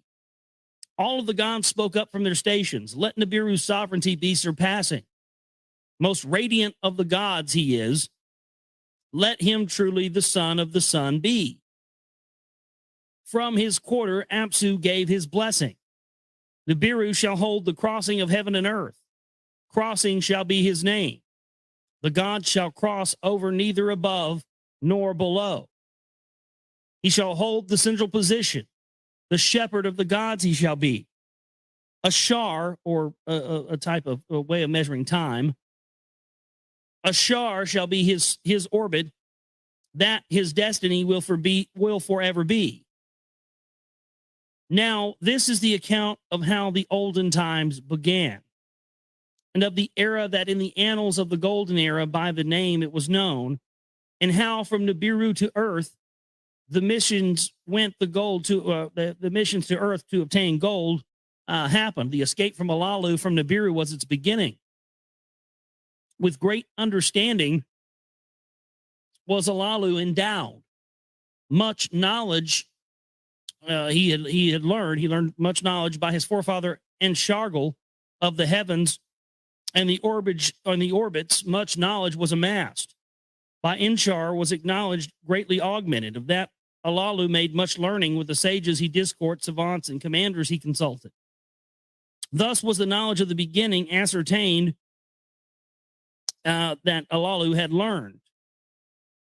The gold in the hammered bracelet was the confirmation. The gold in the hammered bracelet of gold in Tiamat's upper half was the indication. At the planet of gold, Olalu victoriously arrived in a high chariot with thunder crashing. So, a loud spaceship comes crashing down. With a beam, he scanned the place, his whereabouts to discover. So he, there again, Olalu comes down in his ship, his UFO, scans a beam down, and then decides that where he's going to land. The same thing that he did before when he decided there was gold there. He shot a beam down. I mean, this is amazing stuff here. 5,000-year-old text talking about UFOs and shooting beams down. Crazy shit. High chariot on dry land descended. At the edge of extended marshes, it landed. He put on an eagle's helmet, and he put on a fish's suit. So he put on an eagle's helmet. That's funny. And a fish's. So he put on something where he could swim under the water. The chariot's hatch he opened. At the hatch, he stopped to wonder. Dark-hued was the ground. Blue-white were the skies. No sound there. No one to bid him welcome. Alone on an alien planet he stood, perchance from Nibiru, forever exiled. To the ground himself he lowered. On the dark-hued soil he stepped. There were hills in the distance. Nearby, much vegetation there was. Ahead of him there were marshes. Into the marsh he stepped. By the water's coolness he shuddered. Back to the dry ground he stepped. Alone on an alien planet he stood. With thoughts he was possessed of his wife and his offspring, and with longing he remembered them. Was he forever exiled from Nibiru? Of that, again and again, he often wondered. To the chariot or the spaceship, the UFO, he soon returned with food and drink to be sustained. Then deep sleep overcame him, a very powerful slumber. How long he slept, he could not remember. What awakened him, he could not tell. A brightness there was outside, a brilliance on Nibiru unseen, the sun. A pole from a chariot he extended. With a tester it was equipped. It breathed the planet's air. Compatibility it indicated. The chariot's hatch he opened. At the open hatch he took a breath. Another breath, then another. The air of Ki indeed was completely compatible with Nibiru's. Olalu clapped his hands, a song of joy he was singing. Without an eagle's helmet, without a fish's suit, to the ground himself he lowered. The brightness outside was blinding. The rays of the sun were overpowering. Into the chariot he returned, a mask for the eyes he donned. He went and got his ass some sunglasses. Good call. Glad you had those with you. Smart thinking. Always carry sunglasses when you go to an alien planet.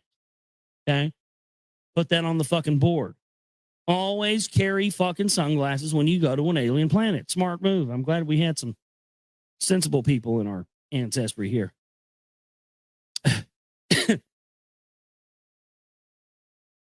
He picked up a weapon that he carried with him, and he picked up a handy sampler. What's a handy sampler?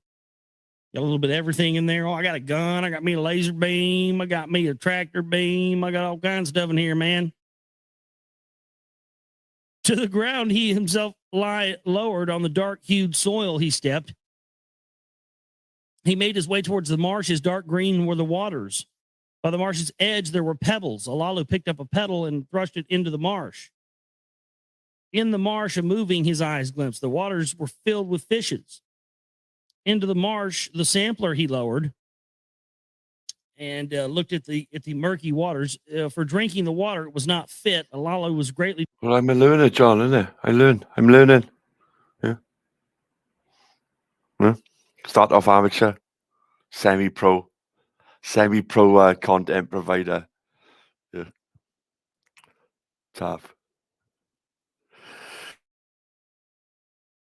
Disappointed. He turned away from the marshes in the direction of the hills he went. He made his way through the vegetation. Bushes gave way to trees. This place was like an orchard. The trees with fruits were laden with fruits. By their sweet smell, they enticed him, and Olalu picked a fruit and put it in his mouth. It John, smelled very sweet and tasted very sweet, and he was greatly delighted. Away from the sun's rays, Olalu was walking toward the hills. He set his direction. Big up, John. Among the trees, a wetness under his feet, he sensed, a sign of close by waters. In the direction of the wetness, he set his course. In the midst of the forest, there was a pond, a pool of silent waters. Into the pond, the sampler he lowered. For drinking, the water was good. Alalu laughed, and unstopping laughter seized him. The air was good. The water was fit for drinking. There was fruit. There were fishes. What more did he need, right? Well, let me go find something I could bang, and we'll be all set. You know, I got food. I got fucking water. I can breathe air. Now I need something to put my dick in. So, you know, that's pretty much where we're going next. Got to be. He's a man, right? He's got his food. He's got his shelter. What's he need next? He needs vagina. And boom, here you go. That's how the human race got here. The end. Thank you very much. Have a good night. Just kidding. Boom, that brings us up to date. That's how we got here. Some dude, you know, with a big ego, crashed on an alien planet, found some food, found some shelter, found breathable air, found something to fuck, and bam. This is how life was created. I don't know, we'll just walk into a classroom and teach that, you know. All right, kids, here we go. We're going to learn about creation and evolution today. Here's how it happened. 5,000 years ago, an alien, drunk-ass, horny, egotistical alien crashed on Earth. He missed his wife and his kids. Mostly he missed his wife because he couldn't get any poontang. And okay, so John is happy, guys. Everybody's happy. John's happy. Yeah, clever little funt is what he is. You know, he found some fucking fruits and berries and some water and some breathable air. I was like, this is badass. Now I got to get my dick wet. Dick wet. And that about brings us up to date, kids. We'll have a quiz on this on Friday. Be sure and tell your parents what we learned today, okay? You guys be safe. Thanks. So just before he starts off again. So we basically got about another half hour's worth of this left. And that's the first 4 tablets, guys. That's the first 4 tablets. What I heard when I listened to the first 4 tablets, it was enough there to spark interest to listen to the next 4 and the next 4. Do you know what I mean?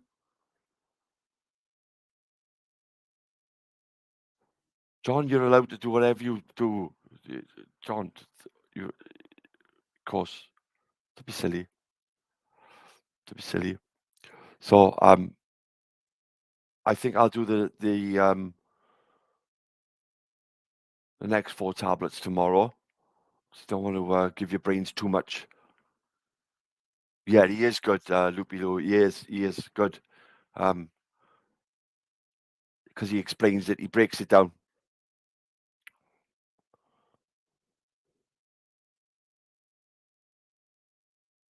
I've listened to all the tablets over and over, one after another, all 11 hours worth while I've been driving and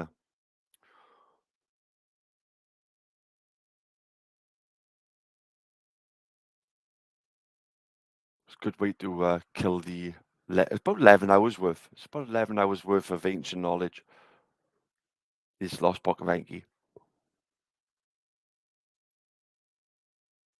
Let's get it back into it. Last half hour, guys. Hit that like if you haven't, mind. Hit that fucking like.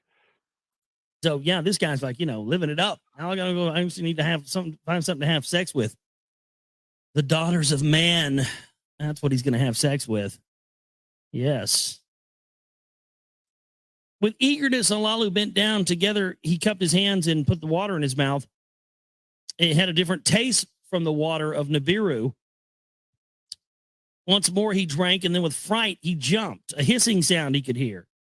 A slithering body by the poolside. That was a fucking snake, dude. We got snakes down here on this planet. All that technology and laser beams and, you know, shooting beams down to see where the gold is and shooting beams down to see where the optimum landing spot is. All that fucking... That's fucking Brian Earl bleeding heart, and he saw Sean and Fat Dan. Technology couldn't save you from a fucking water snake, now could it? I mean, that really, it's funny because that's what, that sort of seems like what the elite do, what the New World Order does. It's that kind of shit, You guys can pull off all these operations, but you had a fucking brain between you. It's just, didn't count on that fucking snake, did you, Bubba? He seized the weapon that he carried and blasted away. Oh, you pussy. Shot the snake with a fucking laser beam. The moving stopped. The hissing was ended. To examine the danger, Alalu stepped forward. The slithered body lay still. Dead was the creature, a sight most strange, like a rope its long body was, without hands or feet. Fierce eyes were in its small head. Out of its mouth, a long tongue was sticking. A fucking snake, dude.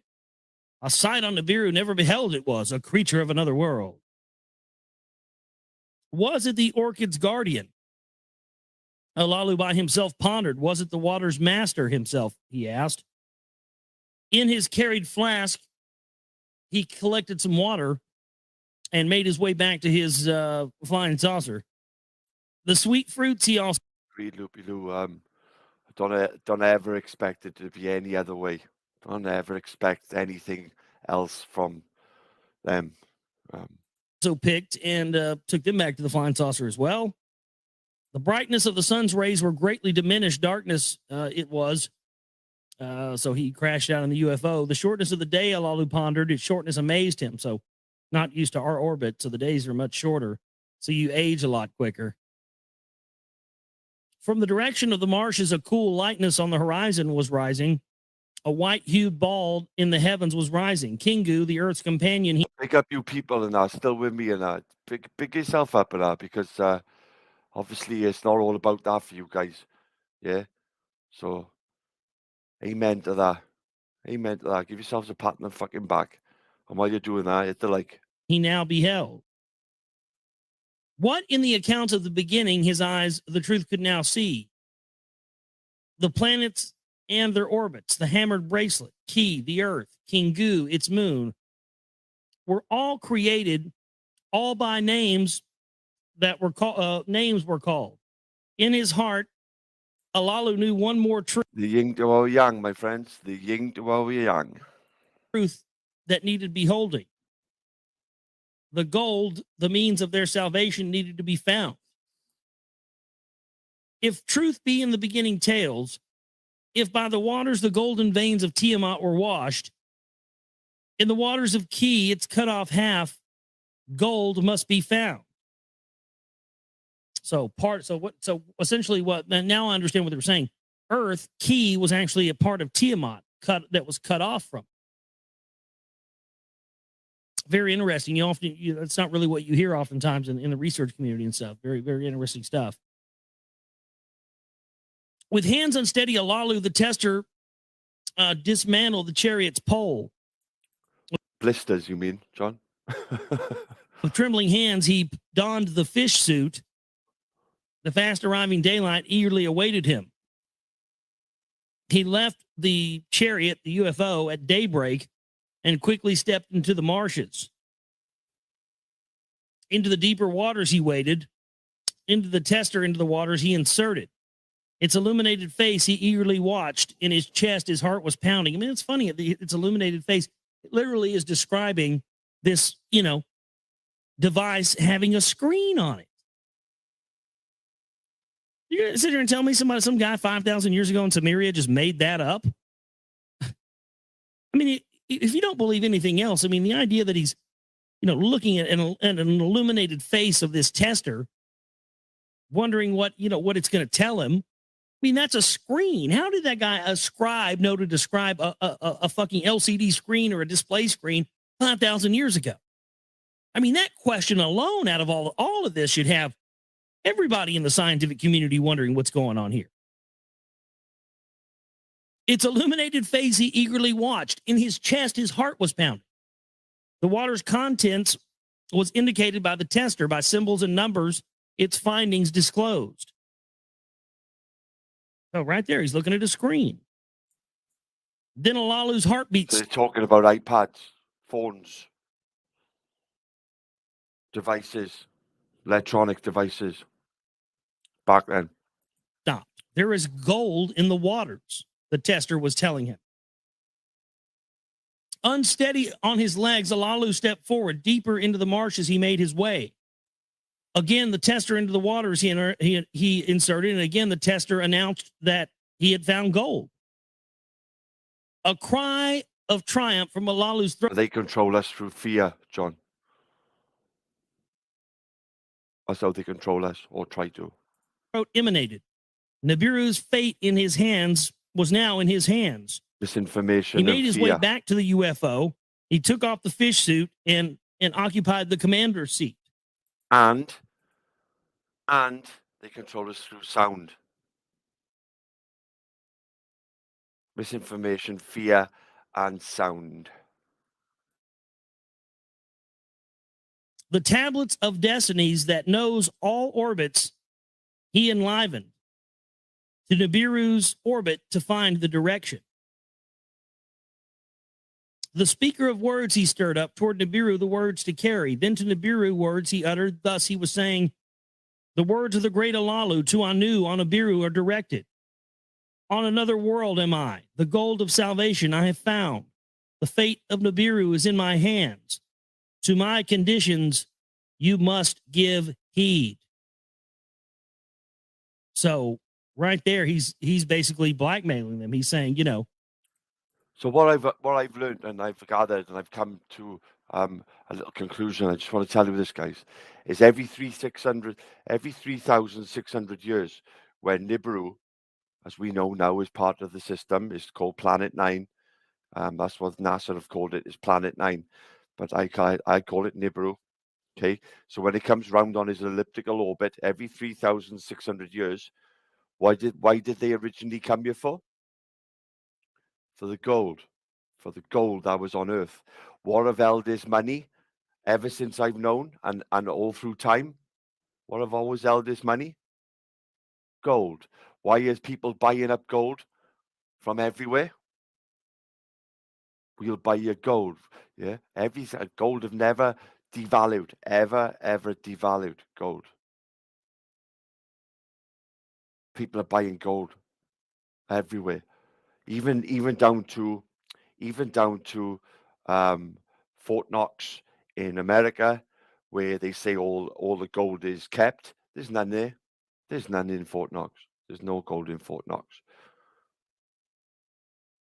And now there's a rush for gold. The gold rush. The gold rush. Get it, guys?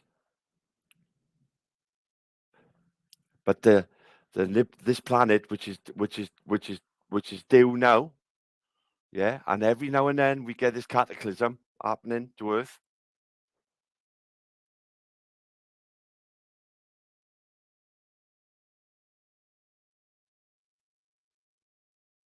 It's interesting. Just think about it. I found it. I found the gold. I found what can save our planet. How badly do you want it? Because if you want me to come back and save our planet, then you're going to have to, when I come back and bring it, I'm king and I get to be in charge, and because hey, I'm the one doing the hard work, all the work, right? So that's the end of the second tablet of the Lost Book of Enki. And tomorrow on the show, we'll get into the third tablet. Well, the synopsis of the third tablet, which is coming up next. And then obviously the third tablet after that. So I guess next we're going to be getting into him finding, the daughters of man and getting his groove on and doing a little, genetic crossbreeding to create slaves to hunt, to mine the gold. Fascinating stuff here. No, Alice. The second son is here. It's in my video, the one I filmed on my channel. It's got to be, isn't it? But it's not like our son. It's not like our son. It's a brown dwarf, which is basically a big ball of fucking iron, which is why it gives off that red glow. But it's getting the heat from our sun as it's coming round our sun, and it's called Nemesis. But part of the Nemesis system is a planet called Nibiru. With its own moon, with other planets.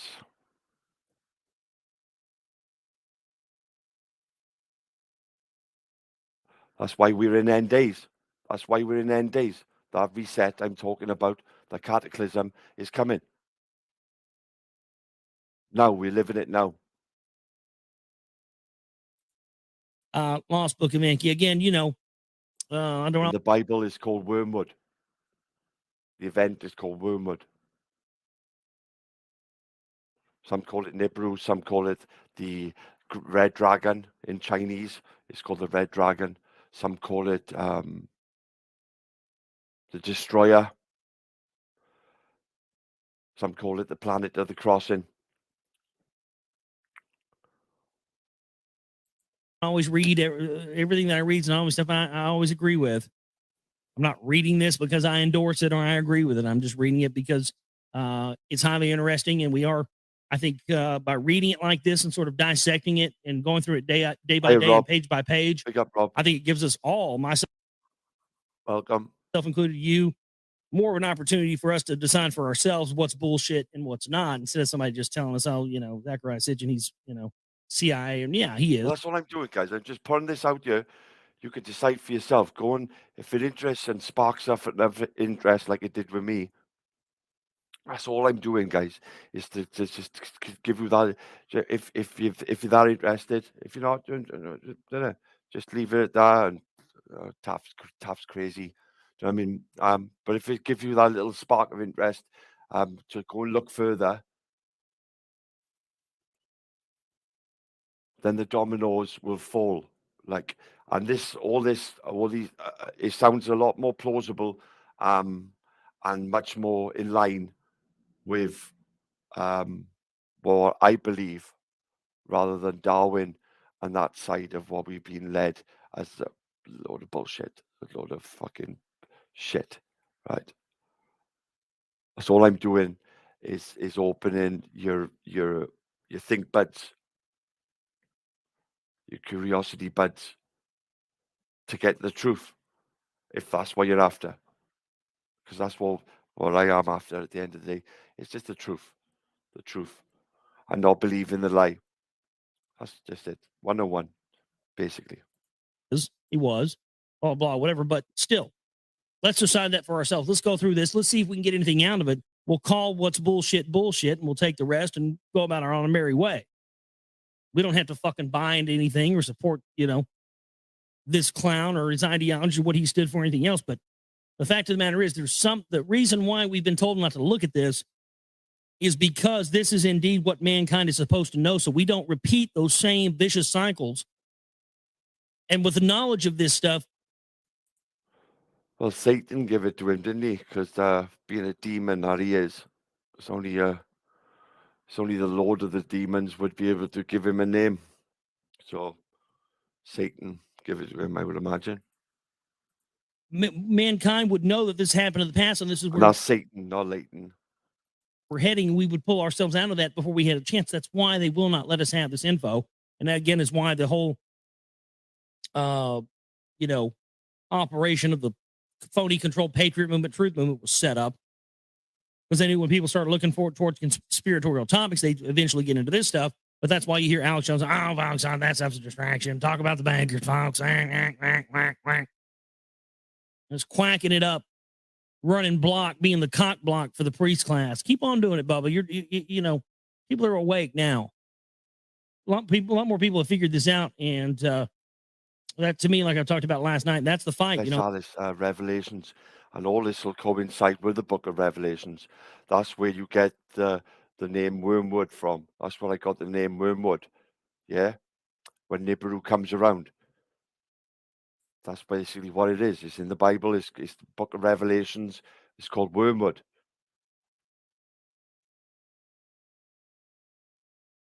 So that's how I fitted it all in. That's how I've connected the dots. That's what it is. That's what I've been looking for. The phrase I've been looking for. Connecting the dots. Once you connected the dots, it just fits in, and you just think, "Wow, yeah, Okay, so I know that, and you're just connecting the dots, guys. That's all you're doing. Is connecting the dots to get to the truth.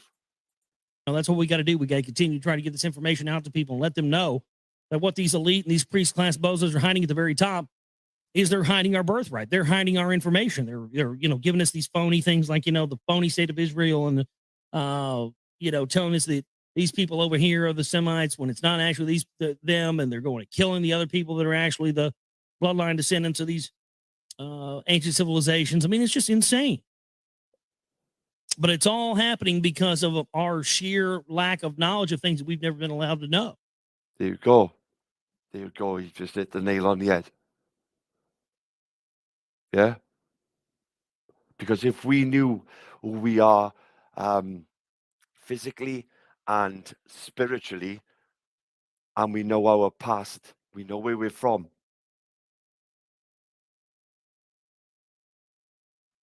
there wouldn't be war, there wouldn't be no hate, and if we knew who we were, they would, obviously, they are young, but it would be nothing on the scale that we got at the moment. Because we know who we are, we know our past, we know our history, we know what we are spiritually, and we know who we are physically. So there ain't no sort of discovery of you.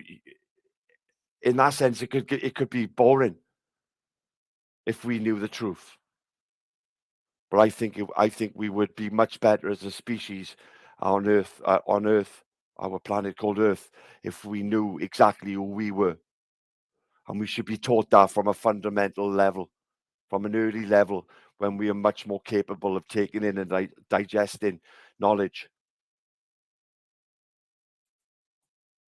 If we had a history of what had happened on other planets where possibly our forebears came from, and that they had gone down the same route we did, we might see that and go, oh man, they fucked up. We don't want to go that route. We got to change things. If we were to do that, there'd be no. Revelations is actually Jesus speaking to the disciples. They're asking him about end times. What is it going to be like in the end? And he tells them the book of Revelations. And he does mention the devil and what will happen to the devil. Because if you know sort of from the Bible, he's already beaten the devil. When he went into the wilderness, he's already beaten the devil.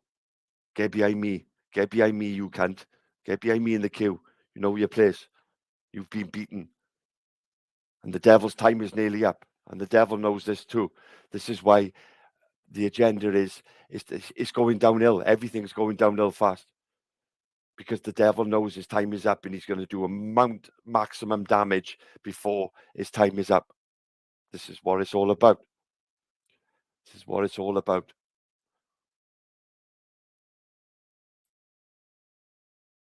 No more New World Order. There'd be no more power structure. So you see, this is why this is important. That's why I implore you to look at this information and, as usual, decide about it for yourself.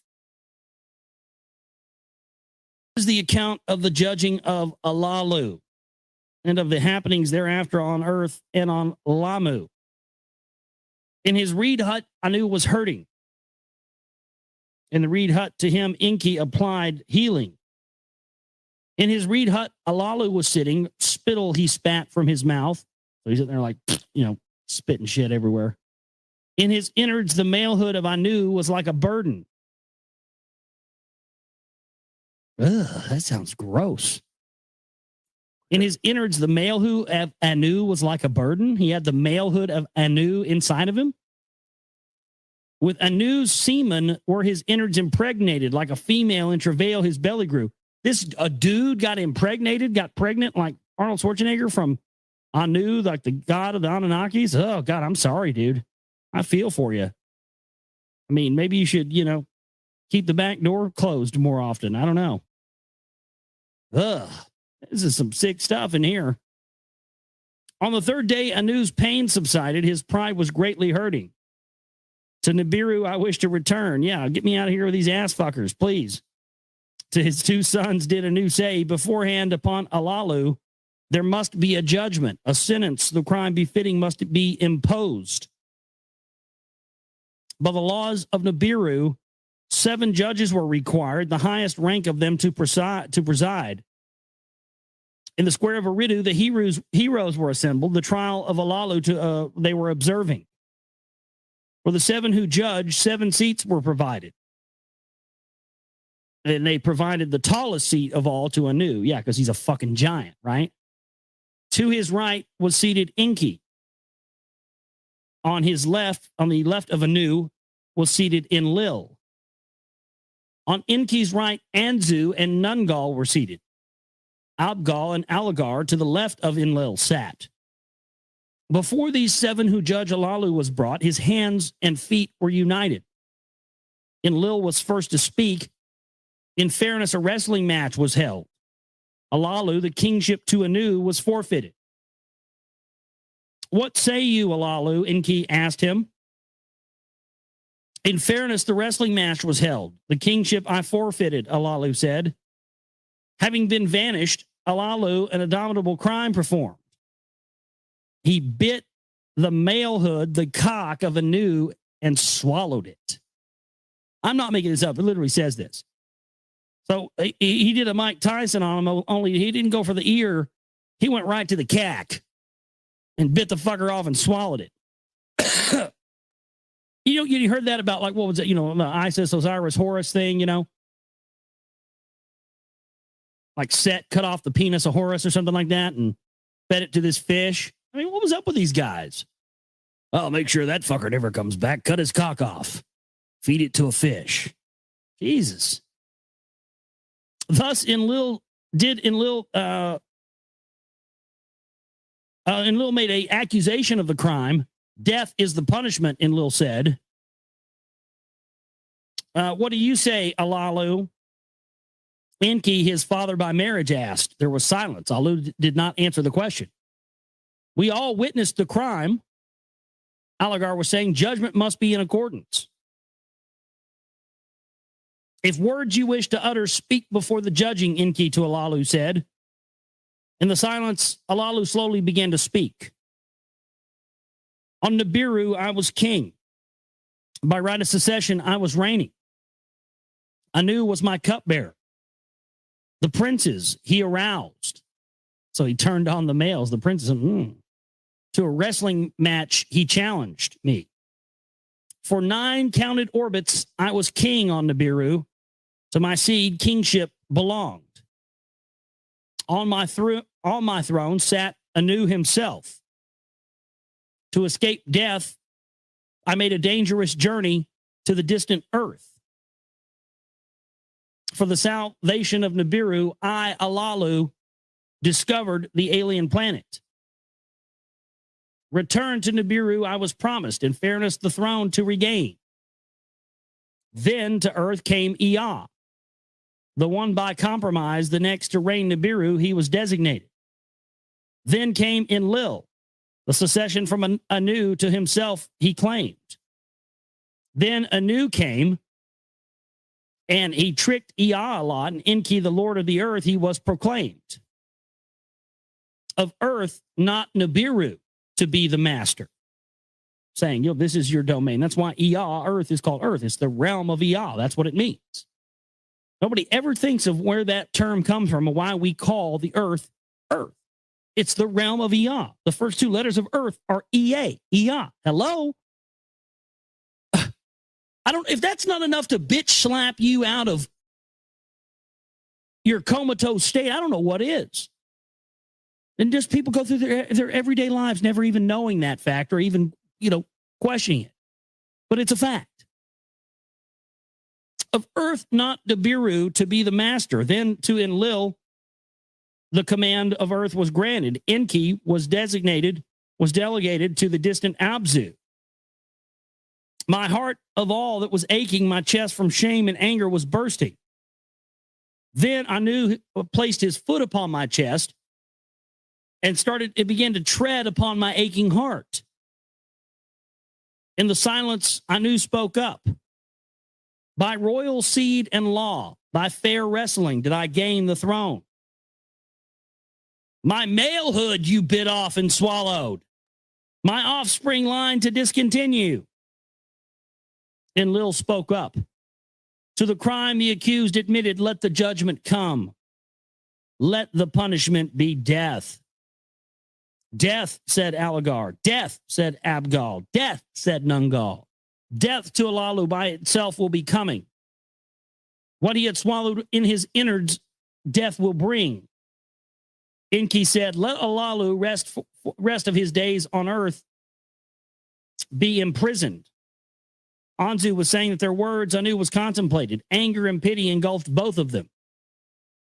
To die in exile, let this be his judgment, Anu was saying. So in other words, banish him to earth. And that would tie into the whole thing we were talking about earlier. That's they banished Alalu to earth and then created the etherical barrier the Valent radiation belts around him here. At least that's how I understand it. Very interesting. We'll see if this indeed tells us that. That's what I understand, though. In amazement, the judges at each other glanced. What Anu was saying that they wondered, neither on earth nor on Nibiru shall the exiling be, Anu was saying. On the way there is the Lamu planet. With waters and an atmosphere it is endowed. Enki, as Ea, thereon made a pause. Of it as a way station, I have been thinking. That's supposedly supposed to be Mars, I believe. The way station was Mars, from what I understand. Its net force is less than that of Earth forceful, an advantage and wisdom to be considered. In the celestial chariot, Alalu shall be taken. On my departing from Earth, with me he shall make the journey. Around the planet Lamu we shall make the orbit. To Alalu a sky chamber we shall provide. To the planet Lamu in it he will be descended. Alone on a strange planet in exile he shall be. His days to his last himself shall count. Now, this, what did he refer to it as? The sky chamber? Could that possibly be what, this guy found on Mars? Could that be what the face on Mars is? Highly interesting that, they would banish him there, the way station. We know that they referred to the Mars as the way station. Very interesting that we have Cydonia on Mars, which is what ancient Mesopotamia, what is now Iraq, used to be called. Iraq, Cydonia, Mesopotamia. It's located on the 33rd degree parallel on Earth. Cydonia on Mars is also located on the 33rd degree parallel, and that's where these pyramids on Mars are also located. And what do the Masons have? 33 levels in the Masons to be a Mason. 33 is the magic number. Very likely that's what that was. Thus did Anu utter the words of judgment. In solemnity the words were intended. By unanimity, it was a unanimous decision. Let's just say that. To impose this judgment upon Alalu. In the presence of the heroes, it was announced. Let Nungal be my pilot to Nibiru. There from chariots bearing heroes again to earth to pilot. Let Anzu join for this journey so that he can take charge of the descent to Lamu. Oh, Lamu will be in charge of the descent down to the planet. So did Anu commandments utter. On the morning they departed, they were ready. All who departed by boats to the chariot were ferried. A place for landings on firm soil you must prepare, Anu to Enlil was saving. How Lamu as a way station to utilize the plans to utilize this you should be making. There were farewells, both joy and sorrow. Limping, Anu was limping when he embarked on his chariot. He had his hands, and with his hands, he tied Alalu, and then drug him into the chariot, the spacecraft. Then to the heavens, the chariot soared up, and the royal visit had ended. They made an orbit around the moon, and Anu was enchanted by the sight of the moon. Toward the red-hued Lamu, which is, again, Mars. They say here it's red-hued. There you go. And they circled around it twice. Lower towards the strange planet they came, mountains, sky high, and tears in the surface, tears in the surface they noticed. Where Ea's chariot had once landed, they saw that it was located by a lakeside. Slowed by Lamu net power in the chariot, the sky chamber, they readied. Anzu, its pilot, then unexpected words said to Anu, with Alalu to the firm soil of Lamu I shall descend. With the sky chamber to the chariot to return, I wish not. So he's saying he wants to stay down there with him. With Alalu on the strange planet, I shall stay. Until he dies, I shall protect him. When he dies of his innards poison, as befits a king, him I shall bury. As for me, I shall have made my name. Anzu, they will say, against all odds, to a king in exile, a companion he was. He saw things by others unseen. On a strange planet, he faced unknown things. Anzu, they will to the end of time shall say, has fallen like a hero. There were tears in the eyes of Alalu. There was amazement in the heart of Anu. Your wish shall be honored. To Anzu, Anu said, hereby let a promise by me to you be made. By my raised hand to you I this swear. On the next journey, a chariot by Lamu shall circuit and orbit. Its skyship to you shall descend. If alive, it shall find you, the master of Lamu, you shall be proclaimed. So he's making him the king of Mars here. When a way station on Lamu's shell has been established, its commander you shall be. Anzu bowed his head. So be it. To Anu, he said. Into the sky chamber, Alalu and Anzu were ushered. With eagle's helmets and fish's suits, they were provided. Meaning suits they could fly in space in and suits they could go underwater in. With food and tools, they were supplied. From the circling chariot, the skyship left and departed. Its descent was what they watched its descent from the ground. Then from view, it disappeared, and the chariot to Nibiru continued.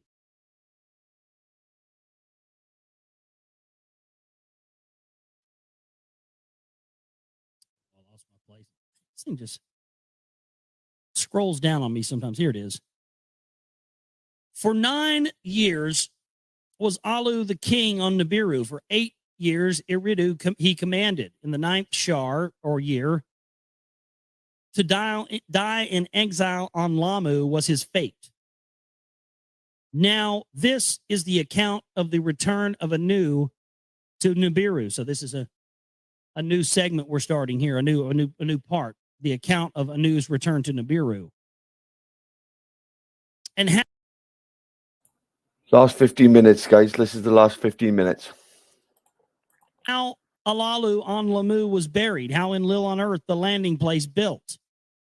On Nibiru, for Anu, there was a joyous welcome. Anu gave his account to the council and the princes of what had happened.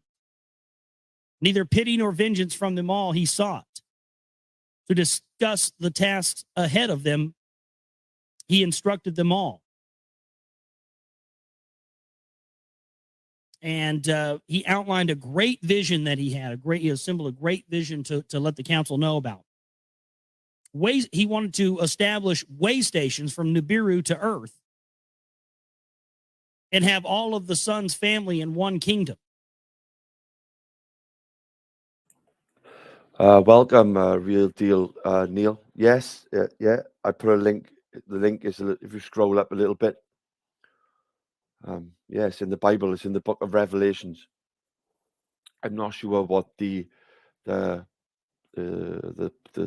chapter is, passage, but yeah, it's in the book of Revelations.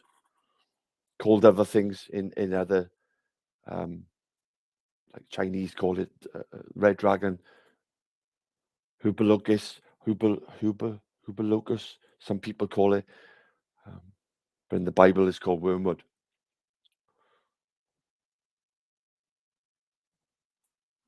Welcome.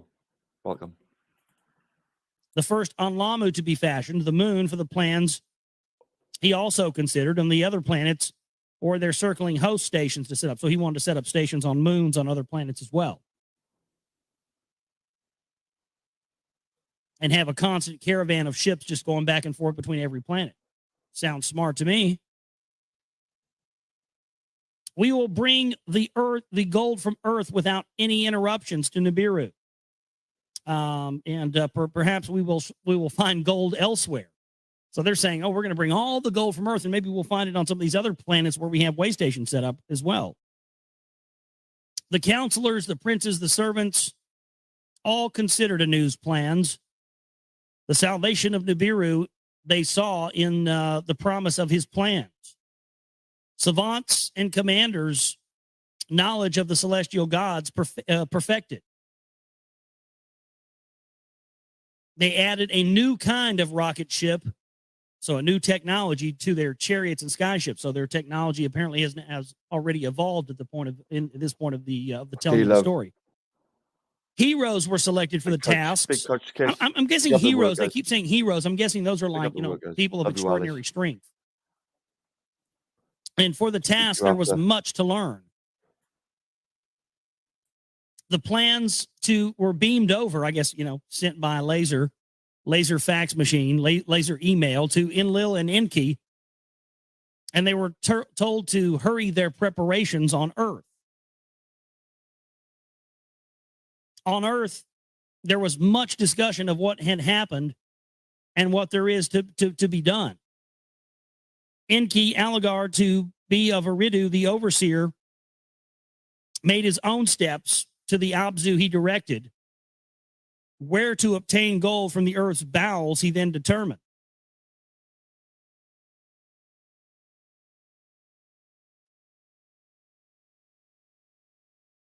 What heroes to the task are needed, he calculated. What tools will be required? An earth splitter with cleverness, Enki designed. An earth splitter, something that would open up the earth. There within the earth to make a gash and reach its innards by way of tunnels. Could this be where these ancient underground tunnels that have been found under the earth, found in places like Dallas when they first built the city sewer system here? They found tunnels that were older than there had been people here, laser etched tunnels under the city of Dallas. Found these little green creatures in there. Yeah. That which crunches and that which crushes was the name of the machine. Of other matters, Nibiru savants he had to contemplate. So of matters in health and well-being of heroes, he needed to listen. Okay, so there's the link for Wormwood, as it is in Revelations. If you want to go and read it, it's up to you. But it's the meaning of the wormwood in Revelations. Wormwood is the name of a star. Yeah. The third angel sounded his trumpet. A great star, blazing like a torch, fell from the sky. A third of the rivers and on the spring of water. The name of the star is Wormwood. The third of the waters turned bitter, and many people died from the waters and become bitter. Yeah. And this is the third of the trumpets, judgments described in Revelations.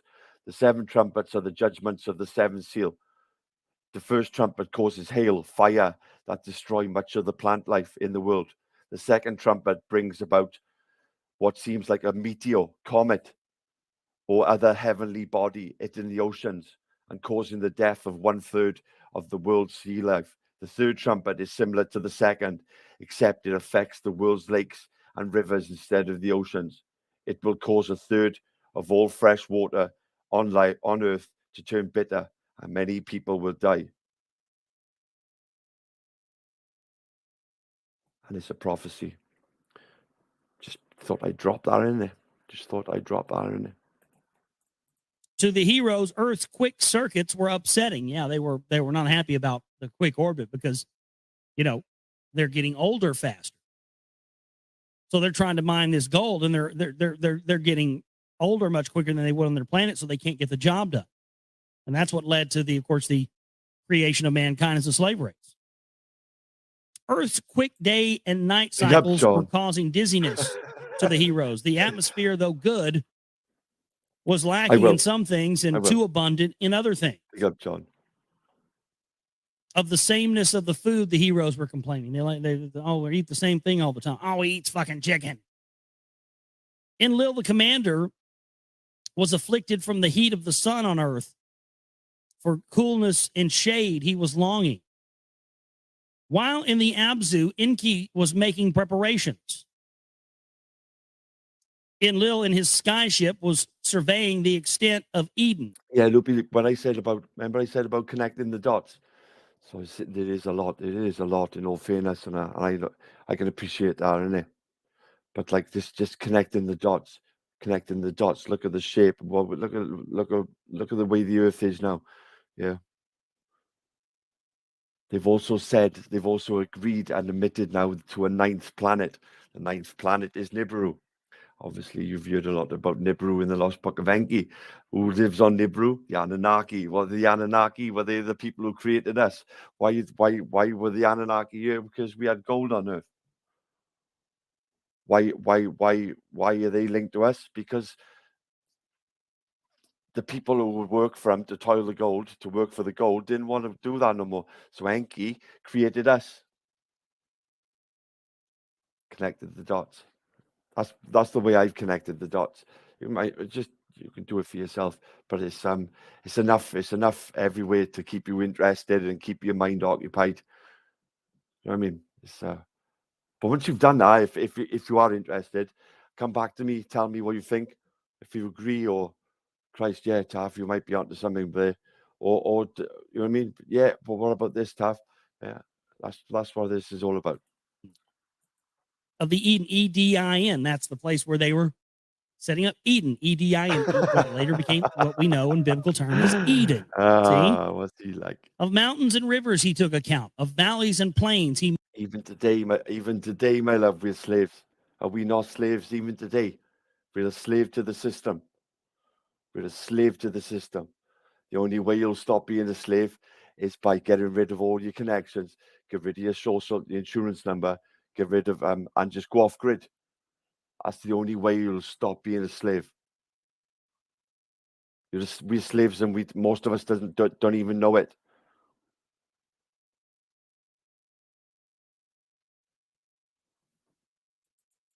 Measured. He wanted to establish in Eden a landing place for the rocket ships. So the rocket ships that Earth landed in a place called Eden. Give me a fucking break sandwich. God damn.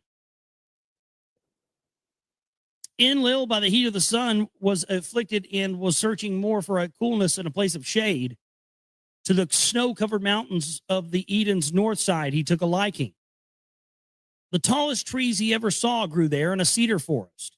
There above a mountain valley with power beams, he flattened the surface. Is that what the tops of the mountains in Brazil, where the Nazca lines are at?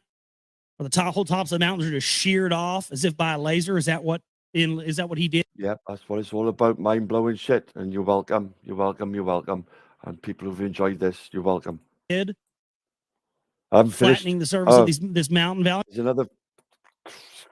another 11 tablets. 11 tablets. Very well could be. Great stones from the hillside the heroes quarried and cut to size.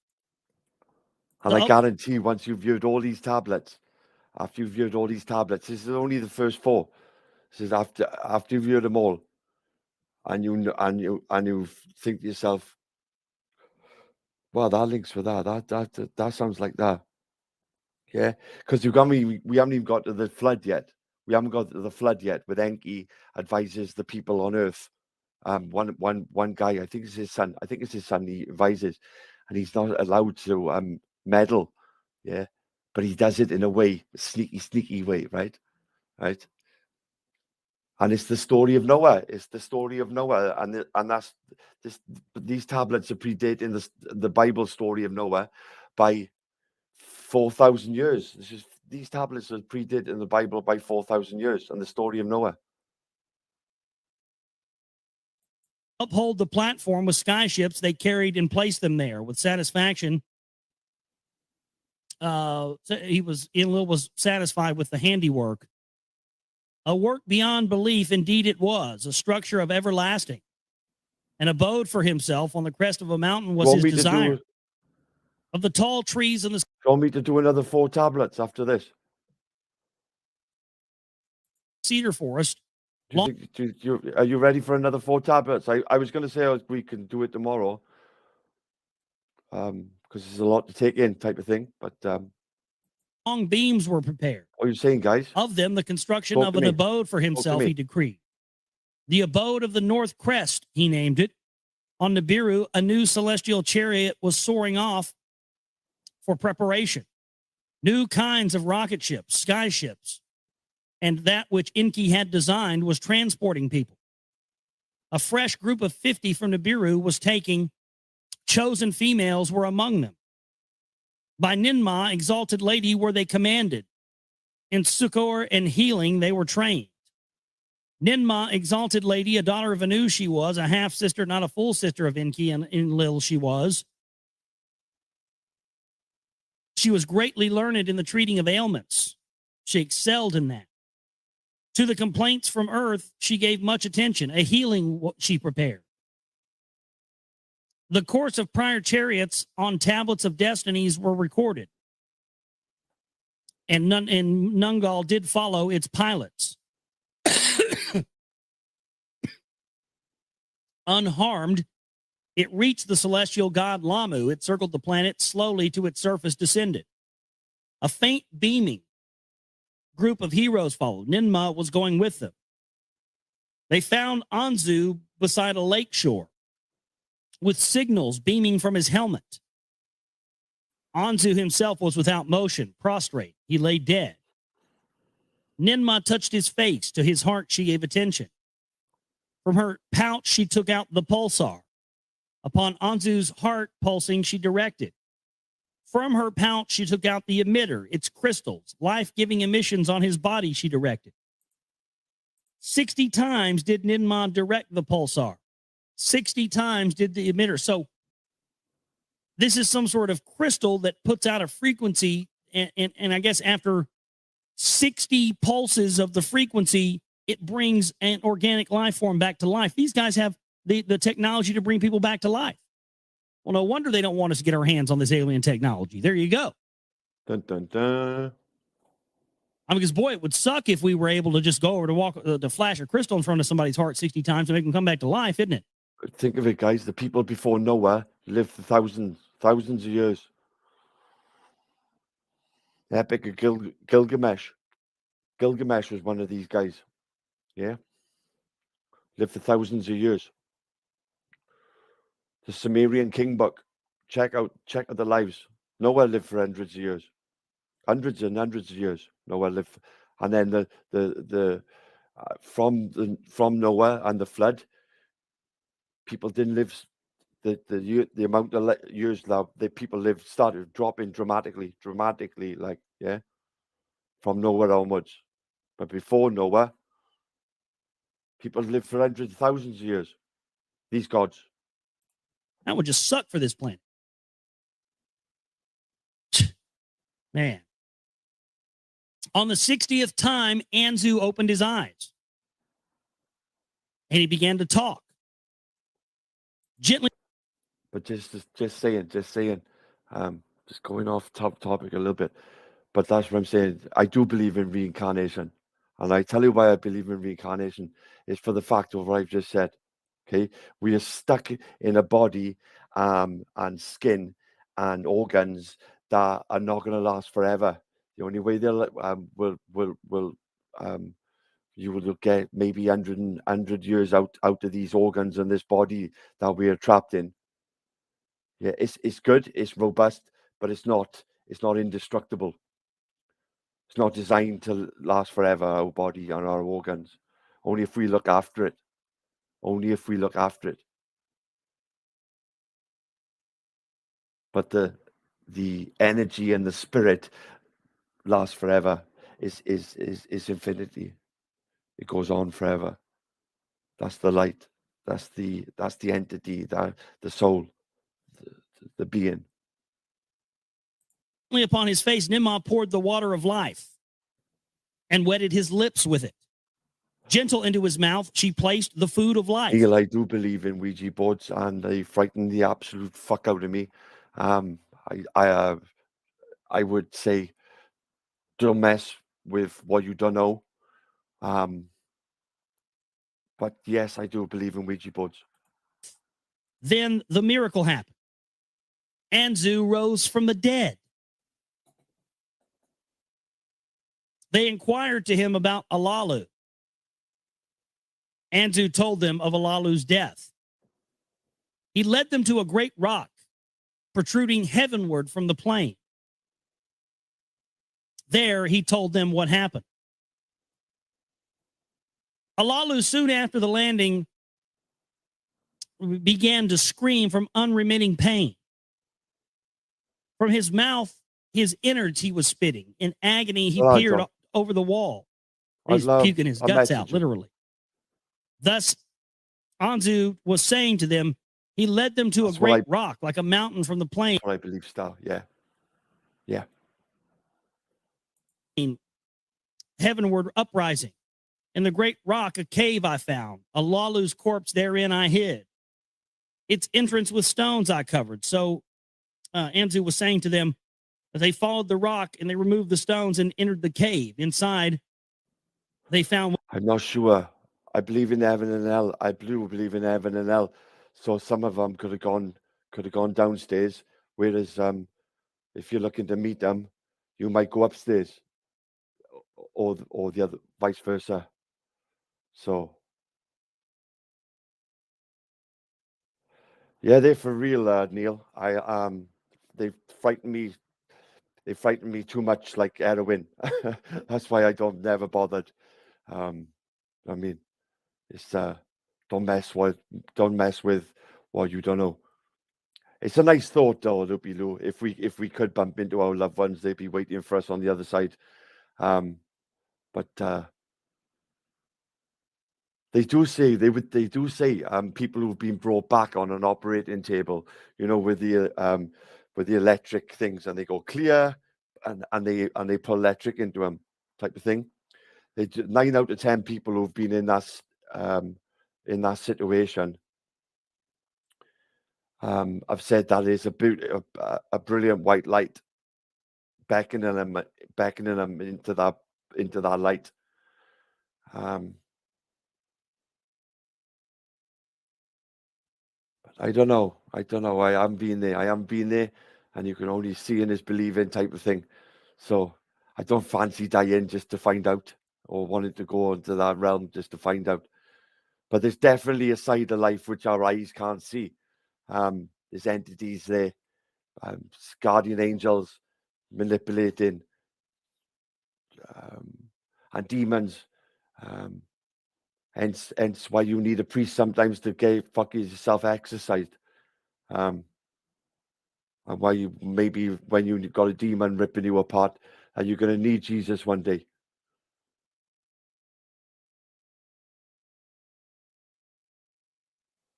A Ouija board is definitely a means or ways of contacting the dead. Speaking to that realm, definitely. And I don't know enough about it to meddle with it, because I wouldn't want to be opening portals to things that I can't close. But I do believe in Jesus, so I know I got a good one on my side.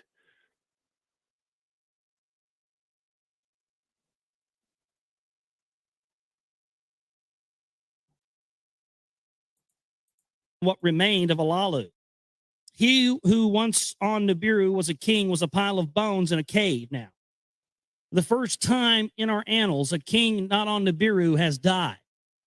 Not on Nibiru was he buried.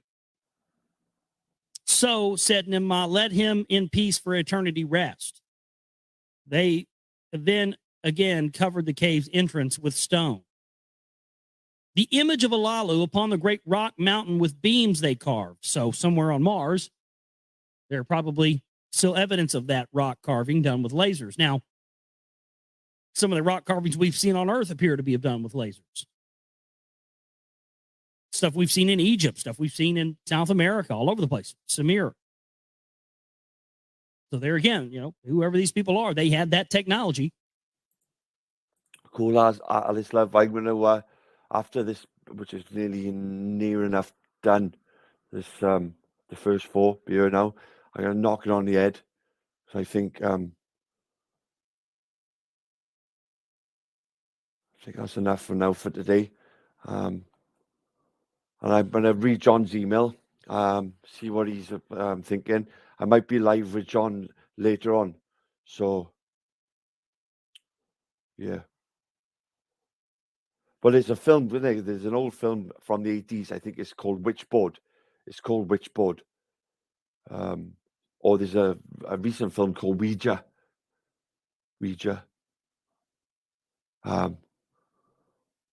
Yeah, I wouldn't recommend messing with that shit.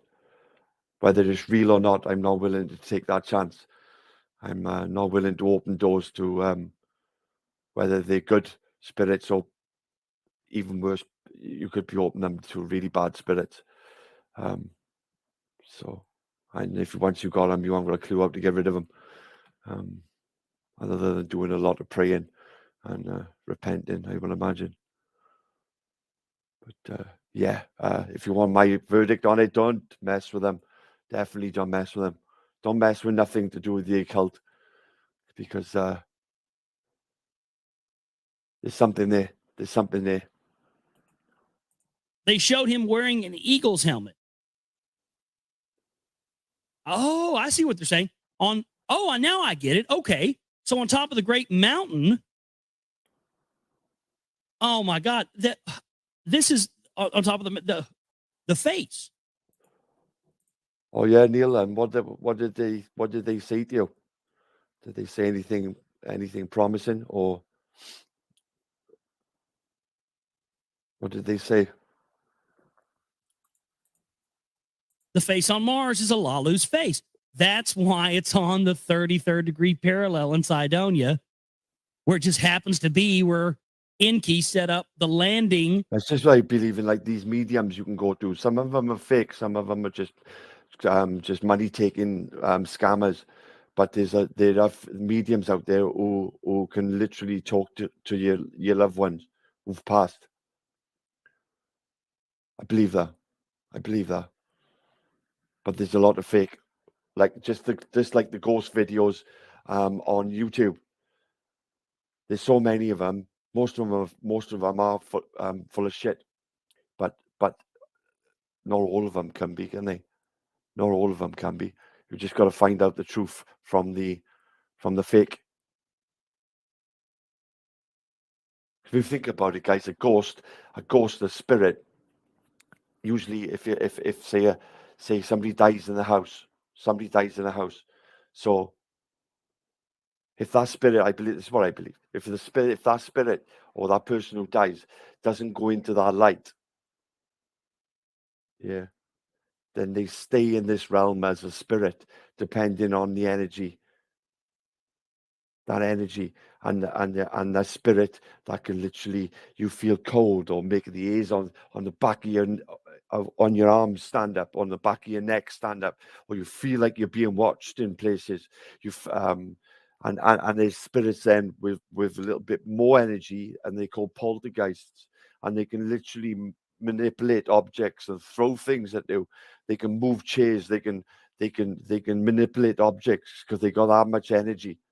But then you've got these demons, and these demons are the fallen angels. They go back to the time when the Satan was cast from heaven with his demons, with the other angels, and then they were called the Nephilim, the fallen ones, and they fell to earth, landed in Mount Sinai,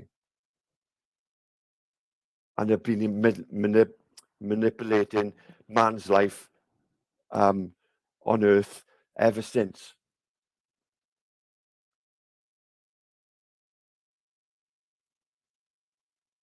Because they hate, the Satan hates man, because we are created by God. Yeah. Or Enki, for instance. Yeah. See where I'm coming from, guys?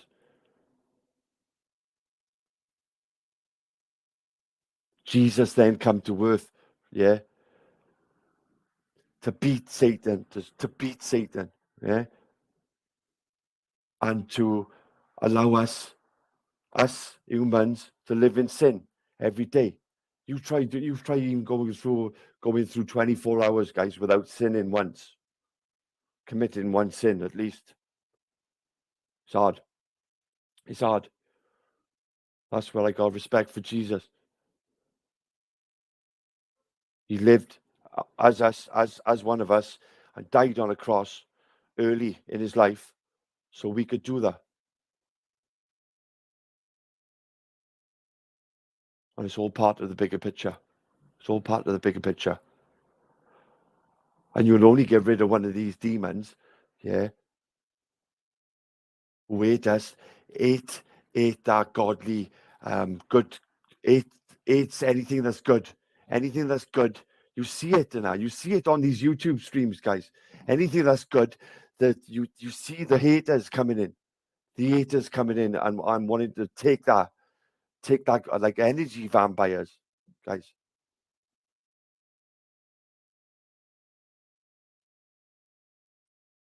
Be the light in the darkness. That's what I say to everybody. Be the light in the darkness. For Eden, where was that? The 33rd degree parallel on Earth in Mesopotamia, formerly known as Sidonia, Iraq, who we've bombed and blown the shit out of and taken all their antiquities because they can't allow this info to get out to everybody. And he had a helmet on. And the guy on the face on Mars has what? A helmet. Oh, Neil. Oh, Neil, that is funny. Fair play. Yeah. I don't know if I believe that, but that's funny.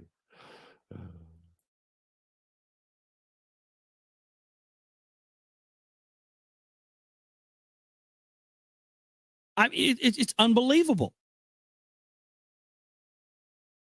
That's exactly what it was. It was a helmet.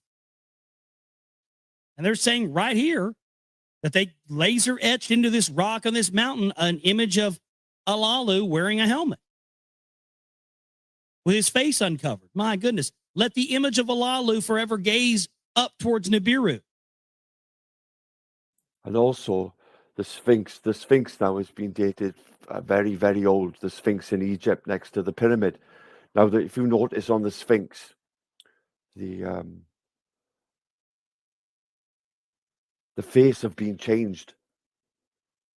So apparently, and what I believe was the original face on the Sphinx was one of these gods, and obviously one of the Egyptians then changed it because they were obviously the king of Egypt. So they changed it to suit their own face in their own image.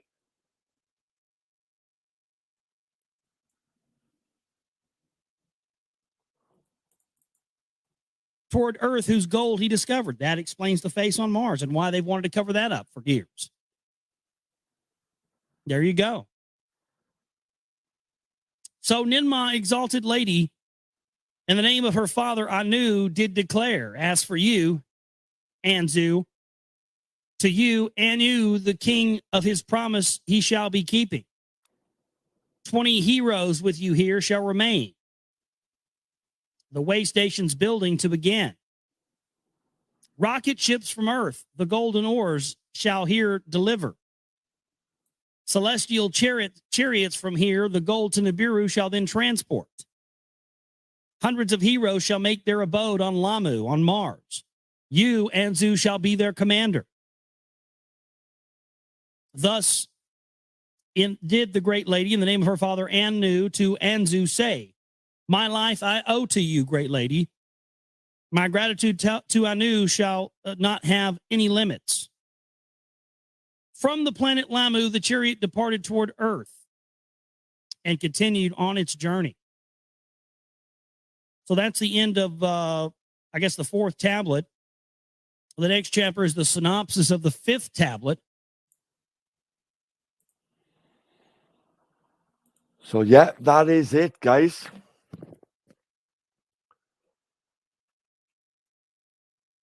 I was hooked after the first 4 tablets. I wanted to hear the next 4 straight away. I did. But yeah, there's a lot. I know, and I appreciate it's a lot. It's a lot of shit, especially with the other stuff that I've mentioned. It's a lot. It's a lot to take in, but it was enough to get my interest buds sort of like ticking over. I wanted to. I mean, it's something new. There is definitely something new to get to the truth, bottom of the truth. But guys, thank you all for coming along, keeping me company. I'll do tablets so we got 5 to 9 tomorrow.